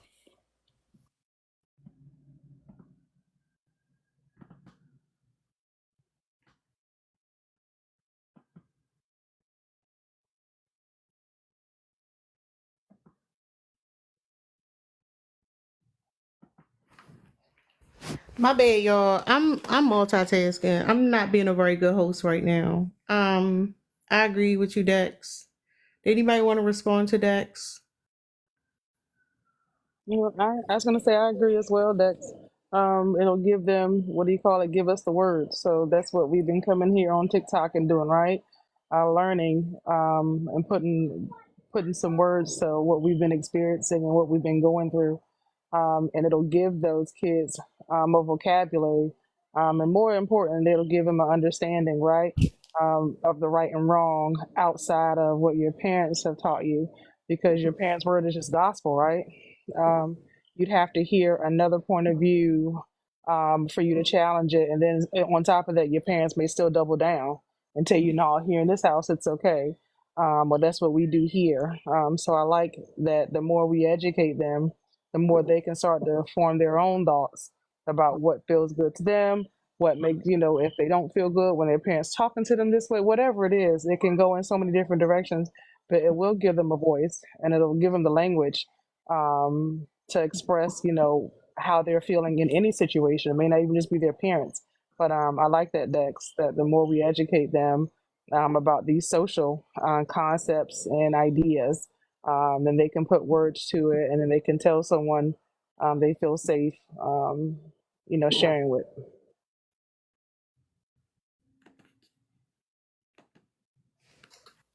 Yeah, I agree. And I think essentially it all ties back to like, I feel like every time I say this, people don't like this take. I don't know why.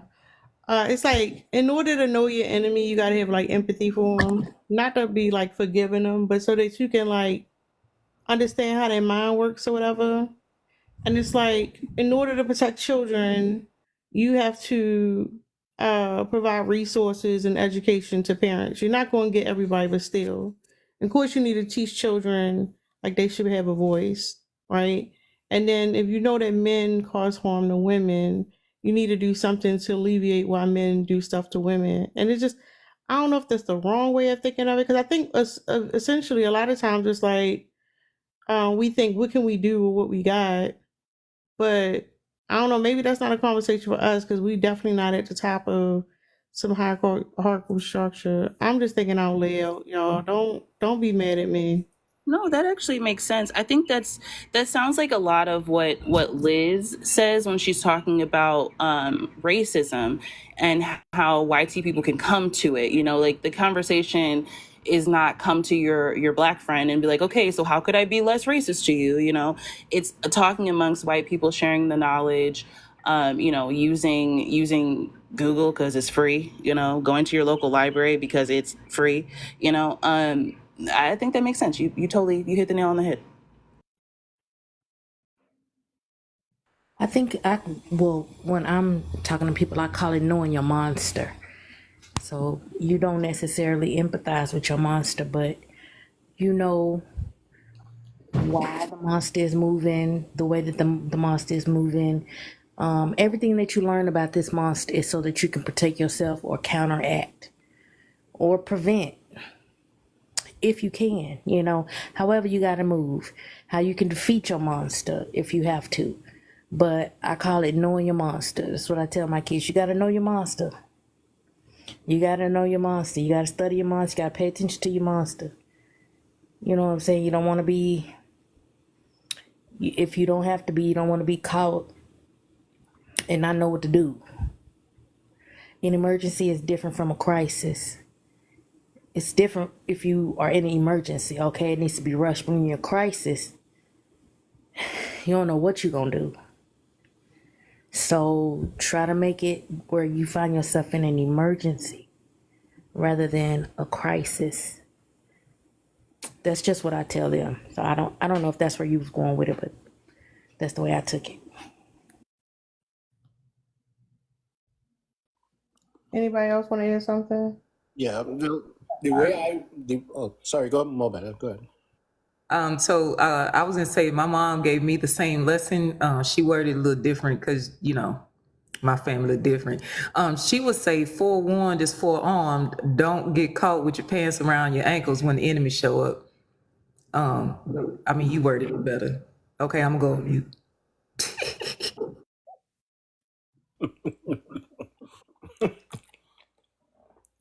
Yeah, I look at it as analyzing and scrutinizing my enemy, and sometimes that means interacting with them, so then you can understand everything about them. But more better, my mom used to say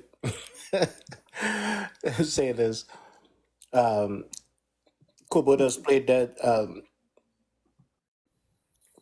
You could play dead to catch Kobo alive, right? So, which meaning you had to pretend, so then your enemy will come close, so then you could know who they are and how they move, so then you could combat them. But yeah, that was a funny one my mom used to say. I think that's why I'm really trying to figure out what, like, I'm listening to the guys and, you know, attempt to teach them a little something, you know, if they are just wrong, but usually they're going to fight you. They don't listen to women, but I'd be like, but I'm going to listen to your ass. I'm going to hear everything you got to say. It can be as crazy as you want it to be, but I need to know what's running through your head. I need to know how you thinking and why you thinking that way. I need to, that's how I'm going to be able to protect myself. Like, a lot of times I'll be like, I'm finna be quiet. I'm finna just listen to your stupid ass. But go ahead, you know. And they say some of the most outlandish shit, but it be coming from their heart. Like, they be so serious. And I'd be like, oh, okay. I mean, yeah, it's off the wall, but that's how you come in. And thank you for letting me know. So I know what to do. So I know which way to go, how to move. You know what I'm saying? I might have to be the offender. Since that's how your mind is, I might have to be the offender. And I'm okay with that. Because listen, I just found out how you think. And I'm okay with that. I think, my bad. I think what happens is, it's interesting because, like, they say this shit, we what the hell? Because essentially, like, the only way a lot of men can connect with other men is online now. So, like, the rules of, you know, they say the game is sold and not told and all that bullshit. Like, now because they communicate online, it's like there's no censorship for them. They just say it out in the opening. And I think that's why it's so surprising for us, because, like, we, like, for a long time, I think for myself, it's like this assumption. You kind of go off your intuition. But, like, no, he go this motherfucker in 4K, send it out loud for everybody to hear. But I guess he feel like that he don't like, you know, a decade ago, you wouldn't, it was like hush hush. You ain't supposed to say that in front of certain people. We say it in other places. But, like, now they just casually say this shit out in opening. It's crazy. Yeah, I love it though. I'd be like, I've been asking, I've been wondering, I've been thinking, I was wondering why. Is that why y'all, you know, that's what be going through my head when they say it, and I'd be like, now I know what to do, or I'm glad you know what I'm saying, stuff like that. And just let you, a lot of times it just let you know that you was right all along. You know what I'm saying? You get that a lot. I was right out along about your ass or about y'all. And I'm glad I did what I did. You know. Yeah, same here. I will say that TikTok has allowed me to exponentially compress the amount of time it took me to come to all of my current conclusions. Man, I wish this John had been around when I was like 18. Whoa, I would have cleaned the clock. Child. Look, I wouldn't even look, let me tell you, if Gen X women had TikTok as it exists today, millennials wouldn't fucking exist. We'd have been shut the shit down. I ain't even gonna hold you. Because all the hope and all of that, yeah, you gonna find you a good one, Savannah, and all the rest of it. Woo! We could have left that in the dirt. For real. Because listen, the way that these boomers taught us, I have a girl that I grew up with, been knowing her since I was 2. And she was like, I'm classy, I'm this and I'm that and blah, blah, blah. And I told her straight up, I said, listen, bitch. Because I was best friends. I said, listen, bitch. All that conservative, feminine, be ladylike, all of that shit that they taught us didn't get us no fucking where. Hello? It didn't get us nowhere. We still got used, abused, dog, drugged through the mud. I'm divorced. You know what I'm saying? You have a will of lovers from the past. You know what I'm saying? Everything that they was trying to teach us to be the lady that these men say that they want, feminine and all that other kind of stuff. We was all of that. I said, ain't none of our niggas rich. We ain't rich.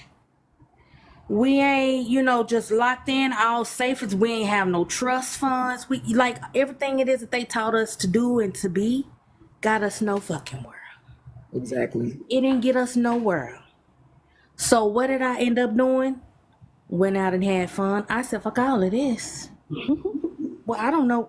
I don't want to know. And she was like, well, you really be out there wilding, or you trying to have this super respect for men because you want them to blah, blah, blah, whatever. It's like, baby, they was calling me pink slip shouty. Nigga didn't do right by me or whatever. Gave him his pink slip. Next. You know what I'm saying? If that's what it's about. Didn't like the job. Next. Didn't like whatever was going on. Did something else. They was teaching us some BS. But that's what these men want us to hold on to. They want us to hold on to that and sit and go through stuff and until they decide, because they're reluctant on any type of correction.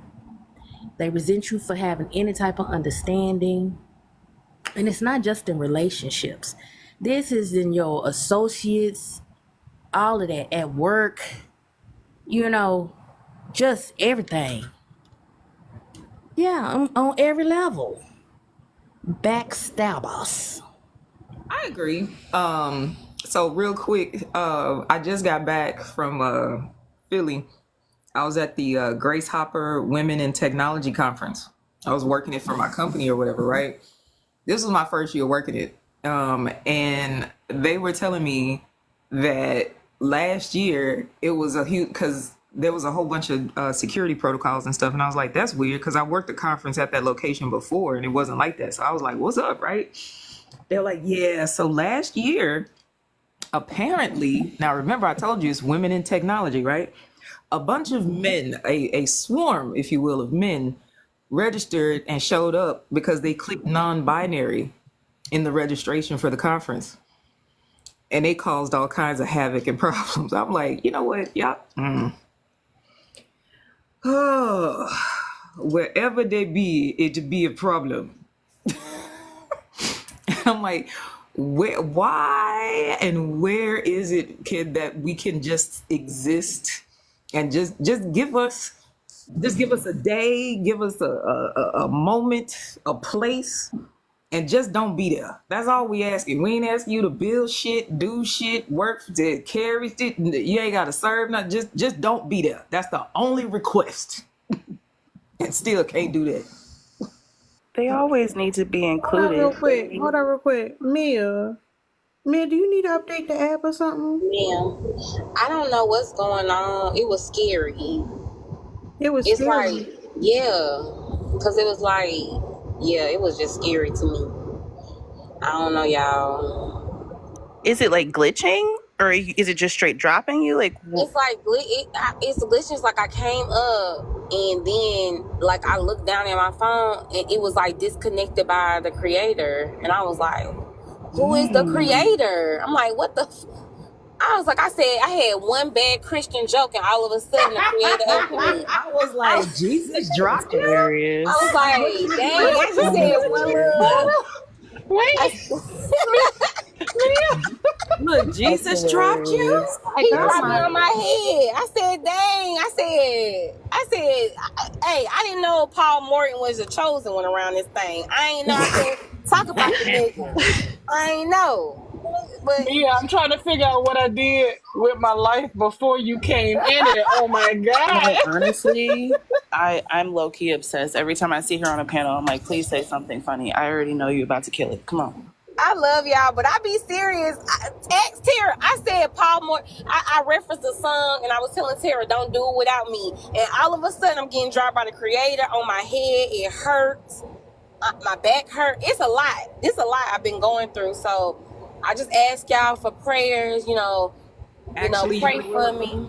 You know what, Mia? That you know what? I'm gonna blame that on the ultimate pick me, and that's gonna be Jesus' mama Mary. That's who dropped you. That's who did it. So keep me lifted up in prayer. Wash me with the blood and help your girl out, because I don't know what's going on. But I thank y'all for the support. I love y'all, but keep your girl lifted in prayer. Come on now. And we got to come on. This is a lot. Oh shit.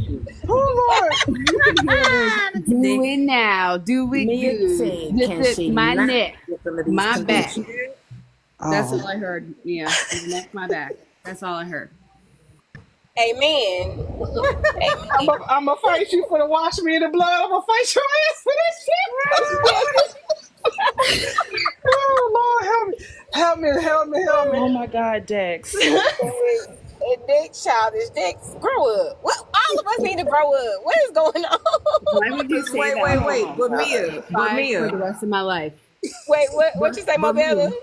But Mia, can we just take a step back? Cause I see, you my rock and roll Christian. We can have this little discussion. Can we just appreciate how they can't even ride by the story that they try to get us to indoctrinate to? Because you don't want to pay child support, you don't want to be a stepdaddy, but sir, how you gonna teach us about Joseph? Period. They love old Joe. They love him. Old Joe was for the community. He took that. He took that boy in. He took that boy in with nothing but prayers and a dream. Exactly. Y'all know I'm not religious, but I want a shirt. Hold on. I need a T-shirt that says Joe. Yeah, I mean, I'm not even Christian, but I need that Joe shirt like yesterday. That Joe was for the community. Okay, exactly. We did it, Joe. That's what you need to be saying with your child support. I mean, come on, bro. Let's be real. Joe had to put up with a kid that could turn him into a donkey, and did. A child that made him mute, and did.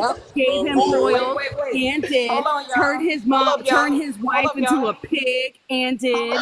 But KGR, but I think this proves positive that they really are trying to be God-like, because God really did walk out and ain't get paid no child support, ain't try to see about Mary. You said he left for milk, and we still looking. That's crazy. He left that whole bid on Joseph. I mean, so you want Joseph a loyal stepdaddy. And he wasn't even trying to do that, but y'all don't understand. See, what happened with the big G, what he said was, I'm giving y'all the power of my child. Just don't piss him off, and he won't turn you into pigs or donkeys. Like, let him do your dirt for you. Like when they said some dirt about Mary, he turned all them kids deaf and mute.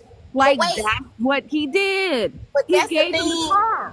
that go back to what we was talking about earlier, right? Where we have these men, so they are trying to be godlike. You right. We have these men who are like, you know what? My biggest contribution is not staying with the child and raising the child and guiding the child and protecting the child. My biggest contribution is giving y'all the baby that I made the baby with the baby of the baby to help y'all with y'all babies while raising the baby. Like, I did the their work. god is Zeus. Like, their god is literally Zeus, because all Zeus did was go around raping and knocking up random chicks without their permission and making them have kids. And then when they became adults and they were like, yo, who's my dad? And then their mom had to say some random god. Then they were like, oh, bet. All right, yeah, dad. Why did you do this to me? And then they're like, yo, dad, I hate you. And then he's like, no, you love me, because if I didn't step out, you could have been much more messed up. I couldn't emotionally handle you. So that's literally, they're literally Well, Zeus. let me They give just y'all wanna one be more. Zeus. Let me give y'all one more example of how men in this control and them thinking they just dropping their seeds off is enough. So I was listening to a conversation in a live where the argument was that LeBron James' mama didn't do no raising of the community raised him. His daddy You're breaking up, man. the seed. What's she talking about? Baby. Oh shoot, damn. Damn. Apparently LeBron James's mom ain't raised him. It was his dad who did all that by being absent. Because that's how that works. If you a dad and all you do is drop off some fertilizer, you did all the work. Not that you provided the blood supply, not that you provided the organs, the calcium, all the nutrients to create said life. No, you just dropped off some fertilizer, and because the kid got tall, that's on you. Not that LeBron James's mom isn't effing tall herself, because she is. But yeah, that was all him, because he didn't need to raise that child. He just needed to drop off some fertilizer. Let me do that to my garden. Let me just drop off some fertilizer, and then I say, oh, I'm the one who made sure all the seeds grow. Yeah. Okay. People actually saying this? Yeah. Hell yeah. It's like, it's like Because men like, give life, women just give birth, remember? Yeah, there's a lot of men who are successful and they were raised by single mothers, and the men are finally like, nah. It's like, no, we gonna lie because we can't accept that. They'll lie about their own selves. No, they ain't see their father since they don't even know what their father look like. Like, the hell yeah, they lie. That's all they do. But I look at it and I see dudes who like think I'm supposed to give my husband cookies were like accolades because he's a very involved parent. But I'm like, would y'all give me accolades if I said that same shit? If, oh, you're a hands-on mom, good job. Supposed to be. That's your job. How is that my job? Now my job pays me money. Yeah, no, my job pays me money. Actually born nurturing. You came out like that. Men are natural leaders. How are you a leader and you don't know how to nurture? You know what takes me is when they say you do what your supervisor say. Why you can't do what your husband say? You do what your boss say. Why you can't do what your husband say? And of course, I'm thinking, bitch, you are not my boss. You are not my supervisor, and I also get paid. I agreed to the terms of this position, and I get paid money for this shit. But you know you what? are not my goddamn boss. But hold on, there's another part of that too. Oh. So the top-down structure of a lot of businesses, like, I don't know if y'all are aware, there are the more progressive ones, I would say, have accepted that like even that structure isn't the best. Like the idea that this person's in charge and other people, like the business model is fucked up is my whole point. Like you saying that their relationship should be fucked up and the business model is fucked up. So like, I don't know. But I wanted to add to that. Can y'all hear me now? My box ain't even lighting up. We can hear you. We can hear you. Okay, Lord help me. I I want to add to that. The funny thing, because I heard that too, Ocean. Just like I just seen a video, and it's so funny because, nigga, you listen to your supervisor. Matter of fact, you listen so good, you can't even stand up for yourself. That man be talking to you crazy. Like, that man got you doing things outside your job, like fetching shit for him, and you ain't even bold enough to drop your nuts on his head. So what are you talking about? You listen very well. Like, it's the craziest thing. And don't get me started on the military. Y'all be having them young men talking to y'all crazy, hollering all and spitting all in your face. So what are they talking about? We listen to our supervisors. I never understand that argument. Not only that, wait, hold on, KJ, I just thought about something else. My bad. I just thought about something else that just really just got me, that hit me in my chest. Y'all would pledge for a fraternity because your uncle told you to, or your favorite basketball player did it, and y'all get hazed at y'all big old ages. They be playing all over y'all butt area. Like, what are y'all talking about? Come on now, don't play with me. Y'all be saying yes sir and no sir. Oh my bad. I'm sorry. I was on a tangent. Hold on. Oh, you actually right. You're right. We just 'Cause on talked about hazing, this. it's very physical, physically, like you be getting hit, you be getting abused, and they sit and take it. They sit and take it. Yep. But don't they do that too sometimes when men join what do they call them? Organized groups, if you will, you know? They do it everywhere. They do it as cops, firefighters, all of that. My dad was a cop, and he said they do that to you everywhere. Yep. Say that shit, Ocean. They do it all the time. Like I'm telling y'all, I can't tell y'all this enough, and I'm sorry, but within the prison system, right, within corrections, we already know what happens with inmates, with how they end up, when there's no women, so they end up, they say they get turned out. But did y'all know that the officers that caught the whole game, 3 or 4 games, where they are they are putting their body parts on each other, they're touching each other's body parts, they are all kind of things with grabbing each other's butt. Like, Mia, you're breaking up, babe. Yeah. It's like I just got kicked earlier, and now Monica's saying something was wrong with hers. I just think TikTok's tripping. I just want to tell y'all I'm in a commercial on TV, and my son, I finally saw it. So I'm happy. Cute. Congratulations. Congratulations. You should have put it in the Discord. I want to see the commercial. Yeah, it's on TV. Yeah, I didn't even realize it until, I didn't know that he put me in speaking because they recorded it, but I didn't know that it was out. So, yay, we finally saw it. Yay. That's so cool. Congrats. I had to uninstall and reinstall the app on both phones today, so that might help. It might help. I've been trying to. Damn. Yeah, get whooped by that signal. Jeez. Yeah, they got Armenia good. Fight back, Mia. Fight back. But the real contradiction really is to me when I listen to men talk. They say women are the natural nurturers that's supposed to raise the kids, but somehow all of a sudden single mothers lose this capability.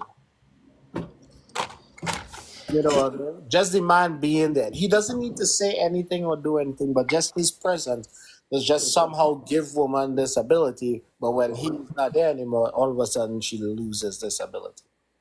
That's the real contradiction that plays in my head. That don't make sense. As if the man grants it to her. When he shows up, it just starts flowing out like a switch. I guess so. But something else I want to talk about, like what you guys were talking about earlier with the school, like informing younger girls and stuff like that. It was ironic when that came up. You guys were talking about that because even yesterday, I had my daughter this weekend, and she was telling me she was talking about like because she's 12, so they're in the age where they're starting to have boyfriends and girlfriends and stuff like that. So my daughter is part of the community, so she likes girls. So and she was saying, even if like she says she will never even consider liking anyone younger than her, right? Because she thinks it's bad. It's not a good idea.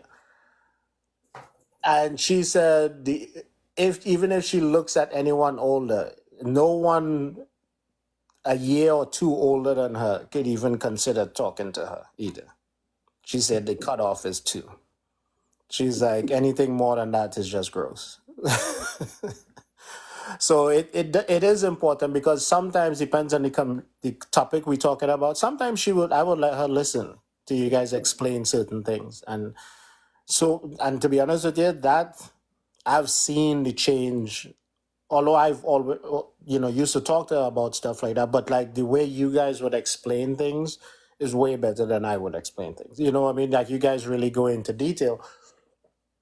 So it does work, and she doesn't only keep it to herself. Like she would actually talk to her friends and stuff about it. So like you know what I mean. Like if a boy in school who is like 3-4 years older and wanted to talk to one of her friends, like she would tell him and she would tell the boy too, like no, like you guys are too old, like get away, like you know what I mean. So it does work, informing them.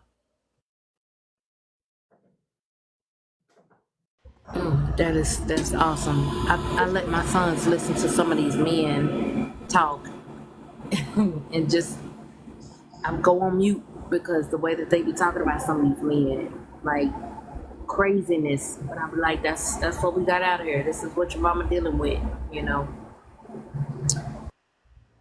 Yeah, I think people forget that we're raising humans, we're raising adults. They happen to be small people right now, but they won't be forever. And our expectation is to raise them to be the best big person, not the best small person. So I think Dex's approach makes total sense. You do have to, and Ocean's, of course, as well, because they do need to see things. They need to see what they're going to see and experience. And hopefully by seeing these things, they will choose the pure plumb opposite in the case of Ocean. And yeah, as Dex was saying, they get some awareness around it. If they're like a young lady, it's curative, if you will.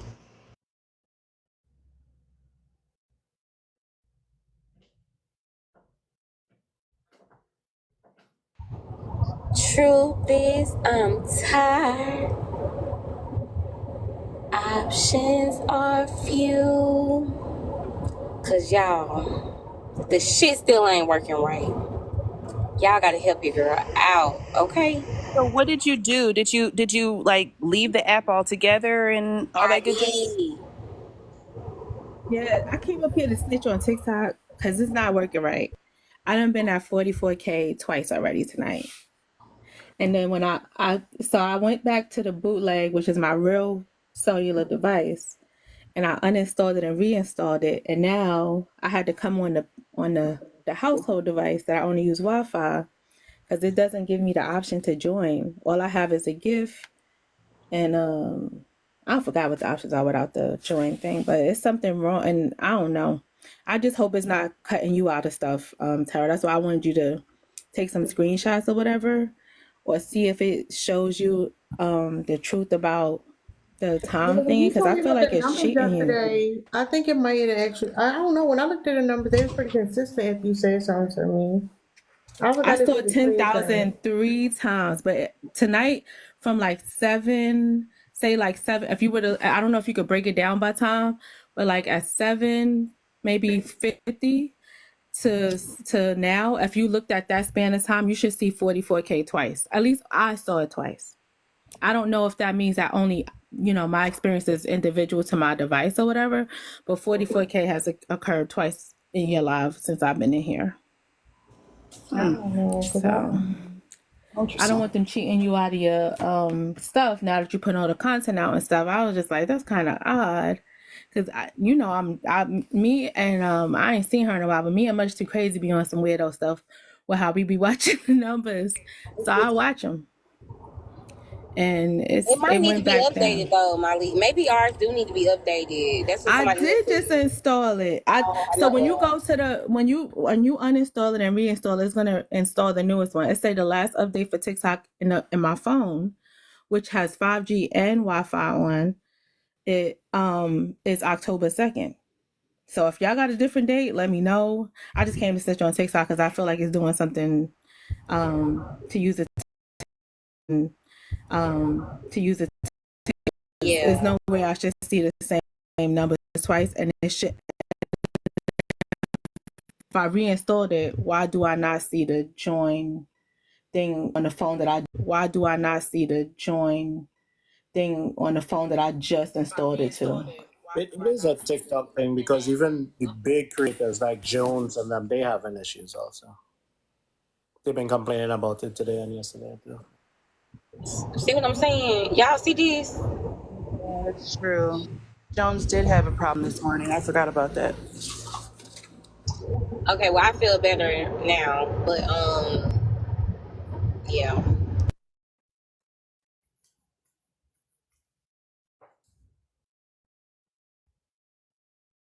Tara, did you get my email? Oh shit. I ain't checked my email all day. Y'all know I was stuck in traffic for 2 hours a day. You could check your email. You That sounds like the perfect time to be. So why going I was through back. email. I didn't even see that one coming. I couldn't even prepare myself for how she put that out there. Like That is that's it. I don't see it. Hold up. I don't see No, it. hold up. But I hear don't what I'm see saying. it. I don't see the Because email. okay. Let me check my But hear what spam. Let me see if Yeah, it's check. spam. Please. Hear what I'm saying, y'all. Y'all ever felt like y'all know what it feel like to keep refreshing your email, waiting and hoping somebody will respond? They sent you Y'all a know that. spam. See what I'm saying? See what I'm saying? The creators whooping your ass today. Then it was the email. What's My head getting whooped. And Tara in cahoots with the motherfucker. This is No, wild. now she putting this shit on me. That's crazy. Now that's just crazy. Wait, did you see the thing I sent you, Tara, with the Roland Martin thing? I love that. That was Yeah, I clicked on it, and I think it might have been like 10 minutes long. I said I'm gonna do this when I got more time. Then I forgot to go back to it. Okay. I'm gonna put it. I'm gonna go back and watch it. I watched for like 2 minutes. It was good, but so Tara, so when you go back and watch that, was that not, I don't know how much of the conversation you saw me have with that weird funny looking dude, but that's what he was like. That was exactly what he was trying to do. The same thing that they were trying to do with Roland Martin, but Roland Martin was able to clock it. I don't have the energy, but that's the new, that's why I say, y'all, they have a manual that they pass around, and it's like an underground railroad for dusty ass motherfuckers. Like, they pass this manual around from town to town, hood to hood, locker room to locker room, dorm to dorm, prison to prison. Like, they just pass it around, and all the men's who subscribe to that ideology, they opened up that manual and they was like, all right, this the script for us this week. Mia, I you had me until you said a manual, because that implies the motherfuckers read, and that's where you lost me. Hold on. No, it's pictures, Mo. It's a picture manual. Y'all gotta ask for details. Okay, picture book I can go with. Y'all, I'm about to dry snitch on my brother real quick, okay? Because he started Hey, say his name. Don't make Nah, I'm playing. Because listen, anyway, so tell me why. My brother 22, right? And I really think he done gone through life or something. And I know what he's been through, and I'm not going to tell his business. But tell me why life done sent him to the most misogynistic place he can go. He is reading some pimp's biography or autobiography and trying to emulate what that man created an ideology for how he approaches women. And I want to push him into oncoming traffic, y'all. What do I do? What do I do? But don't do that, but pop his head real quick. In the back of it, like under that hook. Right there. Unaliving me slow, y'all. I'm so for real. He used to be like my little bestie, and now he out here saying stuff that I'm like, bro, what is to you? How old is he? 22. 22. Reset his algorithm and start watching put a bunch of bullshit on his account. Okay. Actually, I can, because I have all the passwords to his like accounts, because we share one iCloud. Yeah, reset his algorithm. Bet, because I'm over it. I'm so for real. I'm so over it. That's the thing. That's the thing that a lot of them, and I think Vanity gave the name. What is it? Pimp Archie, not Archie. I'm sorry. Terry got me saying it. Pimp Archie. No. Yeah, Pimp Archie. Pimp Archie. He's a lot of. That's another symptom of black men not being able to meet to attain all of the components of hegemonic masculinity. They end up not being able to participate fully in the patriarchy in the way that they want. The pimparchy is the next best thing. So it's not surprising that that he would get caught up in reading something from a pimp, because that's the pimp's intention. Like, he knew, like, they know what they're doing. Like, they sell that stuff on purpose. That tracks. It actually, given, like I said, I'm not going to talk too much about his personal business, but that tracks given what I do know about his personal experiences and how he's currently encoding things.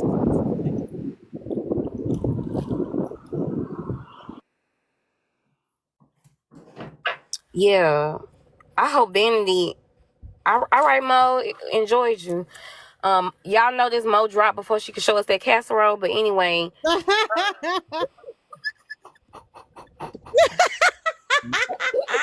mean, let's not hate on Mo Betta. I mean, she's doing the right thing. She's getting the umami proper. Like, I mean, I'm not a casserole person personally, but that's just me. Shout out to Mo. I love her. I love Mo, but it was not Big Back approved. There was no back in it. And I'm very worried. Absolutely not. Mo said, wow, we love you. I love you. I'm so sorry. I had to, though. It was just the opportunity. I couldn't pass it up, sis. I believe you. It was good. I believe you. Well, I ain't know we wasn't gonna be able to see the casserole. I know. She did it on purpose. Put it in your story. Yeah, but I thought Vanity was gonna be able to come to explain the pimp Archie better than I did Hearts, but nonetheless, you smart. You get it. You smart. You know what I'm saying. Yeah, I feel you. I'm actually gonna try and do a little reverse psychology now that I kind of got that knowledge. So thank you. Also, just remind him that women don't owe him shit. That's like the biggest thing you gotta teach boys, is that women don't owe them shit. So you're right, boys in general, but I'm not gonna lie to you. This is the most spoiled man on the planet. The most spoiled man on the planet, and the reason why is his Black single mother. I'm not even gonna lie. I'm not on no red pillion, but it's really because my mom low key is on some red pillion. Do you understand what I mean? Hell yeah, mammies be doing that shit to boys. They be mammying them. Be saying like, it's not his fault. He don't know no better. It's not his fault. Don't you know you're supposed to just love him and take care of him? Yeah, That's some she's actually I've actively watched her try to change that behavior in the last several years, but it's kind of late, in that developmental stage. She's kind of feels like he's entitled to certain things. So you hit the nail on the head. That's actually exactly what happened. And being self-aware now is curative for her, but not for him.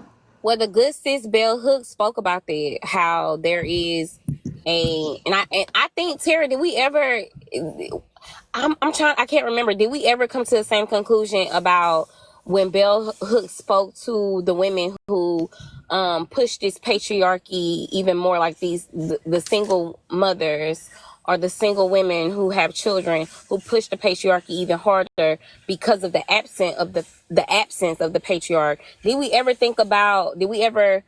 Were we able to put them in the emphasize femininity, or would they not fall into that category?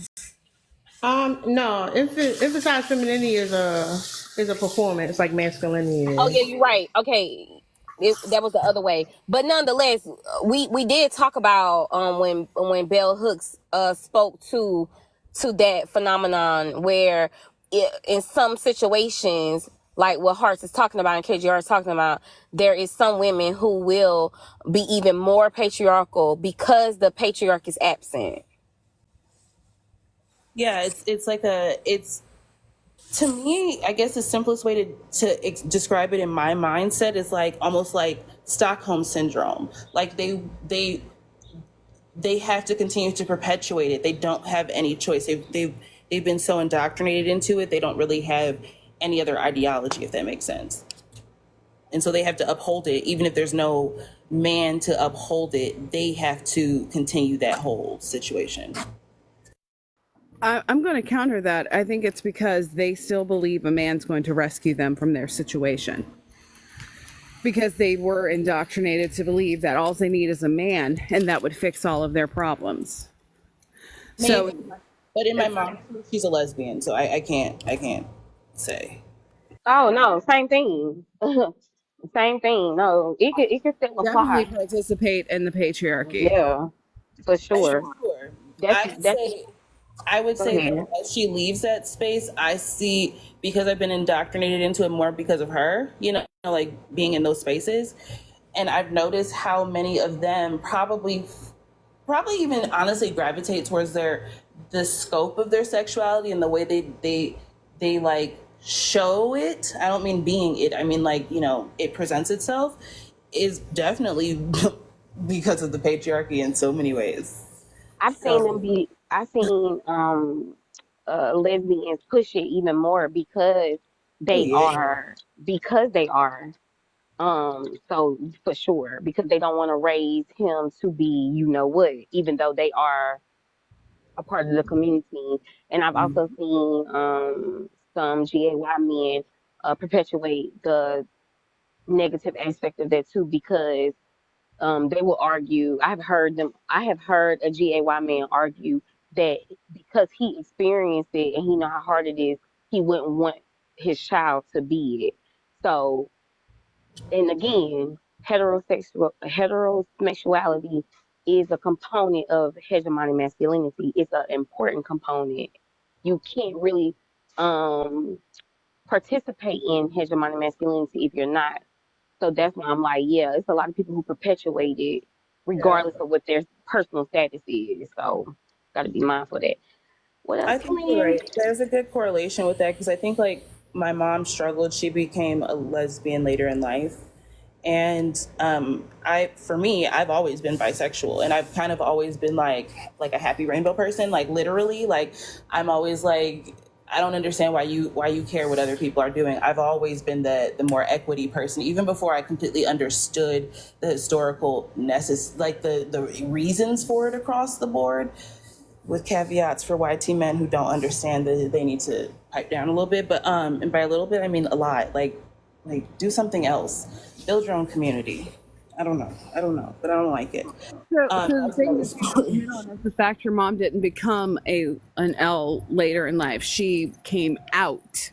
She was over. I know. I just out of respect for her, I agree. No, I know. We talked about it. It took her years, even after being married to a woman, to even say it. I 100% know that. It's a running joke. The understanding that even though she is part of the rainbow community, she is still indoctrinated to heteronormative behaviors. She's still indoctrinated to what is considered the norm. So she still wants to either present a masculine and or feminine quality. She still wants to fit into gender roles because that's all she knows. Yeah. I totally agree. These conversations I have with her, she hears some of our conversations. I share my thoughts with her, and like my dad is very much so. He's MAGA. Okay, he's very conservative. He's very judgy, and so it's Wait, like Hearts, are you okay? Blink twice. Are you all right over I'm fine. The thing about that is like there? Damn. I had to find my way out on my own, right? Like I literally had to find my way out on my own. And I also mother alone. I parent alone, and I parent a boy. I have a 19-month-old. So it is extremely important to me that I came to these conclusions and I did these things in this work as my son develops so he can develop certain things. Not because I wasn't already on this wavelength, but proper verbiage, being able to say those things in a way that a man could understand or put him in spaces that could make him understand. So eventually he will hear these conversations. Eventually he will be, hearing certain verbiage. That's kind of the goal here because he's indoctrinated into extremely misogynistic spaces just by Get him genetics. a doll. Just get him a doll. Get him a baby doll. Actually, he has a Miss Rachel doll, and he has a what's that thing called? It's one of those growing baby things that like grows with them or whatever, and it's a girl. Yeah, just keep him with baby dolls or get him a male doll as well so he knows he has to nurture both genders. Like, I know it sounds like crazy, but just by giving a boy a doll that is either male and looks like him, they're more likely to, be empathetic, and they have better understandings of things. Yeah, it's It actually really does help. It's also like with my son when he was younger, we talked a lot about like gender identity and like how it exists on a spectrum and all that. So it's like even though like he knows about the gender binary or whatever, it helps when they get to forming their own identity. They understand that it's okay to have your own unique individual identity. And I think another thing also is like how people use manipulation. So for young children, it's like, oh, somebody say they don't want to be your friend. They're trying to control what you do. And they kind of like, you emphasize that when people say something to you, like bullying or something, it has more to do with them than you, and kind of like talk through that. So that so the first thing does is builds confidence, and then when they respond to them in a negative way, it doesn't have the same reaction as it would if they were trying to like be like everybody else, if that makes sense. yeah.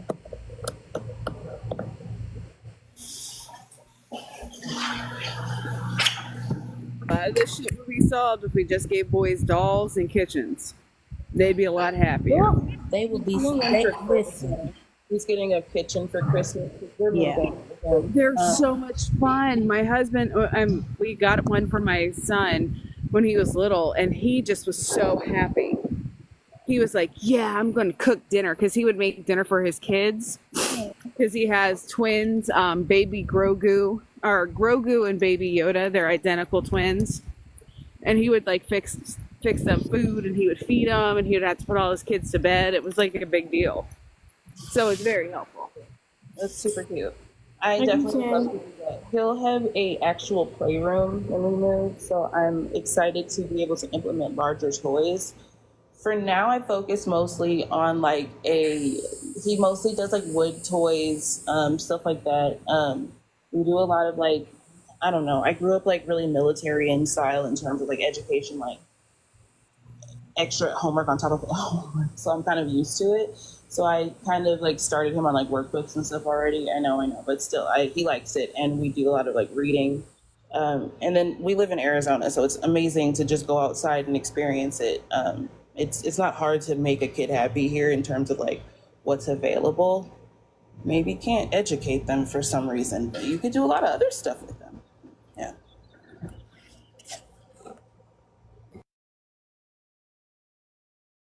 I did. I have two boys, and I had my boys do every damn thing that I had to do as a girl. My boys cooked, cleaned, they babysat, they took care of animals. I had them doing all that shit. I remember one of my dogs got pregnant and gave birth. And every day I had my oldest boy. I just felt it was important for him to, and then he just kind of took to it. But I had him caring for the puppies before I got home from work. That means you had to bottle feed them. I think it was like 5 of them. That means you had to bottle feed them. You had to wipe them off. You had to make sure they were okay. You had to take care of the mother. You had to do all of that before I got home. We didn't know if I was going to be home at 5, if I was going to be home at 8, or if I was going to be home at 10. But you had to, care for them and make sure they were all good and they ate and, all of this before their eyes opened. And, that's tough for anybody. But my whole thing was life. You need to care for life. You know what I mean? You need to be interested in respecting life itself. And for me, that just it manifested on all spectrums of his life. That means if you get into it with somebody, the first thing you won't do is take their life. You won't beat them, like you won't, if y'all get into a fight, you will be the person who puts them down, but you don't stand over them and keep plummeting them. Something you need to be respectful of life. And that's everybody's life, men and women. I just really needed him because I knew he was going to have more contact with my youngest son than I was going to have, as they were growing up, because, they were besties. They're 3 years apart and, they're going to talk the most. They're going to tell each other stuff before they tell me stuff. So I was like, I need you to be the example because he's going to look up to you, but I need you to respect life in itself, not just women because it's a girl, just all across the board. And he did good with that. He did really good with that. I don't know where the pictures are, but I remember I came in and he was asleep on the sofa and he had all of the puppies like nestled in between him and the sofa. And they had all like climbed all over him and stuff, but he had took care of them. And I was like, yeah, that's, I need you to respect life itself, see. So when it comes down to women, she's a life, she's a human. And I need not treat her like an object, an inanimate object, something that I can use, a tool, a utility. I need to respect that she breathes and deserves respect and blah, blah, blah. As well. But I want you to do the same with men too, because y'all taking each other out faster than we can blink. Y'all coming for each other neck like crazy. I need you to be able to do the same too. Know when to hold them and know when to fold them. So yeah, I was doing my best, y'all. Man, I ain't gonna talk shit about their daddy, but I had my job cut out for me. I think I was doing a job of about 4 people. Yeah, I understand that last part for sure. We moved 1,500 miles away, and so, whatever. So that's up to him. As for, I think his influence, I don't think it'll really be there because we moved 1,500 miles away, But I did like what you said about trying to indoctrinate your child into the ideology of respecting life for what it is, so that no matter the gender of the person or the animal or whatever, it's just, you respect it enough not to unalive it or abuse it. Yeah, that's exactly what I was trying to do. Mainly abuse. You know what I'm saying? Especially because my boys, the way that I saw them is they're massive. I got big ass boys. And so you will have a privilege, but I don't want you to abuse it. I don't want you to abuse your power onto the world. I don't want you to go out into this world and be the monster. Not unless you absolutely have to. No. Yeah, I agree. I feel like you should resort to I don't even want to make it seem so like love and lighty, because that's not necessarily true either. Like, you can grin and bear it and it'd be all the same. It's just like you don't have to impose your mental illness, your unchecked ego, your lack of empathy on other people. It's time to sit on this lady's couch if that's where you're at. It's about really self-check, because the evolution of life, I really think that's how some of these men get here. I was listening to that dude in Publix Live earlier, and I wanted to be like, sir, who hurt you? What made you think that's how life goes? Like, what man told you that? What behavior told you that? What led you to such depravity? Because that's disgusting. Like, that's lengthy. You put a young lady out on the streets. You don't know what could happen to her. That's insane. I don't know. That's just me. But I'm like, where did the I was extremes there. go? What did he say? I missed something. He basically was saying he wanted to put her out and all that good fun jazz. And she was like young and she was financially dependent on him and so on and so forth. That was mostly like that's the bread and butter of it all. But I just don't understand how, as a man, people who keep preaching this ridiculous narrative that's never been true, because you've never had, especially Black men, you've never had to do this alone a day in your life. I don't know where they get this "Make America Great Again" crap from. You weren't even there. They weren't even talking to you. Like, what's to you? Are you good? Are you cool? No, they got purchased. They got purchased. What was the price? I'll double it. The price was stimmy money, food stamps. You didn't have to do anything. They didn't have to do anything to get the things that they had, and it felt amazing to find that you had money beyond what you had, and you didn't have to go to work. So you got to flex. You got to have medical benefits, not that you used them.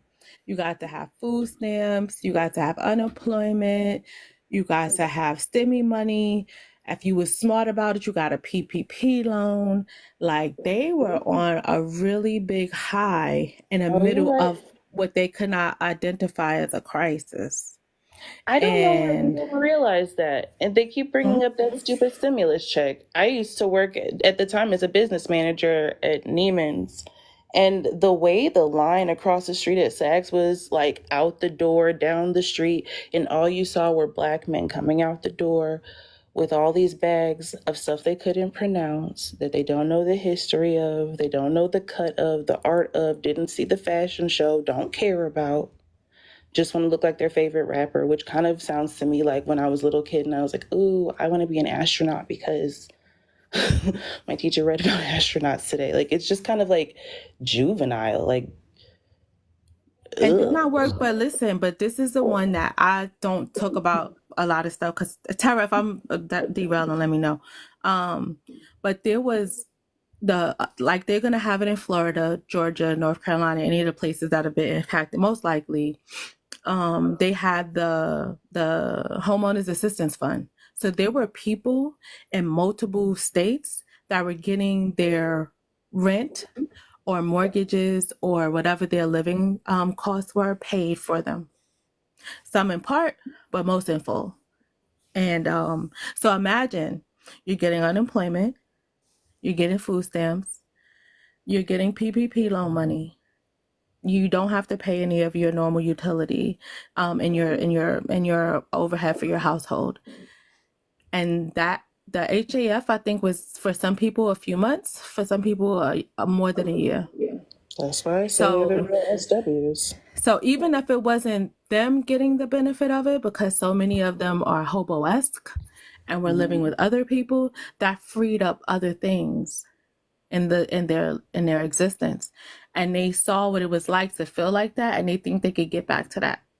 So they have a point in time for them that's realistic, of them making themselves, America was great in their minds, because they didn't have to worry about, once they didn't have COVID, or if they had it and they got over it, COVID wasn't impacting them. But that's what was simultaneously happening, is that people were literally unaliving and going through the hardest things of the losses of the people in succession in their lives and their livelihood in different work. We lost a lot of people, and it didn't happen to them fundamentally because they were at the bottom of the barrel anyway, don't value if they were going to live, and just are balls to the wall like they normally are. But now they have money. So it was a lot of stuff that I think that we don't verbalize a lot of times about how they felt a thing that you would think that it would make them say, oh wow, this is how it feels, all right, I'm gonna aspire to do this again. They're like, nah, I need them to give it to me again, daddy. Like, Diddy, and it's just like, yo, nigga, like you could do that for yourself. You do realize that. I know it's hard to unindoctrinate, but yo, you have the means, and there are women who are trying to show you the path, which they always have, and y'all are like, nah, that's not a real path. Even though you walked in, I see your footprint and I see how you got there, but nah, I like this other one right here where they keep me in subjugation and oppressed and bullshit and Well, whatever. that's why I'm I gonna always stay right here. literally say they're real SWs. They're the real.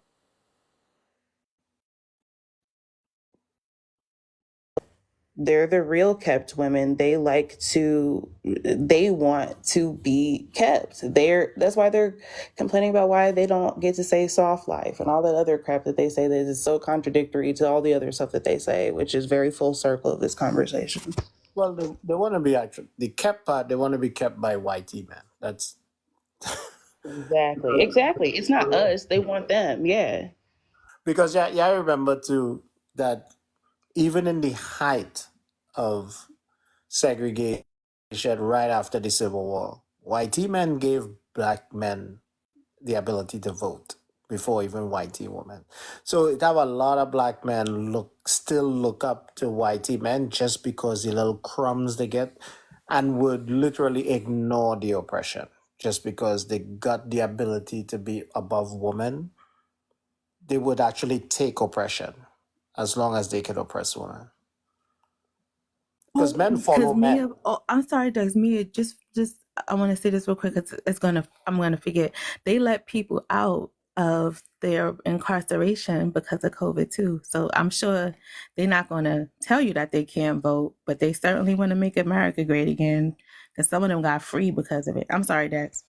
No, you're good. But even during COVID time, it just goes to show how uneducated we are as black men too.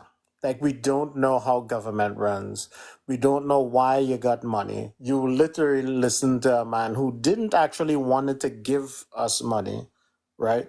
Because Congress is what gave us the money, right? He actually wanted less money. Progressives wanted to give more money. He wanted to just give us, I think it was like $400.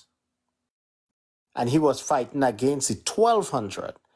But when he realized he couldn't, because actually Democrats wanted to give $2,000 in one shot. He fought back against it and wanted to do like $600 or $400 and ended up coming to a conclusion of $1,200.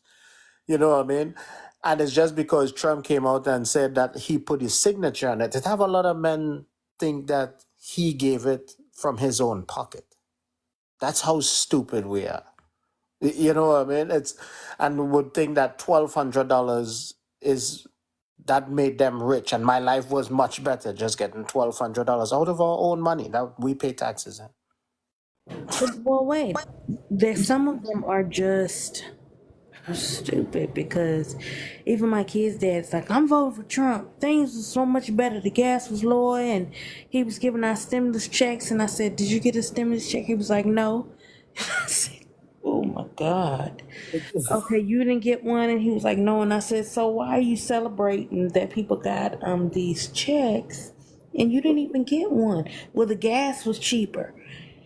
I said, and how you have to run through the thing. What my main issue is, and I'm so serious, and this bothers me to my core, is why are y'all so uneducated on so many levels about so many subjects and topics?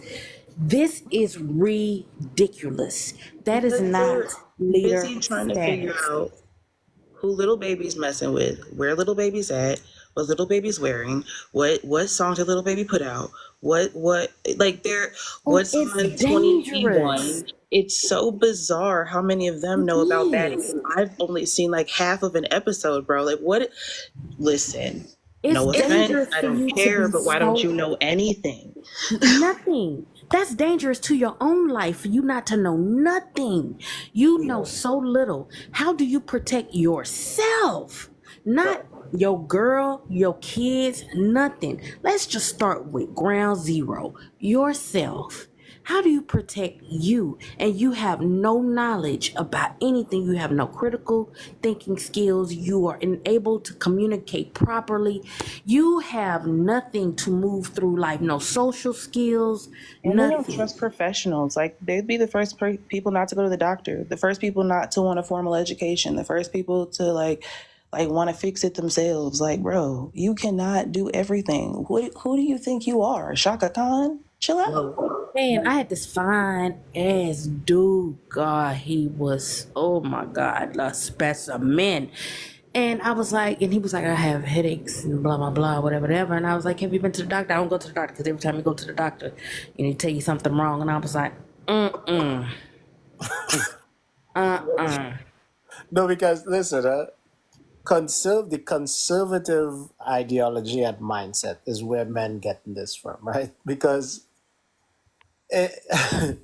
even this, like Trump, the Conservative Party literally said that they're going to go after black men and turn them conservative, and it's because it's easy to control idiots, right? That's why in conservative states you see the educational system is so terrible, because the more they could keep people uninformed is the more they could control them, right?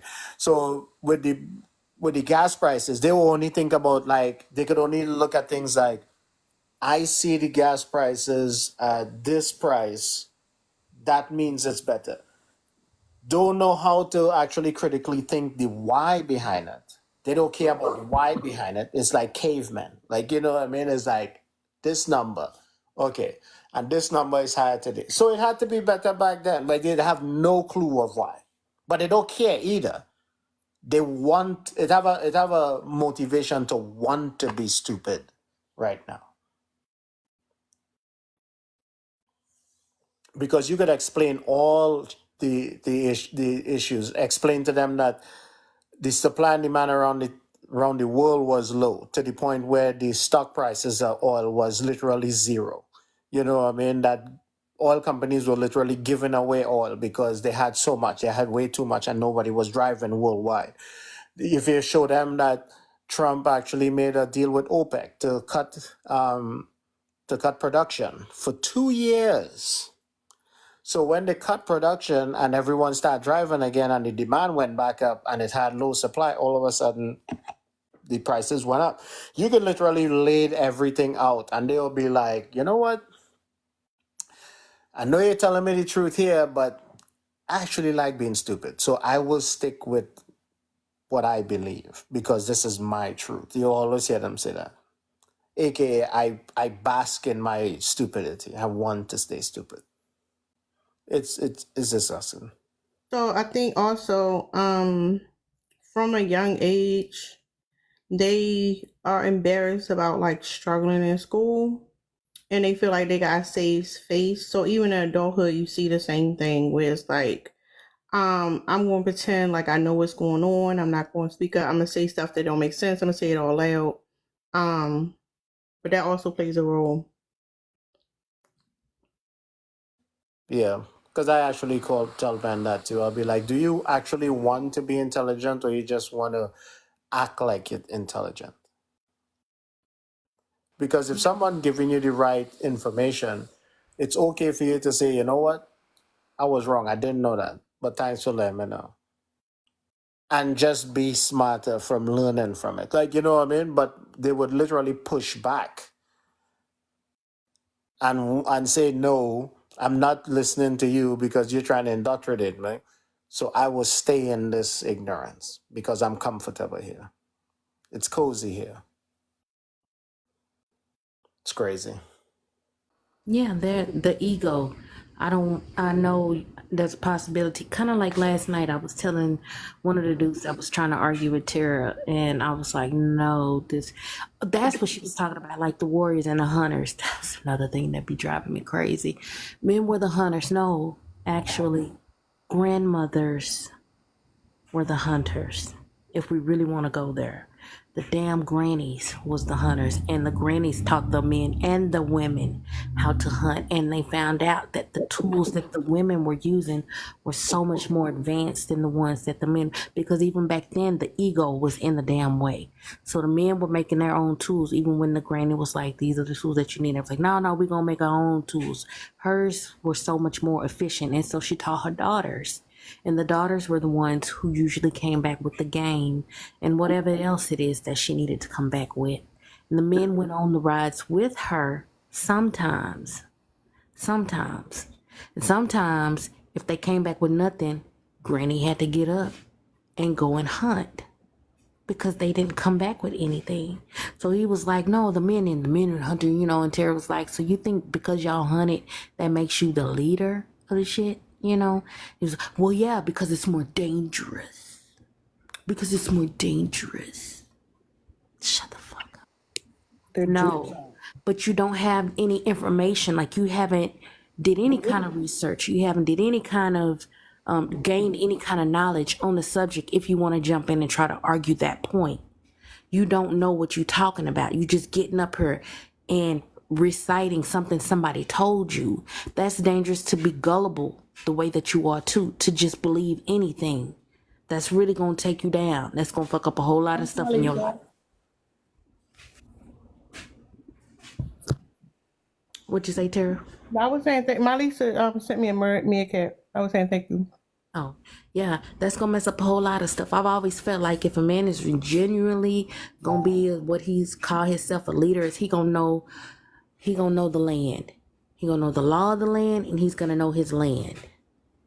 He's gonna know how it run. He's gonna know how it grow. He's gonna know everything that comes with it. Then he can say, that's not gonna work because that's not the type of soil that we have. And I'm just using soil as in metaphorically. That's not gonna grow because that's not the type of soil that we have. We have this kind of soil, That's not gonna work because that road ends a mile and a half down. They're working on it, so you can't go that way. Stuff like that. But they don't know that. They're just barking out, yeah, you can go that way. And then she go and it's the end of the road, and she like, no, that road end. No, it don't. Yes, it do. No, it don't. So now she has more knowledge than him, and he want to argue her ass down. And she's like, have you ever been down that road? No, somebody told me that. Oh, shit. You didn't even know what was going on with the road. You just telling me what somebody told you. You haven't learned, you haven't experienced, you don't know nothing. Well, it don't matter, yeah, because, okay, well, go down there and see. I don't need to go down there and see. I know, that kind of stuff. Why you want the whole thing? I made a video and I told him, I said, y'all fighting to be the worst of yourself, and that is crazy. That's insane. Ocean. Not the best of yourself, the worst of yourself. Ocean, I've been asking men this question. I've yet to get an answer. If men were so much smarter and so much more logical, right? How come we had a head start for thousands of years and women has caught us and passing us in like 50? I've yet to get an answer. You can mic drop. You could definitely say that in any room and then just like walk out. There should not be anything else for them to say. Nah, stupidity has no bounds. They got to say something. They gonna have to say something. They have to. They literally have to say something. It's because we helped them get there. We built everything for them. We blah blah blah. There's gonna be some pushback. The idea of them taking I don't know. Maybe I can't think of a better word, but maybe it's difficult for them to see themselves as humble.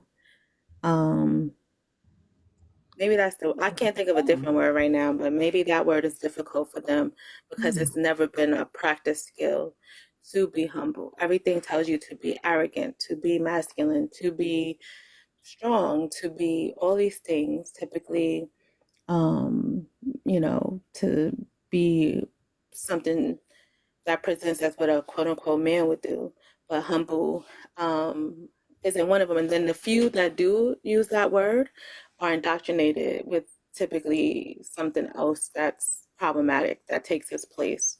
And so the humility isn't even genuine. It's just like with Terrorism, with the law of the powers is a practice skill set. It isn't true humility where you understand that you're not in leadership. It's just how you placate to pretend like that. I don't know. That what you saying, that's what it made me think about. No, I agree. I think it's like a God complex. Funny enough. Hello. Well, here I'll push back on that just a little bit. And here's the only thing I'm pushing back on. Men have been taught how to be humble, but to other men, not to women. Because they will bow down to other men gladly, to the point that men give up their lives for other men. You know, and a man will lose his wife, like back in the day, for instance, right? Men went to war and lose their life because the queen and went with another king somewhere else. And they went to war, and guys would give up their life for this one man. So yeah, they will bow down and be humble to other men, just not women. Let me say this real quick, and then I know Munson is up here. Hey, Munson. But let me say this real quick. I was watching, I think it was YouTube, might have been TikTok, I don't know. But I don't know if y'all know Lil Woody, the one that was testifying for young, whatever his name is. But his homeboy told him, he said, your best friend is locked up. And he was like, who? And he was like, Charleston White. And he was like, why you call him my best friend? Blah, blah, blah. So anyway, he was like, you brought him to the neighborhood and showed him around like that was your homeboy. You know what I'm saying? You brought him around like that was our dog. Like you know what I'm saying? Like you was A1 with him. And he said, yeah, he called. He said he locked up. He said, yeah, he called me and he asked me for 10 grand. Well, his lawyer, and his lawyer's like, it's gonna take 10 grand to get him out. And he was like, dang. He was like, what you say? He was like, I ain't giving him 10 grand. This is karma. This is the repercussions of his actions. He gotta, sit in there for what it is that he did. Now, as much smack as Charleston might talk about women, when he was trying to lean on a young man, that man will not come through for him. The way you ride for your fellas that leave you high and dry is diabolical. That is something for the books. It should be studied. You need that. And the only person that you could think of was a dude, your homie, so-called homie. Couldn't do nothing for you. Is that the bullheaded guy with the high-pitched voice? That he be doing the disgusting videos with? Is that dude? Who Charleston White is the little short dude with I know who he is. No, not that. Woody do have a high-pitched voice, a little short high-pitched voice. He be on 20v1 a lot, and okay, yep, that's him. Okay, who was like, I don't recall, I don't know nothing. When he was in court. I didn't know he was in court. I've only seen him doing those stupid videos. So yeah, okay. But at first I was like, I knew I heard that recently. Okay, that's that weird guy. Okay. He got famous because they was trying to. That's how the judge got recused. They took him to the back and tried to force him to lie, and he was like, "Ain't." And then when he came out of court, he told it on them. So yeah, but yeah, that's him. Do we know who Munson is, or I just don't know him? What's up, Munson? I know Munson. What's that, man?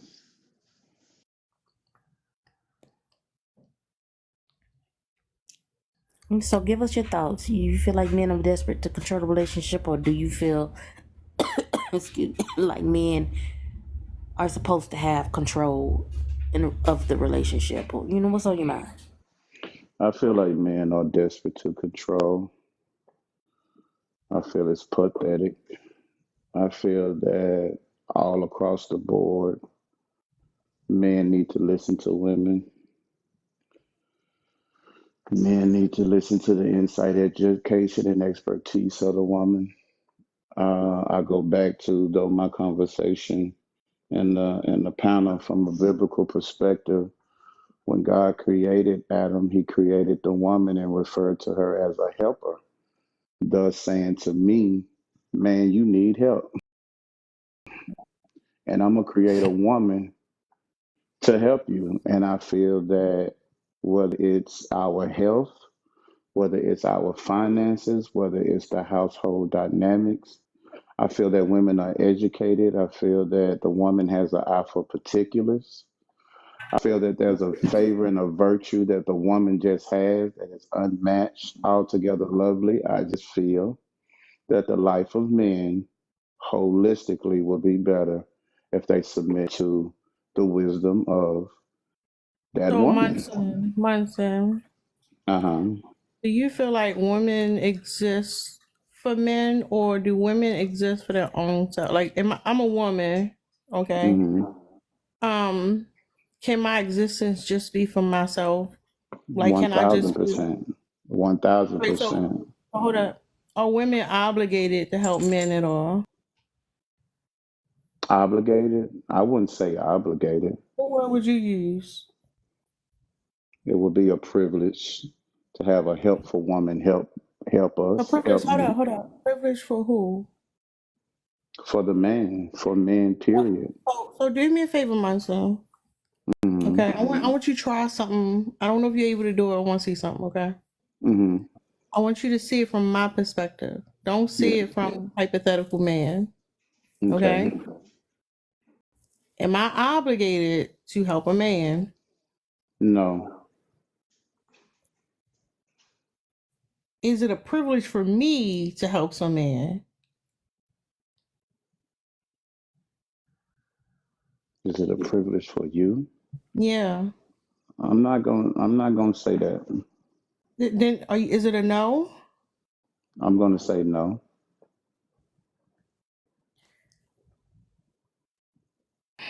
How would I say this last part? Does it make sense for me to not want to do anything for a man and prioritize myself?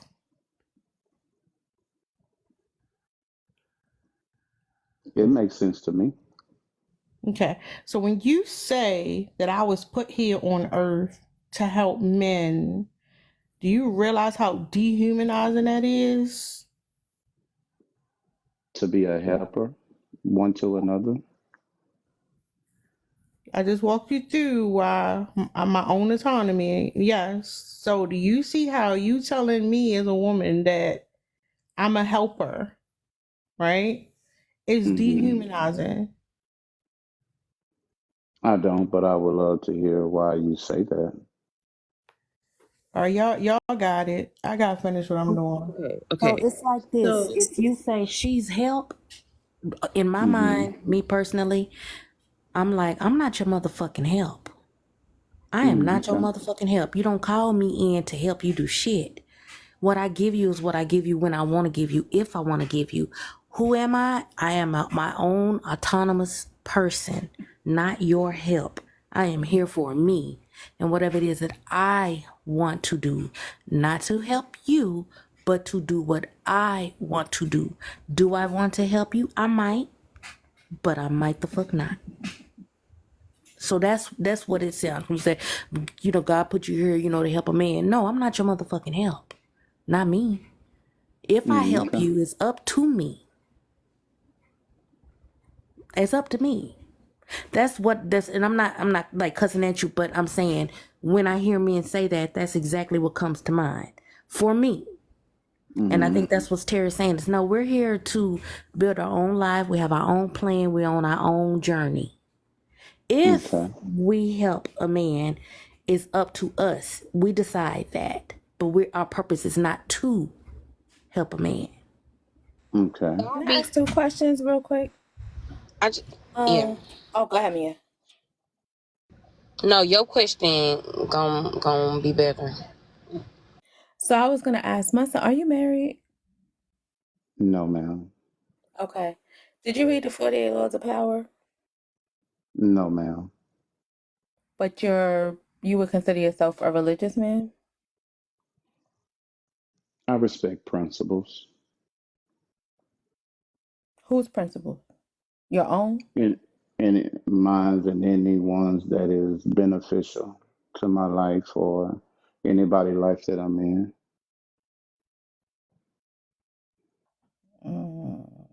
You have kids? Yes, ma'am. Oh wow. That's But not interesting. Go kids. ahead. I have a daughter. Oh wow. Okay. Do you feel like she would be doing well if she had a man that thought and lived the way you did from beginning to end? No interruptions? I do. Okay. Go ahead, me. Do you go to church? Go ahead, me. No. Do you go to church? No. Yeah. My phone echoing. Hold on. Echo. Hold up, y'all. Give me a second to get. She been struggling all night. We're gonna give her a second to get her shit together, y'all. TikTok just is coming for us. I feel like it because we've been at 57. I meant to take another screenshot. Damn it, I missed it. What about now, y'all? You said 10 what? Okay. So Damn, they snatched her. Damn, we really fighting against Mia demons tonight. Mia, you there? Mia, swim, fight back. When you go up there, I accidentally took the bottle of water off. Just make sure that I told you that I said that. Who the fuck is that? I'm trying to get my lunch, but can y'all hear me now? Yeah. Fortunately, we heard that man. I don't know what he was talking fast and I didn't know what the hell he was talking about. But anywho, so I was Munson. Excuse me, I'm sorry. So did you hear when I asked did you go to church? Yes, I heard that, and my response was no. Oh, you don't go to church? Okay. Mm-mm. Okay. So when you started off with the, God made women a helpmate for men, did he tell you that? Just going off what I studied. Okay, the Bible. All right. Mm-hmm.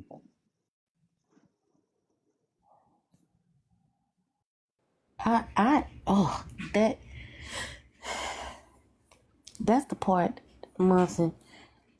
And I know we cool, but I absolutely stand when men say women were put here to help men. When I tell you that is a trigger for me, that is a trigger for me because I feel like you saying that's what our job is. And I know that we are destined to do more or less. It's literally whatever we want to do. Whatever we decide we want to do. Whatever. Not, we weren't put here to help no man. We were put here to do whatever the fuck we wanted to do. Mm-hmm. And yeah, I'm done. I'm laying right there. When I say that, please know that I do not mean that you were put here to do that and that alone, like that's your only purpose or opportunity or privilege or power. So let me stop you for a second. I think it's a Hold up, my problem son. for any person to think like that. Let me stop you for a second, okay? Okay. The problem is with men, y'all allow society to tell you who you are. So if men are like, we aggressive when we do this, you like, all right, bet. They say we doing that, you do it. Like y'all complacent and y'all followers, right? So the thing is, y'all don't understand, women have a level of independence that y'all don't have. So when y'all talk like, and y'all start saying the shit that you saying, the shit is fucking crazy. Like for you to say that and with your whole chest be comfortable. Like, yeah, this is your purpose. Somebody else get to define why you here. That's some bullshit. We define why we're here. You're not even a married man. You can't get a woman to buy into what you're saying.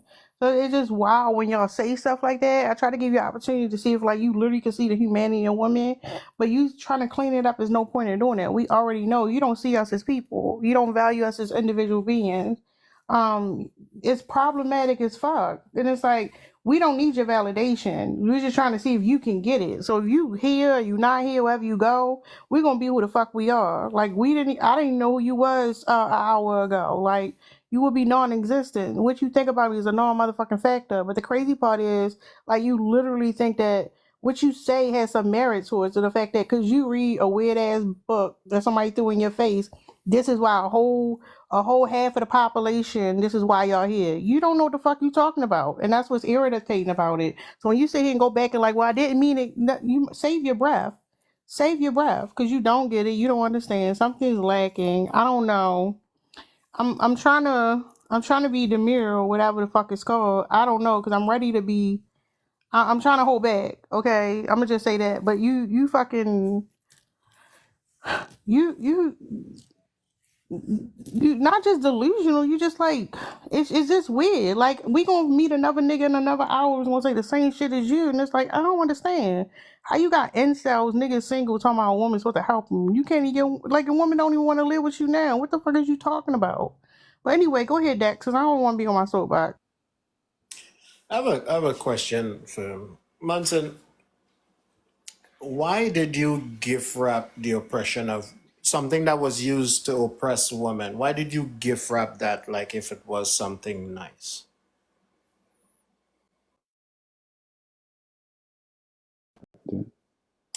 Okay, so this is how you did it, right? You came up and praised women and said men supposed to listen to women and stuff like that. So you buttered them up. Then to go and use the biblical scripture and said that when God create man, he then create a woman. You left out the part with the rib, right? You left that part out, which I think was on purpose. To then say she was created to be a helper. But that book, do you know what that book, how that book was used in order to oppress women with that same scripture? I do. So again, why did you make it seem it was a good thing? That means gift wrap it, like it's a present. Why did you do that? I speak against how that word is weaponized against women all the time. Did you hear my question? I heard and I'm responding. Okay. I do understand how that word has been weaponized and used against women. I hate it. And on my platform, I speak against it all the time. I think a man is a fool if he don't listen to the wisdom or the voice of a woman. Okay, wait. The man should recognize the woman and who she is and how she was created. Munson. I ask you a simple question, right? And I'm trying to give you a simple answer. No, I am not him and who you perceive me to be. Hold up. My question was, why did you romanticize that and explain it to women like it was a good thing when you yourself just admitted that it was used to oppress them? I'm asking you why, not to re-explain it. I'm asking you why. I think it's part of humanity just to be helpers one to another, even if every woman in this room never helped a man. If her fellow queen or her fellow sister or her fellow whatever she may see another woman as, I don't think it diminishes a woman to help another woman. So the Bible didn't talk about a woman was here to help another woman. You use the I'm not talking about what the Bible say. This is the mind of Munson. So if you're going to deal with Munson's mind and not King James' mind. Oh, he got loud. Things. He put some bass in his voice. But even though you brought it up, hold up real quick. Hold up, Munson. See, that's what I'm saying. I didn't do that with y'all. Hold up, Munson. See how you not consistent? Because let's do this. Let's stay with your logic. You said men need to listen to women. So when I say you fucking out of your mind, you sound fucking crazy. Shut the fuck up and listen to what we're telling you. You still not listening. So even by your logic, you're not Dex following. is You're a not Dex practicing. is a See how woman. now you're not practicing what you preach. I'm getting You clarity. listen. Dex No, is a no. woman. Listen, sir. I'm doing what you just said. I'm telling you, shut up. You don't know what you're talking about. You need to listen. Like, why are you talking back? I don't understand. You literally said men need to listen to women, and you're not listening to me in real time. So, Dex, the answer to your question is we see the psycho abuse all the fucking time. They come up, they idolize. I'll be waiting for them to say that shit. Like, literally, you want to validate so you can move on to the evaluation. And you got loud, Mia, because he going fucking rage quit eventually. Like we see, we know that this discardment it's the same shit every fucking time with y'all. Every fucking time. You're not practicing what you preaching. The women here telling you what the fuck you talking about, and you're not listening. Go ahead, Allie. Hey y'all. Hey, Allie. I finished my midterm, y'all. I'm feeling much better. Only to just come out. Congratulations. Thank you. Only to come out of class and be told that it is my responsibility to be a helper. It's crazy. Not when I'm paying my hard-earned money to go to school to become something. That's crazy. But no, I'm gonna let y'all have it. I just wanted to ask him a question real quick though. What does it look like for a person to be a helpmate? Because you said that you was talking on your platform. I'm wondering, what are you telling, if you do have women that follow you, what are you telling them? What does that look like? What is a day in the life of a woman who is a helpmate? Does that mean to just follow everything that the man says to do or be? Like, what does that look like? In my opinion, no. I don't think so. I don't think so. Okay, can you elaborate a little bit more? Because you said no, but I wanted to also know, like, what does it look like to you? Because you said that you be cooking. I mean, I'm reading the comments. You said that you be talking on your platform. So what do you be saying? I tell men that our fathers raised us to be whores. I tell men that we are arrogant. I tell men that from a psychological standpoint of view, in the world of psychology, I believe that many of us suffer from arrested development. We are stuck in the emotional, developmental stages of our lives. From a biblical standpoint of view, I quote a scripture that says, when I was a child, I thought as a child, I understood as a child, and I reasoned as a child. But when I became a man, I put away childish things. I didn't elaborate on, in my opinion, Who said what's that? childish. Where you get that And quote one, from? I heard that before. it's a biblical principle in the Bible. And so I then go on to tell them that it's childish to request from a woman what you don't require of herself. It's childish to make a woman diminish who she is to compliment who you are. It's foolish to request she set herself on fire to keep you warm. And I think that you are a fool if you have this type of woman in your life and you don't listen to her. In particular, I know you are the head based off that mindset of theology, but if you are ignorant in an area that she's educated in, why let your arrogance lead in that area? Let that woman lead. She You a got what it hypocrite takes. She though. is You're a her. hypocrite though. I You're a was just gonna hypocrite. say that. If you feel that way, then why are you telling people to pretty much like lower themselves or shrink themselves to just being in the position of a helpmate? That don't make no sense. Robin can't be Robin and Batman. You understand what I'm saying?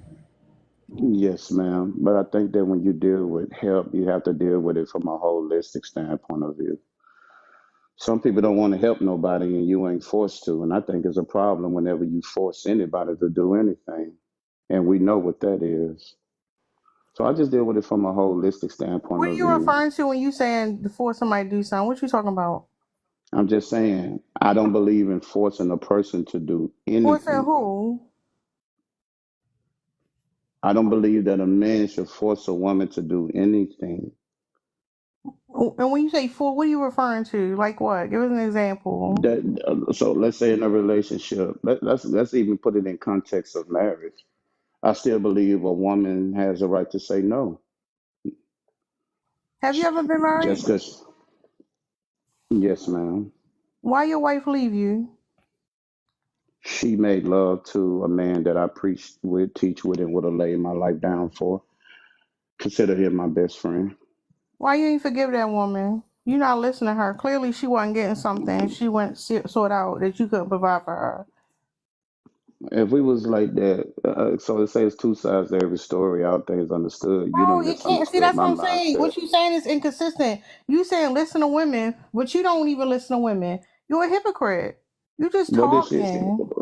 so. I feel like even if I was to give you the truth, you wouldn't believe it. But just so you will know, she told the bishop that married us, I didn't do anything. I believe her. I trust her. In other words, I didn't do anything. He was everything. I No, just chose to do she's him telling this the. way. No, she's telling the truth. She ain't do nothing wrong. You right. Yes, ma'am. I yield the floor to you, though. I actually believe I'm with Tara too, and here's why. You're using a book, right? You're going the quote unquote holistic way, right? And you're going by a book that specifically puts women below men, right? And again, you're gift wrapping oppression, right? So only manipulators do that, right? Because in that same book, when he was talking about, woman was created to be a helper, that same book said that woman got punished, right? With pains in childbirth and to be subservient to men as punishment for eating from the tree of knowledge, right? So again, square that with me and tell me how you use this book that specifically put women below men or to be subservient to men as a punishment. I don't believe in putting a woman below a man, and I don't think a woman is less than a man if she don't ever be with a man. What if a man never come? Who are you? Wait. Who Did a you woman hear my is has question? nothing to do with a man, and I don't put a woman below a man. Did I you don't hear my agree question? with, and I'm responding to the way that you shared what you shared. I'm I asking don't you, do that. I let am me a ask it man. again. Let me ask it again.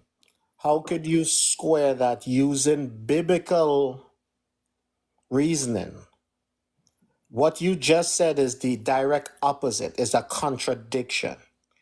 How are you believing a book that states that they put women below, but then you saying you don't while following the same book?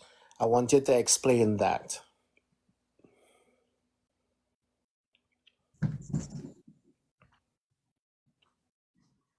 Because somehow it doesn't seem like you understand questions. So I have to restate it. So explain that, please. Um, so let's just say that some people believe that women are not supposed to um, teach, preach. And one of the problems that I have with some men is that I Hey y'all, don't can agree y'all with tap the that. screen? He gonna be a while. Can y'all tap the screen, please? Um, so there's this scripture that says, in the last days, I'm going to pour out my spirit on all flesh. Your sons, daughters shall prophesy. What I come back and tell the All right, good old boys club. Shit annoying as King, hell. I'm This trying to nigga is I'm trying to fucking figure it annoying. out, King. I be Oh listening to my you without god. interruption, but then You get on my nerves. You just saying a bunch of jibber so wait jab. a Shut the minute. fuck up. You asking my Y'all mindset. wanna talk to him because he getting on my damn nerves. Wait, You wait, wait, talk, me, hold up. wait. Don't give it to Hold him, up, y'all. Tara. You talk Don't too give it to fucking him. slow. You talk He too doesn't. goddamn slow. I don't like Mm-mm. it. Like He's it's giving, what is pretending. you even talking about? Shut I the want fuck. to I'm sorry, wait. y'all. I want He's to. pretending. He's pretending because if you He notice, definitely pretending is annoying as No, shit. he's I did pretending. this Because with I'm gonna her tell. I'm gonna Sunday, tell and it's you. her I'm gonna tell you. misunderstanding. She swaps Stop out talking over her. validation Stop talking for. over her. Let a I'm woman gonna tell speak. you God damn. that you speak really slow, Too fucking and you slow. speak like this when you telling those calculated lies that you like to meander into. And then when you start to feel something and you get incensed and you speak a little bit faster like this and you react. But from the moment you answer my question, when I asked you, would you want your daughter with a man like you without any interruptions, as if you were perfect, and you said yes, I knew that you were problematic from that answer. Because that would be to say everything that you ever did is perfect. You and I both know that's not true. I don't even need to know you to know that, because none of us are like that.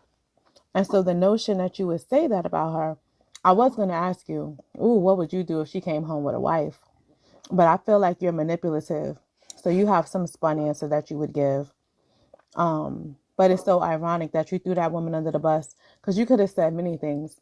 You know, it just didn't work out. We don't know you, but you couldn't wait to throw that lady under the bus and say that she slept with somebody. Okay. And I hope she enjoyed it.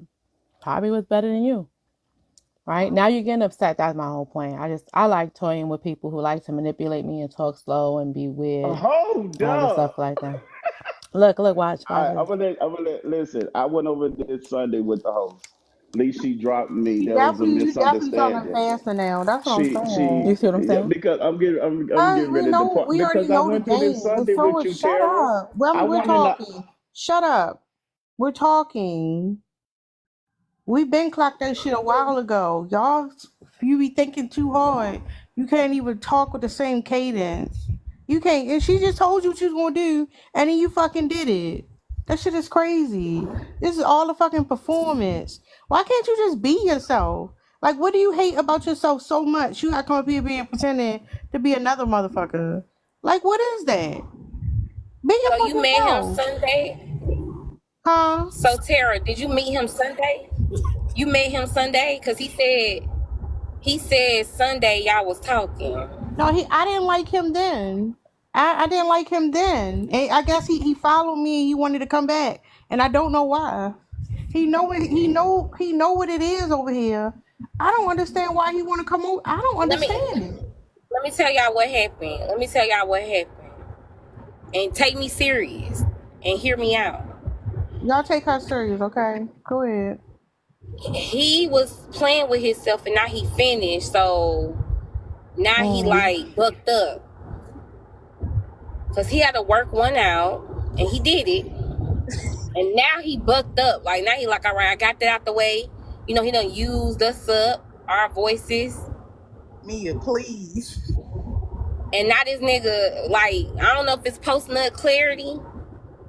I don't know what it is, but this nigga done lost his mind. He came up here serenading us with the Bible. He didn't read the 48 Laws of Power, but he read 48 books. So he thought he was gonna let us know that we are queens. You know, we the sun and the earth. Y'all know that shit they be saying. I'm telling y'all, it's the pimp meets the preacher. That's what happened.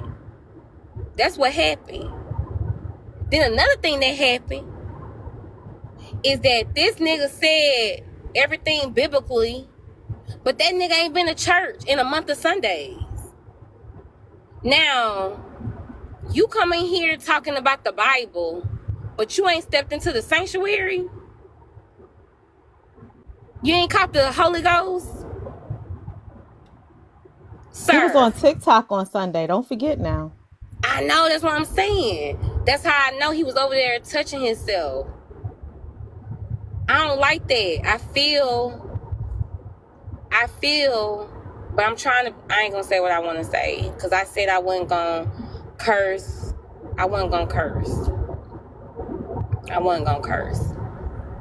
Yeah, quick question for you. So, because he has stupidity before he nut. So is it like a post-nut stupidity squared or something? Like he got even more stupid? Yeah, I think so. All right. Yeah, they, you know, like, sometimes they just like, because he doesn't have anything going for himself, like, between these men and it's damn. Oh, we can hear you. Oh, Cookie moving like that. The correlation. The correlation between these men who have this ideology, right? This pimparchy or whatever you want to call it, and it being sexual deviance is not lost on me. So I think that, and again, talked about this earlier, the only way that these men who do not have access to all the resources are the things that make them a quote unquote man, the only thing a lot of them lean on is sexual deviance. So trying to make sure now he don't have access because we're on TikTok. Oh, cookie crumbling man. poor gingerbread.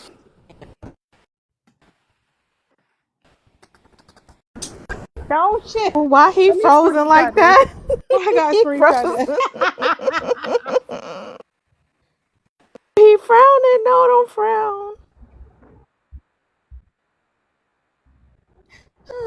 Dang. Where Mia? Help me. How old is she? Damn. Hold up. No. Have Hold to up, get your Mia. cookie a honey pack so he can stay Oh damn, there we all go. together. All right, there you I'm back go. in this thing. Yeah, Tara, we look alike. We cute. We look just alike. Oh, that's I love you. it. That's how I look when you ended up to that shooter. That is funny.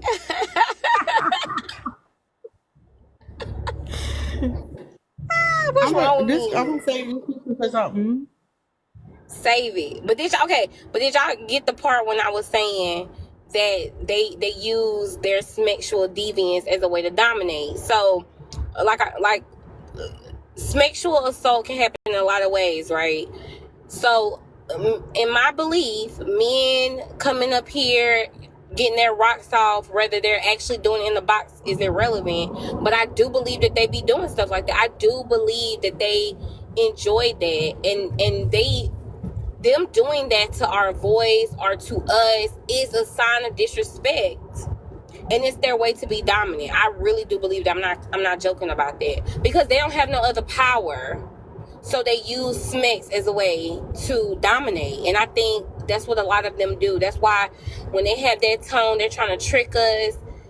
They're getting off on that. Whether they're actually doing it, it doesn't necessarily matter, but they are getting off on trying to trick us.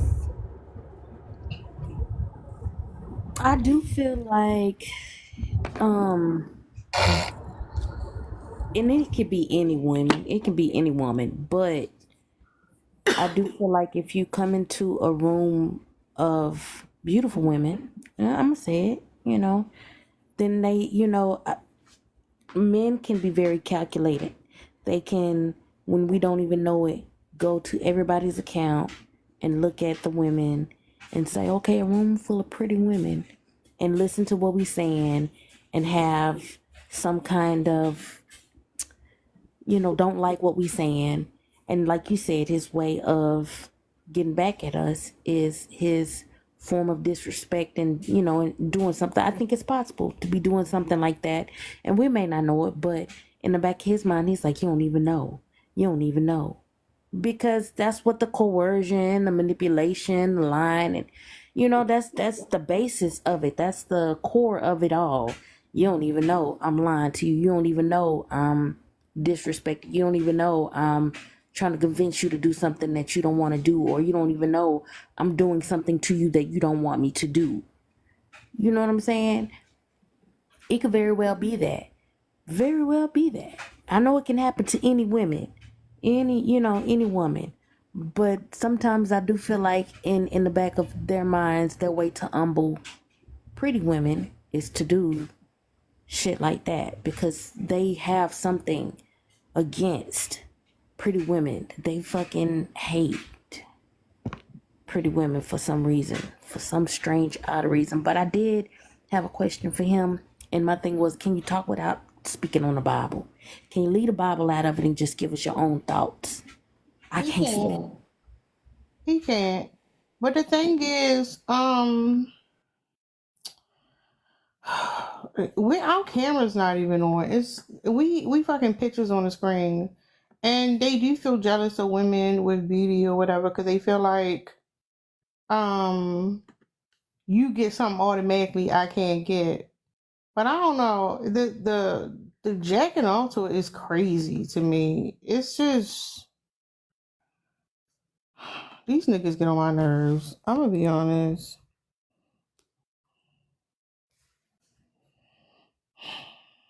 Well, I don't push it past them. My mama said, don't never say what your man or your kids More won't do. chaos and destruction throughout the entire. Kids won't do. And I feel like the possibilities are infinite. What'd you say, Mia? Can you hear me? Damn. Mia fight for her life tonight. Yeah, poor Mia. Yeah, I know. Yeah, he just wanted to come and preach. Her cookie over there looking like Trump at the Coachella rally.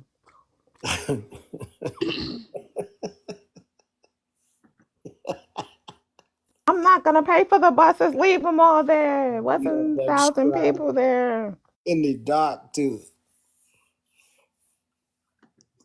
In the darkness. It's nasty work. No, it's not. That was funny. That's why I found it. Funny.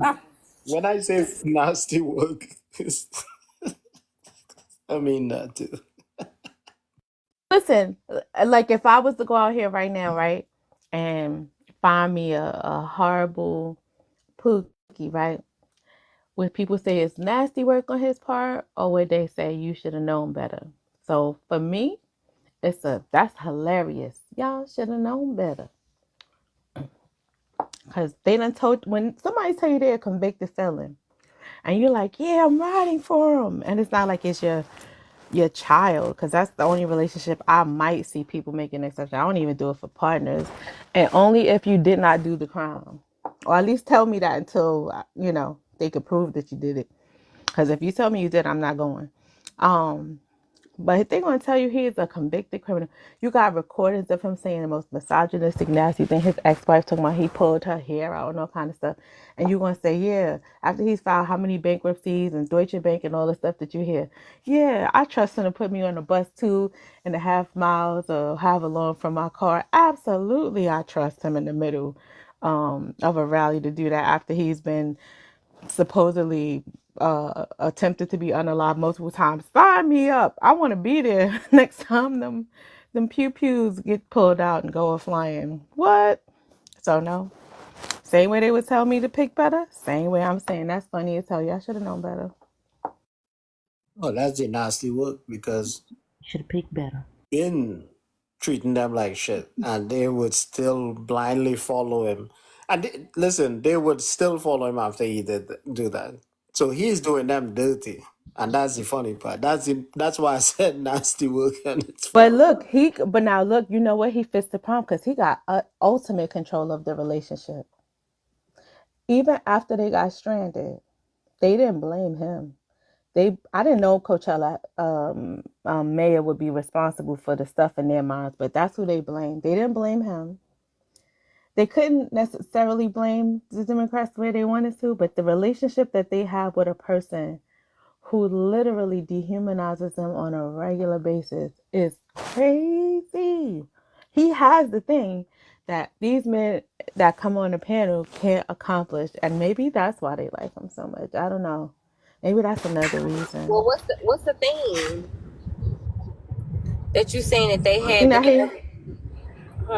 The ability to lie and still be loved at the same time. Like so, to still seem like he's on top of everything. Who tells him no, and it gets to be a firm no? What if they said my Lisa got 34 felonies, where would I be? Not on TikTok unless I was in my cell. Maybe I don't even see women on prison TikTok or whatever. I don't know, but.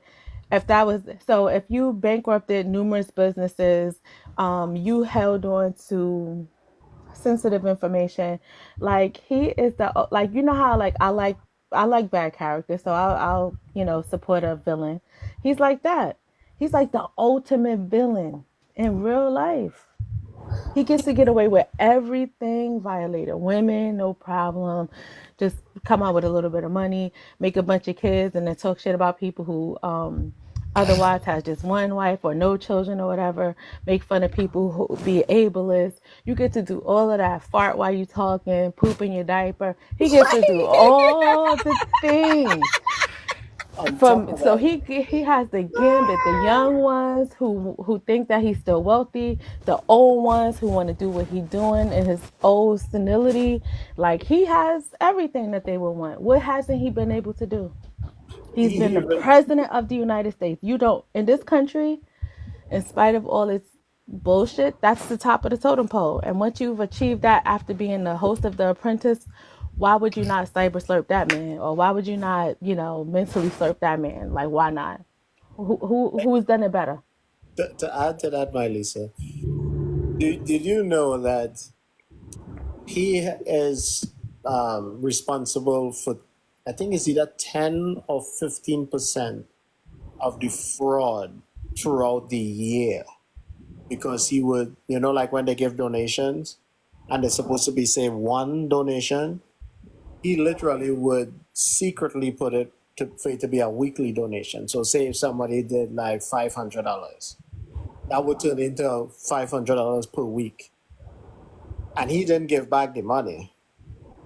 And so the amount of fraud, it ended up being, I think people didn't realize it until like 2-3 months down the road, that they would keep paying him they thought it was just one donation. I ended up coming up to be hundreds of millions of dollars. So he was responsible for the total amount of fraud in the country, which is billions. Him alone was like 10 or 15% of it. And they still following. Because I say this all the time, y'all. They love him because he get away with the things that they want to get away with. They want to do the stuff that he do and get away with it. So they admire the fact that he could commit these crimes and be shady and be grimy and be slime and get away with it, and they want to do that as well. They do not want this country to be better, to be more moral, to be more empathetic, none of that. They want to get away with it. And when you talk to some of these guys, they're never talking about it. Like when we think about, for example, when we talk about prison reform, they're not a lot of times when these men speak on it, which is rare because they don't care, but when they do speak on it, they're not talking about figuring out a solution to why most crime is economically based, right? They're not talking about those solutions. And you know how I know? Because they support the Orange Man, right? But anywho, they're talking about the sentences. So they're like, well, this YT man who was 6'2", just like this guy, and this, that, and the third, he got 30 days for robbing a bank. But this other guy got 30 years. That's crazy. I know it's crazy. Don't miss what I'm saying. But why are we not having a conversation about you not robbing the bank? Why does that never come up in the conversation? Or, okay, the reason why we're robbing a bank is because of X, Y, and Z. Let's figure that out. And I believe that a lot of people who are supporting this man, they like the fact that he got away with it. He got to have 35 felonies and didn't see a day in jail. They don't want to check the felony parts and what he did. They admire the fact that he was able to get away with it, and they would like to get away with things too. They would like to get away with things too, and I think that's something to talk about. Mia, did the 3,100, because that's going around TikTok right now, the 3,100 people that got released while he was in office, was he directly related to that or no? No, girl, no. And if wherever they got released from, wait, say it, Ocean, go ahead. I said, wasn't that Obama's deal? He set that up to release non-violent offenders. Whatever that means. He said, okay, so the people who didn't, basically like, because they had long sentences for people who sold greenery. A lot. It was like a shit ton of them. And they had stuff like small amounts to large amounts. And so he was like letting people like that go. People that had, like bullshit sentences and stuff for crimes. Obama had set that up. It was not damn Trump ass. True, but Trump let's not was say let's not say bullshit. Let's not say bullshit. I'm gonna tell you why. okay. What and this is complex. It's very nuanced. I get it, and I understand. That's why I'm leading with crime is economically based. I'm not crazy. Crime is economically based. That's why it's important that we work through the economic issues, and that's why more people need to be more radical in our views about these systems. That's why it's important, because I'm gonna say it one more time. Crime is economically based almost a majority of the time. I'm gonna say 95% of the time. Okay. So with that being said, when we think of some of these crimes, right? This is what happens. So let me take out a class for a quick second. Bear with me. Let me ask y'all a question. Who believes that stealing is immoral and unethical? Say something. Me. I do. Me. Okay. Stealing is Oh, I don't. Tara, don't throw it off. No, I'm just saying I ain't throwing it off. You said answer the question. But not honestly if it's gonna go against what I'm saying. So anyway. Oh no, stealing is bad, y'all. Stealing is bad. Don't ever do that. But no, so Tara is saying something, but because Tara thinks big, but I need her to like walk this line with me. So stealing is immoral and unethical, right? If I steal out of Tara's, if I take Tara's the last piece of chicken for her and her child, that is immoral. That's not cool. Why would Stealing from me ain't right. You don't lost your mind. You right. You right. Yeah, that's what I'm talking about. I'm not talking about. That's why I say you thinking big. Let's just think regular. So stealing is unethical and immoral. Cool. Now the next question: is food and water a necessity? Yes or no? Is it food and water a necessity? Yes. So we can all agree that we need food and water to survive.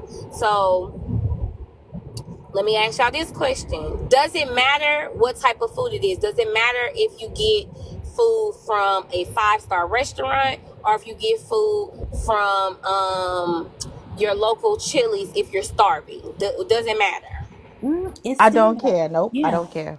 No. So in that situation, what's most important? The food, right? Yes. Okay, yeah. Yep. Yeah, because you're eating. Yeah. You're hungry and you need to eat. Okay. So with that being said, do you think that stealing for food, do you think that is a fair thing to do?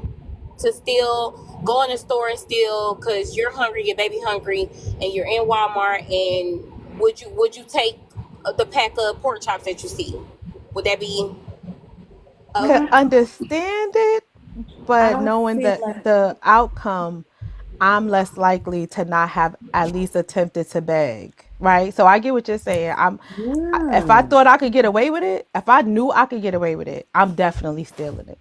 Walmart. So Mia, let me know when I can answer. You can answer. Is it fair to steal? After we done went through, stealing is, generally speaking, stealing is unethical and immoral, and food is a right and a necessity. So would it be okay to steal for food? But see, that's the thing. That's what I'm saying. I don't know. You say I was gonna mess it up or whatever. I think it's unethical to charge people for food, and because like food, literally, if you think about our first and actual food is agriculture, something that counts. Like you don't see feral animals buying food. Like we so conditioned that You food. think it's so deep? But I mean, you asked me. I know what I'm saying because the point you're making, and I'm not saying you're thinking deep. You thinking how I think. But what you're saying, you're bypassing where we're at because I led with earlier. That's why I asked you if I could answer yet.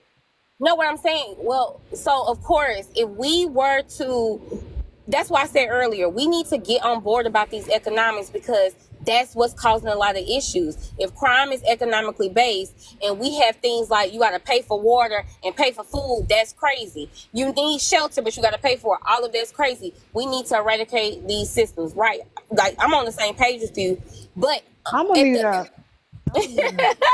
at the moment now, I'm trying to get us somewhere, Tara. You're showing us how the reason that they got arrested is because they were trying to survive. Right. And they're being No, hold on. penalized for So let me. survival. Nope, that ain't it. No. Well, no, you're on it, but you ain't on there. So anyway, all right, y'all got it. Y'all got the meat of it, right? So it is when it comes to necessity, your necessity, which we've talked about, is food and water, outweighs morality, because you cannot be moral if you're unalive, right? So we got that. So that way of thinking puts you in survival mode. We know when you're in survival mode, you're not living, right? Being in survival mode is not living, because if you are desperate to eat and get water and you're trying your hardest to find those necessities every day, you're just surviving. You're not living. So we got that, right? Now, what ends up happening, because we all understand that, but what ends up happening is you have some people who say that their necessities are food, water, and Jordans. Food, water, and a certain house. Food, water, and a car. Food, water, and the ability to get a VIP section in the club. Food, water, and the ability to get high all day at their friend house, shooting dice. Food, water, y'all get where I'm going, right? Y'all following me? Those are necessities. So we've already, before I added those other things to the food and water that y'all agree with, we've already said that your necessities outweigh your morality. So if you say that it's okay for me to steal for food, water, you can't worry about the other things I'm adding to it, right? Okay, so now that I added these other things. So what ends up happening is you have people who will say that they did X, Y, and Z for food and water, but the reality is they did it for the other things that they themselves deemed was a necessity. And once we across the board within the community, once we say it's okay for you to steal or do something unethical and immoral for your necessity, the person gets to decide what their necessities are. So if that means that I can hold you up at pew pew point, if that means that I can slang this candy because I deserve to have access to things like Trump, or I deserve to get up there like Rockefeller, then guess what I'm gonna do? And then I'm gonna tell you, when you say something, I'm gonna say, well, I grew up in a certain neighborhood. You don't know what it's like growing up like I grew up with. You don't know what it's like to jump off the porch. You don't know what it's like to struggle. If you knew what it was to be in survival mode, you would do the same thing. But they left out that the necessity was not food, water, and shelter. The necessity was accessibility. And that goes to another thing that a lot of people do. There's two reasons why people will disregard their morals: to attain what they need, the necessity, and to attain what they want, accessibility. How often do you think that we have people who disregarding morals to attain what they want, their accessibility? Now, how can you argue with somebody if they say, I grew up in whatever hood you want to name? How can you argue with them? How can you? If you have any empathy, how can you argue with them? You can't. Especially if you think about the point that Tara made. Because Tara is thinking big, right? Tara's like, look, we shouldn't be buying food. We shouldn't be doing all this. So Tara has a certain amount of understanding. So when somebody talks to Tara, they're going to be talking to her like, well, if you know that we shouldn't be having to do all this, then you should understand why I had to do what I had to do. But the whole time, they were doing what they did for accessibility, not for necessity. So how do we deal with that conversation? because we're doing the work. So there's two parts of it, because that goes. So if I take Tara's route, the people who made food, um, a item to exchange for money, are the people who really committed the bigger crime. Because had that not been in there, we wouldn't have possibly compromised our morals, and that person would have had to come to the table when they committed the crime to say, "I just wanted to do this because I wanted accessibility." Or if I see it your way and I say, I don't think the high level thinker, I just think, oh man, I'm going to have empathy because I understand what it looks like to be oppressed and what it's like to be in survival mode, desperation, psychology, da da da da. Then I'm looking at it from that standpoint and saying that when I think about men, especially our men in particular, they don't deem themselves worthy beings to begin with, hence why they live the way that they do. And so I can understand why so many of them fundamentally, under this system in particular, that has taken away their, not helped to disarm them from education, hence how they get here. So it's depends on which way I decide I want to look at it. The empathetic version, because I'm in the same struggle, though I'm choosing different outcomes, or I'm thinking big because I'm in a group of people who constantly push me to see the bigger picture, so that we don't continue to be victimized by things that we understand are there, but we do have potential outcomes, that things that could change the outcome. If that, I don't know if I was making sense. It was good in my head, it was going good, but then it burned out. Sorry, y'all. I'm thinking bare necessities. If we're gonna have a limit, if they're gonna take it too far or whatever, then bare necessities. To my bare to the bone necessities. Food and water and shelter. But why would you hold a human being accountable in a manner where I had to sit for weeks and watch eggs that used to cost $4, cost $18? Surely I'd agree. How do I say that even though you've added to the stuff that you did, the third item that she added after she said the food and necessities, and you only taking the bare minimum, I'm saying this person's bad. I'm literally watching people just for sheer greed in the middle of times when people are struggling to begin with, and you don't hear anybody who doesn't say it. Even if they're not the ones feeling it, they still freaking say it. So you hear it in abundance. You're going to charge $18 for eggs, literal eggs. So when you see somebody committing that kind of high treason, people have type 1 and type 2 diabetes, right? And insulin that costs $5 to make, they're charging $100. People who have weight loss stuff and they're making, weight loss things that could be helpful out of this world, and people are building clinics. When you see people committing crimes on humanity, you're going to say, oh, well, that's capitalism and don't worry about it. But you hold this person to a higher standard, and they're just human. And that's just one person, and you put a cap or a limit on it, but you don't put it over there. That's where we get into the different conversations in my head. So you should to have me, a cap on too. Like, they should go first, in my opinion. Goddamn, when you start getting into greed and hoarding resources and stuff like that, you should be the first. We should come That's after you men. first. That's men. That's how men. If you watched all the Viking stuff, that's been men throughout history. Yep. That's not us. so I was, But what? so I was. I'm sorry, because let me make this point, because Tara, I want you to come in right now. This your opportunity. But so the thing that's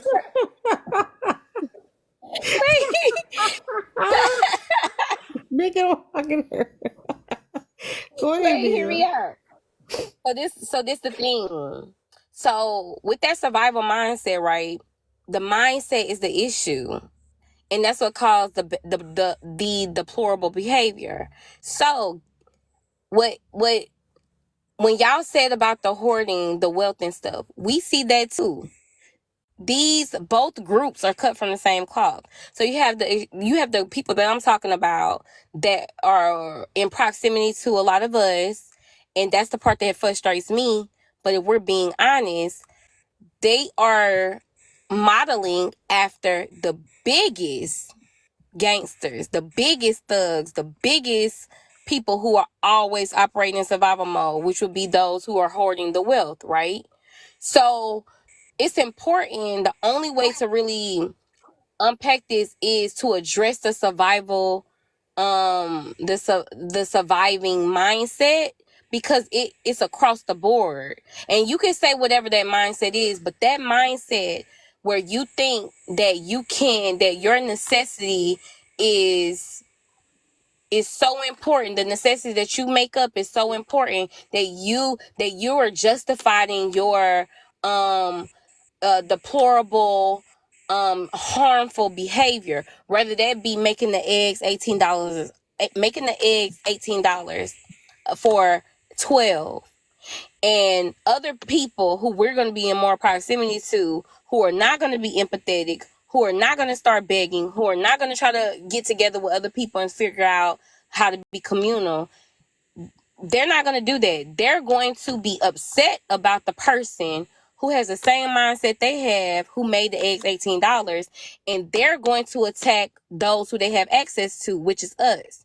That's why they're okay with understanding it's messed up how we're facing these economic hardships, but I'm gonna start selling candy right here.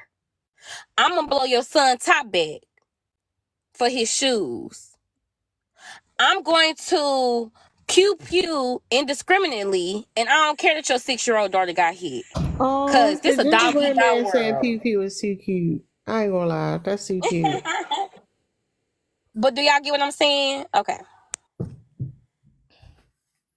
Who the problem is, but rather than Toussaint Louverture, we got to take the brunt of it because they see themselves on a monopoly scale of something that's on a global scale, that they'll be our version of what the rest of the people have to experience on a holistic viewpoint. They'll do that to us because they know they're not going to stand a chance of doing that to them.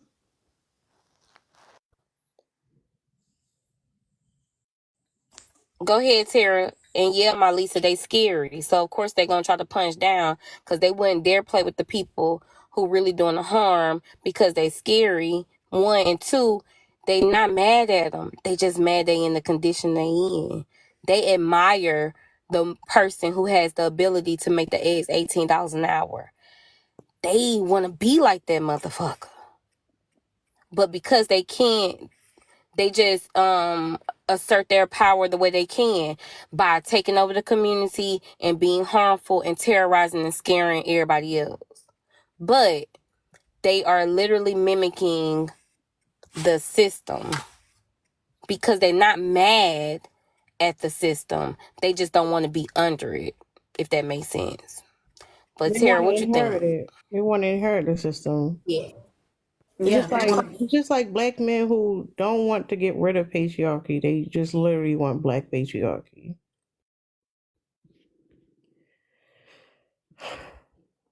It's kind of like how they so how their women, the others, all of the others are able to have their women like get a house, white picket fence, car, minivan, whatever.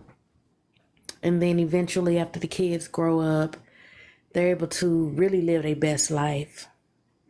But these guys haven't done any of that. And the system has made it so that they think, not even that they're incapable, but their mind is what's stopping them in a big way. Like they're in their own damn way in a lot of ways. But they still see these others doing all of the shit it is that they want to do. Still see them doing all of the stuff it is that they want to do. It's interesting because I be playing with this thought, but in my mind now, I think that to be black is to be physically enslaved. Like to be a woman, like your oppression is I feel like it's like physical enslavement, because the way slavery works is you find somebody, you hold them down, you like capture them because they're gonna want to run away. over time you break them. And you break them to a point where you can let go and they stop running. And I truly feel like privilege in this country is a more mental slavery. I think if people don't experience that type of privilege, they don't understand it. But it's just interesting because when we think about YT people, we're conditioned to think, oh, YT people have privilege, they got it made. But if you pay attention to the motherfuckers, like they walk around with constant fear of being exposed. Y'all know like the imposter syndrome? Because they have a label, they got like prestige, so to speak, just on something they didn't do anything. They were just born a certain way. And they didn't invent the system. The motherfuckers who invent the system been gone a long time ago. They just keep it going. And it's like it's just interesting because I feel like the people who started this shit were fucking vicious. Like, and that's why I say this is rooted in trauma. Because when you've been conditioned a certain way, you really in survival mode, you're going to do whatever you got to do to survive. You're going to do some ruthless shit. But part of our strength, specifically for Black women, is resilience. And you get resilience from going through those times. But if your life been fucking easy as fuck, like life been simply easy, you just been hiding behind a mask or whatever, but it's been easy for you. You ain't got it in you. I don't know. I don't know. When I see people who got privilege, I be like, they some bitches. I don't see nobody who got privilege as like some scary motherfucker. I'm like, oh, that's a bitch right there. You just got some dummies who will fight for you, but you weak as fuck. I don't know. So the idea that they look up to them like, oh, I want this and I want that system, whatever, it's some bitch made shit. Just like motherfuckers who want power over people.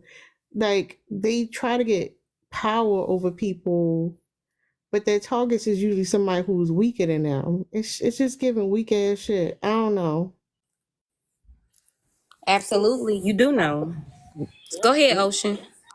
No, hold up, not you. Hold up. I be saying that when I be still trying to figure stuff out. Don't be coming for my thoughts, gingerbread. Like, No, I'm saying you ate that up. Like, you said it. Like, you ain't meant your words. Okay? If I Come send on, you a man. cookie, Mia, are you then a cannibal?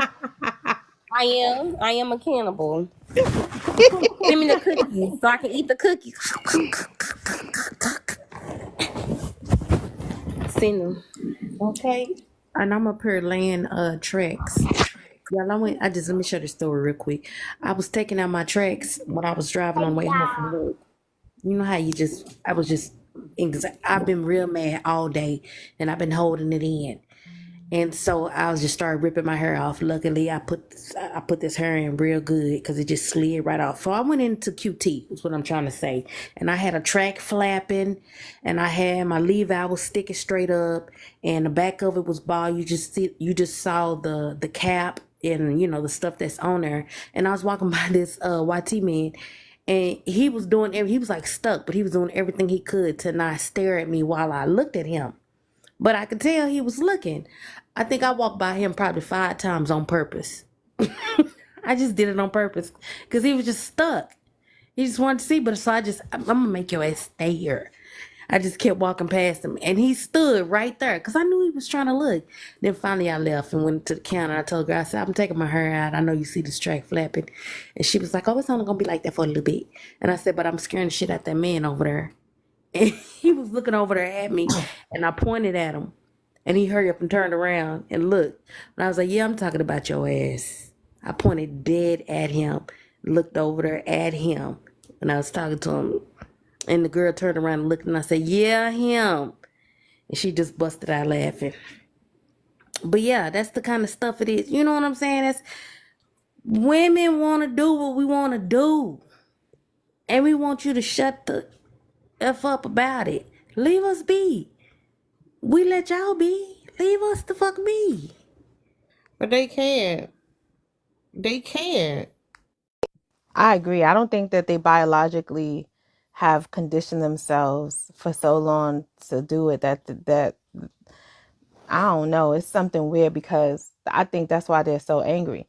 Because even the most hateful of them, when asked this one question in particular, do you think that men and women should live separate lives altogether? No, we need women. Like, and they don't make any qualms about it. They don't have no problem saying it. They could have been the nastiest thing the whole time. You could have seen them in another live saying they hate women, da, da, da, but they'll still say that they need them. So I think that there's something either psychologically or physiologically that's been allowed to be unchecked for so long. And that's why a lot of them are upset, because they could be mad at her, but when they see her video, right? They see her video. She come up here and she dropped you, flushed you like a bad turd, right? And they see her video and they're like, I'm mad because my body responds to her in spite of psychologically me being mad because she dropped me. And my ego is upset that I didn't get a chance to say what I wanted to say. But your body betrays you. I think there's some part of that they feel extremely angry and frustrated about. I can't really, because I'm Hold on not. one minute. I'm sorry.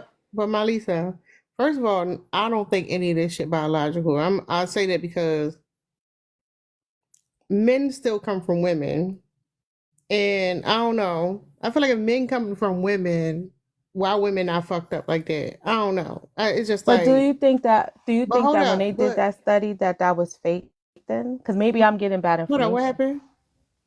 The study where they showed men images to measure their reactions to certain images, and then they did the same thing with women. Psychological. And Yeah, so Psychological. hold on. I want to say something because I'll be forgetting stuff. Another thing is they don't get mad because they get dropped because they don't get to say what they want. They get mad because their intent. So here's the thing: the reason why I deal with men when they come over here, because they don't. There's no conversation with men. Not from me. I'm a woman. They come into like assert some type of dominance.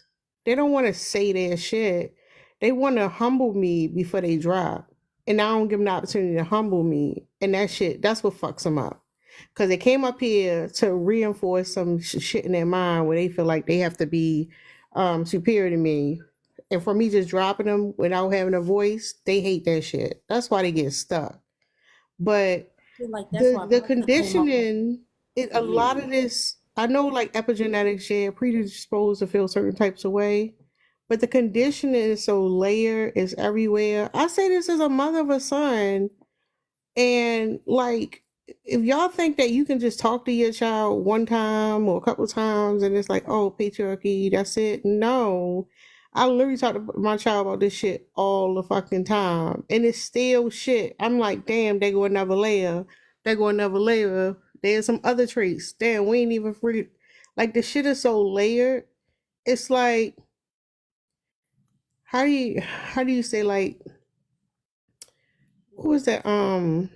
Damn, what was that movie? South Central, I think. Y'all know what South Central is?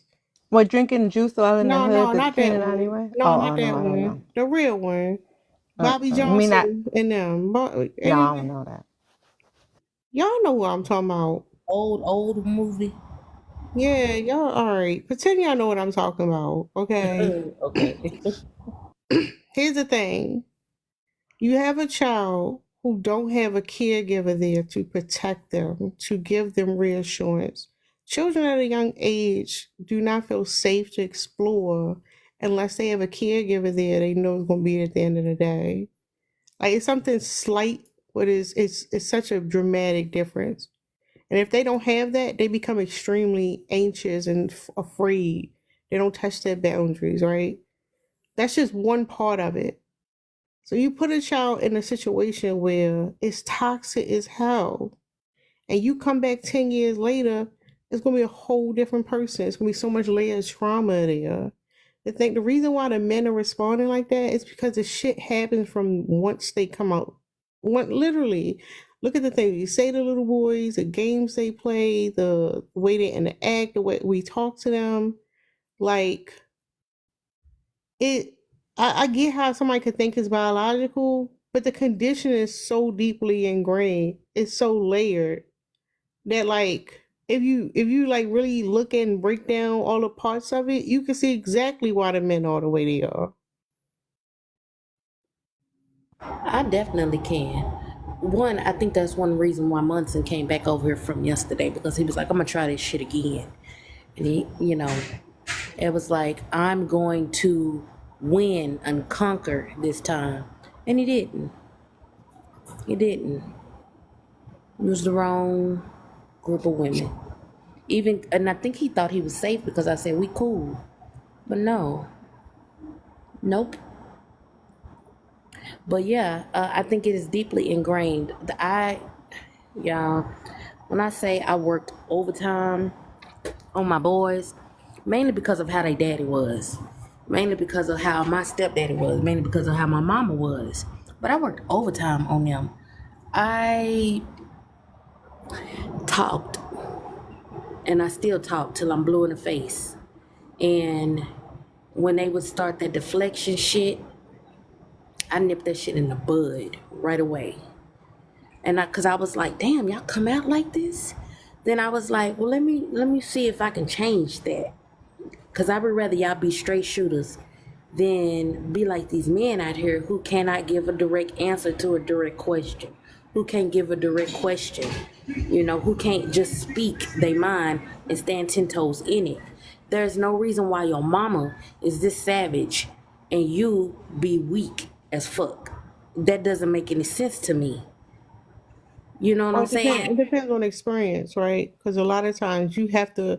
So for women, I know they say, I don't hear that shit like I used to. But when I first got on here, it's giving you a masculine woman, and maybe because I'm not in certain places, I don't know. But it's giving like you're not supposed to talk like that. Like you supposed to make yourself small. You supposed to talk to me gentle and all that shit. So like, if you want a motherfucker to hear you, it's a certain way you gotta say something.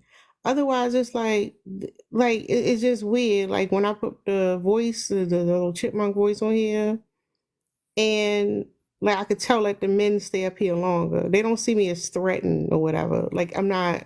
I don't know what's going on with them or whatever. But the thing is, it's in all of us. That's why I say you gotta like the way you know your enemy is by having empathy for them. Because when you have empathy for your enemy, then you can see what the fuck they thinking, why they thinking that way, and you can be fucking 2, 3, 4 steps ahead of them, right? Because I have a teenage son, and I'm more toxic than he is. He has better emotional regulation than I do. He be clocking bullshit that I say, just matter of factly, and I can't even catch it. And to this day, I'm still watching shit that I say. So when somebody say like, "Oh, men born like that," that's a fucking lie.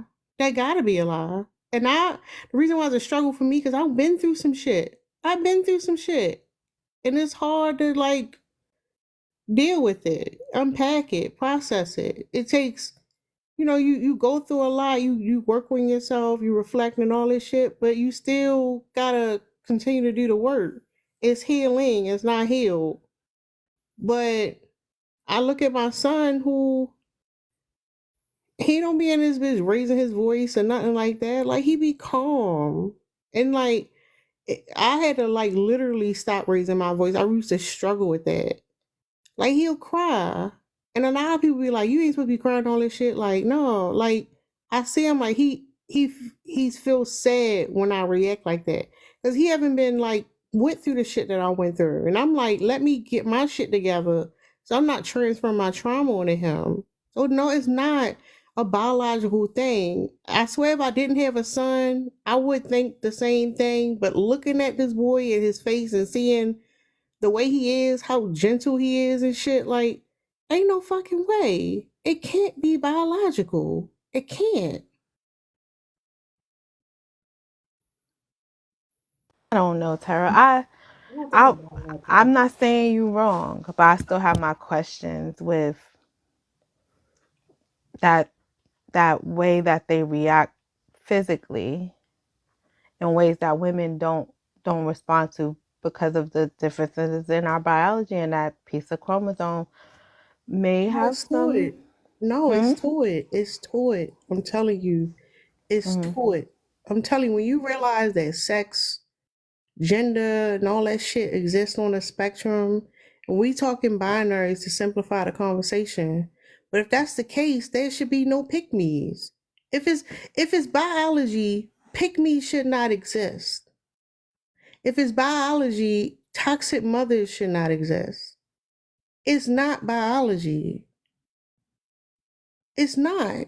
And I feel like we may not realize this, but the biological argument puts us in a state of defeated. We defeated because there's nothing you can do about it if it's biology. When you understand it's conditioned, then yeah, there's certain interventions you could put in early on to tackle that. I'm telling you, it is not biology.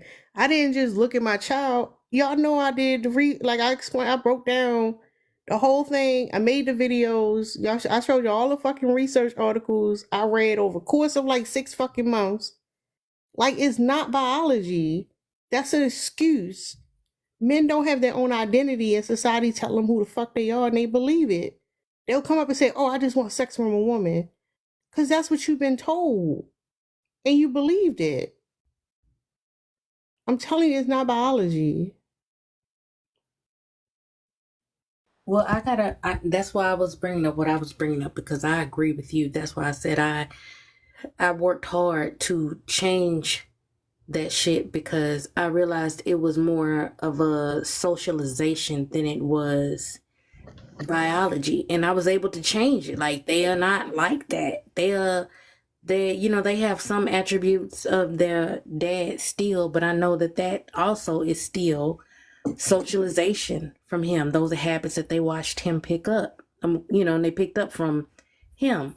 But the other stuff I worked hard to change, because I felt like, no, I don't want you to do that.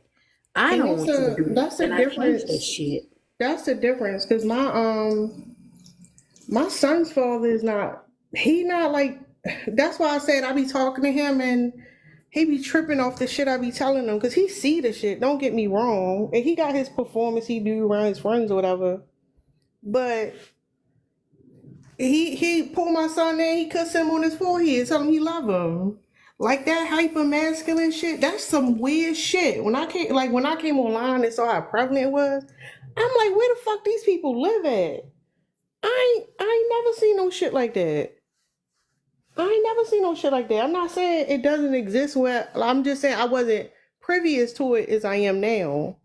But everybody not like that. That's what I'm saying. It's like, you got people who we got people that's trans. We got people who live their own unique self, who are liberated as fuck. The thing is, the reason why we struggle is because we fucked up too. That's the thing we gotta remember. We talk about the shit men do, because them motherfuckers are crazy as fuck. But we fucked up too. Well, Tara, I have to agree with you, and the reason why is because most of the stuff. So put it like this: I married my mother. If y'all can understand what I mean when I say that. Yeah, we know what you're talking about. So, and a lot of stuff that I felt like they picked up from their dad is what I brought into their life, because that's what I was dealing with my mother. And that's why I was fighting so hard to change a lot of that shit. I was like, I just don't believe, because I'm not like her. So I don't believe that you have to be, I'm not finna do a third fucking generation. We're not finna do it. The thing is, let me tell you what happened. When you have parents who are toxic, they desensitize you to stuff that should be red flags. They teach you not to listen to your gut. They gaslight you, so you second guess yourself. They literally prep you for certain people. But the reason why you're attracted to that person, because it's like, especially if, let's say you got a parent that won't validate you.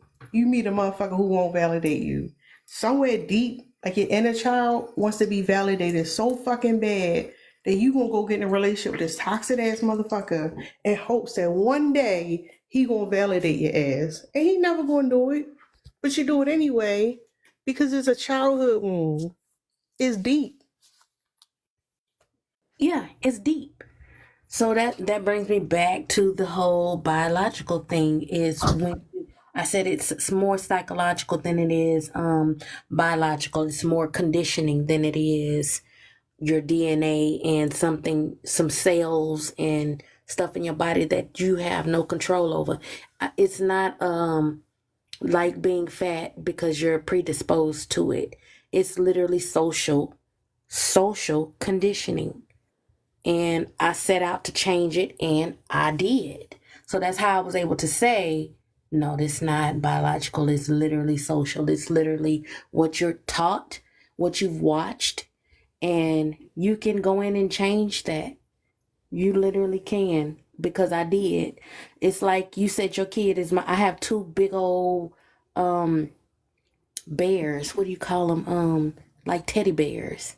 Gentle giants. That's what I'm trying to say. I got two gentle giants, and I'm always amazed at how soft and tender and loving and kind they are when I know that they could rule, they could terrorize with their size, with their minds, with, just how they are. But they're gentle giants, and I love it.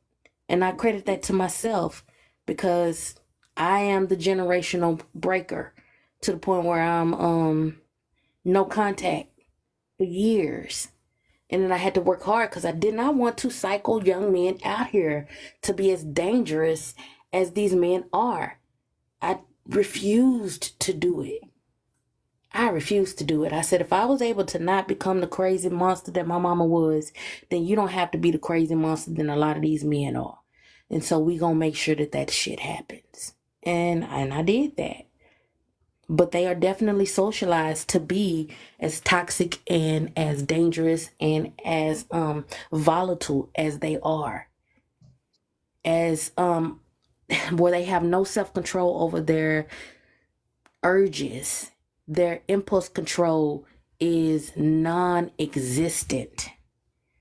That's something that you can teach. You're not just born that way. You can teach control over your random thoughts. Your intrusive thoughts do not have to win every single time.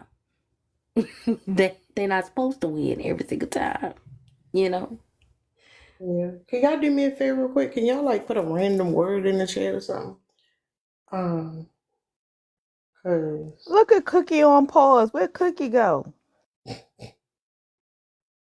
And Elmo been low key.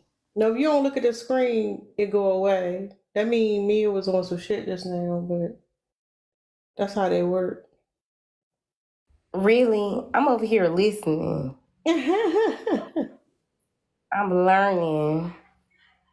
Okay. Y'all spitting. You got it.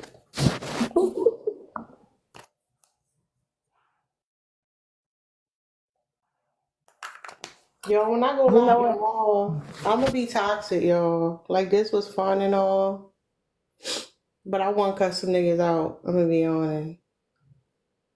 I do too. I'm with you on that. I wanna get in on some of that. I was trying to pretty up my Discord a little bit. I'm gonna I said I was gonna do it last weekend. I ain't do it, so what? But if y'all want to I still don't got no link. Huh?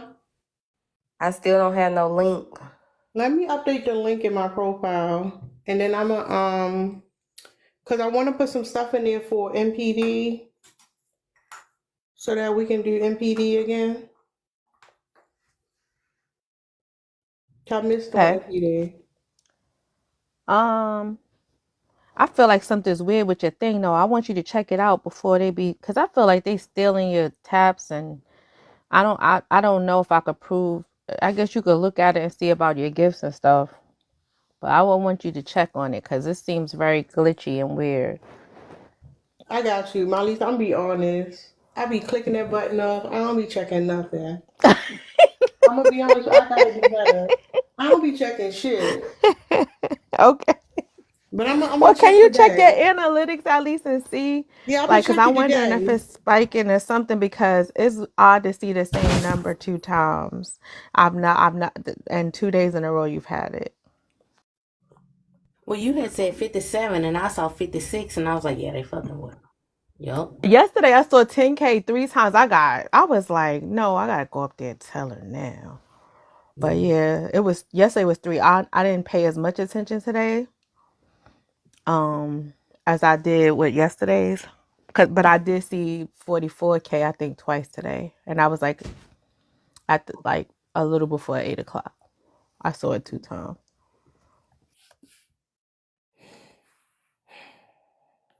Well, if y'all gonna be out there, you know how TikTok do. It'll send me behind y'all for a little while, and then I'll get sidetracked by a hoof trimming video or something else, and then I'll be watching Naruto because I'm still trying to keep up with what my kids want. So did y'all say that y'all finna go out and be problematic in y'all single life? Is that what y'all said y'all finna go do? Cause that sounds. I like the way that sounds. That's my kind of carrying on. I said to myself, we're not gonna do it. We're not gonna do it. But then I was like, and the urge is getting stronger and stronger.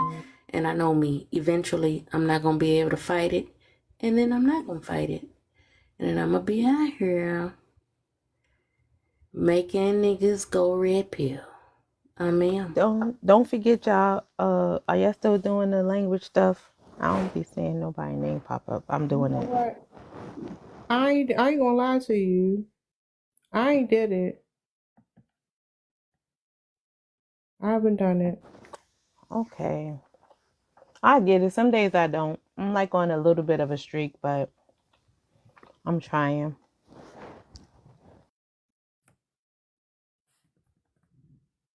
It's my job, y'all. I can't get shit done. I I can't can only get. imagine checking over that homework and all that stuff and then having to prepare stuff and figure out who got to be set aside. And then they come in, you have prepared everything. It'd be worse than when we be on live. Completely derailed because somebody came in and there's a whole nother multi-layer issue. Mir, I don't know that face. Can y'all can somebody check my link tree and see if the Discord link working?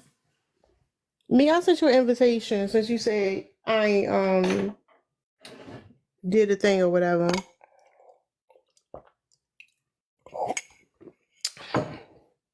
And I'm not gonna guarantee I'm gonna do it right away, y'all. I can't do that. I'm gonna get in a minute. Well, not Jigsaw wanting to be in the Discord. That's wild. What's going on? Dang, let him in. As long as you what was I gonna say? As long as you keep doing the 48, I'm co-signing you. Focused on that and work. That's good because that's still a lot. I'm gonna do. I like doing the 48. I gotta. So I told y'all, I can do the teleprompter because I can kind of get sidetracked, and it's like I was like, why is it okay for me to I can talk on the live, but the video is different because just like on the video, if you pause too long or you say too many or likes, lose track or whatever, you look like people be clicking off the video. So you gotta be focused. But now that I'm I could use the teleprompter. I get my little scripts together and I put them in there. I love it. I love it. Just saying. I think I'm gonna do so I wanted to do 3 a day. So I think I might do 11 and 12 tonight and then release them in the morning. Cause I'm not gonna be able to do shit during the day and then I do one later or something. I don't know. I appreciate everybody going to the videos and interacting and stuff. I appreciate that. Are you talking about your Discord? No, I've been doing 48 Laws of Power. Oh. But if you ever read 48 Laws of Power, they be talking about the king and all that bullshit. So it's a modern twist on it, and it's focusing on manipulation in relationships, specifically what men do to women. Okay, okay. And where is this at? It's just your videos on your page. I think I did up to 10. Yeah, I did the 10th floor today. But the This link engagement ain't is, working. huh? Sorry. It ain't working. Let me try it again. Let me try it again. All right.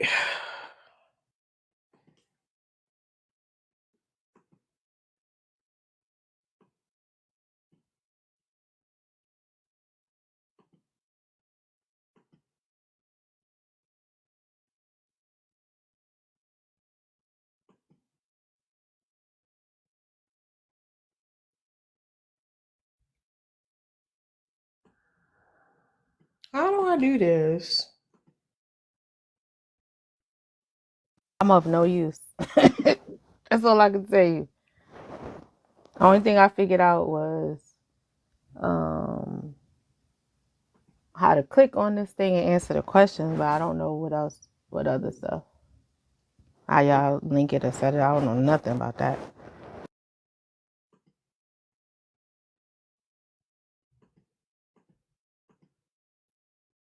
Did it make y'all sign up for a passkey on TikTok too? So I'm making a new link. Yeah, I had to do that today because I uninstalled it and reinstalled it. Yeah. It made me do that. I'm laying these tracks. I'm so glad I was able to take it out. I didn't give a damn if that man was looking upside my head crazy. Go to hell, sir. Go I'm gonna try it now. Hold on. So I think that's how you do it. Let's try.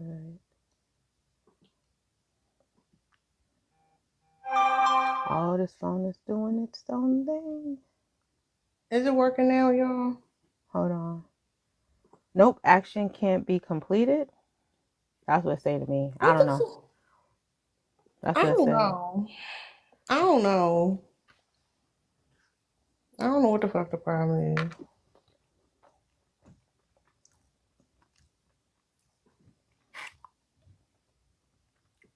Do I need to change something? Do I have to delete cookies or something with it? Is it not working for anybody? I need to change my backup because that backup, I don't even have access to the backup account no more. What you mean, your alpha? Yeah. Why? Because I had this job last summer and I used the email for it and they just deleted my shit.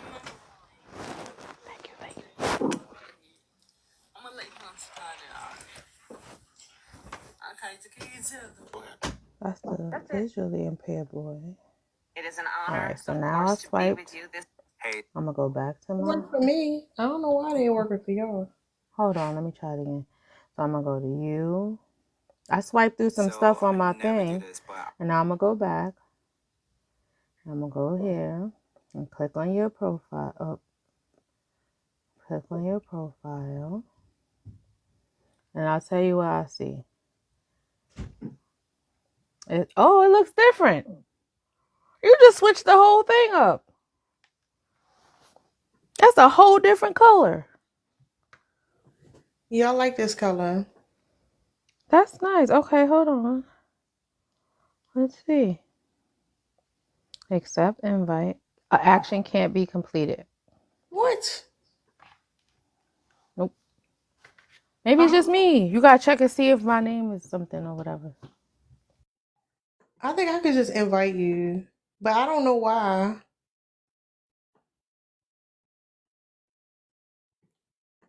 I just sent you an invite. You Do you think that maybe the link expires after a certain time? I know I've heard people refreshed fade it out. out. I just refreshed it. Oh.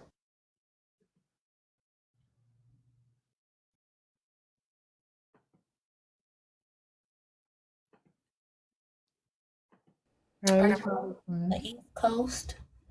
So I'm gonna try it again.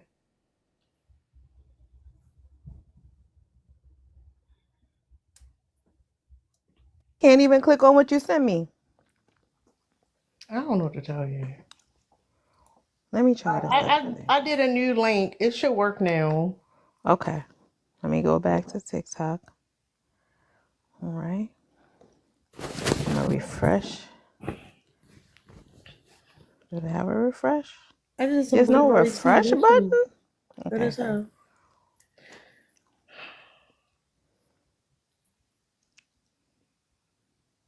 Okay. Click it. Crystal, you ain't gotta worry about that. I'm about to end this. Y'all, I think people going to sleep. Okay, I'm finna finish my hair. We will So you hook want me, hold up, Ocean. Can you click on my YouTube? Yeah, what's your YouTube? It's in my link tree. Oh, okay. Figured it out, Tara. I'm gonna It's on your download the page? video and put it up. It take a couple hours to do it, but I can download it from you last night. What do you say, my Lisa?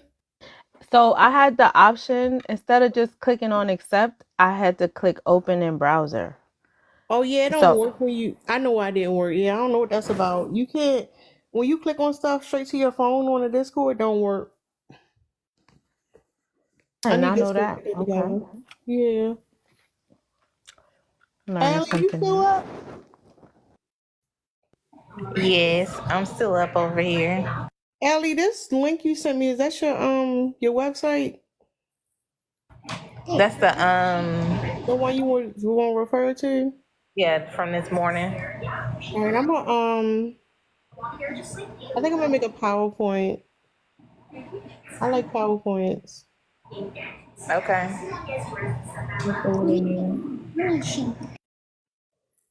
All right, yeah, I appreciate everybody who showed up today and add to the conversation. Y'all are very much appreciated. I hope y'all got something from this conversation. Anybody want to say anything before I hit the button?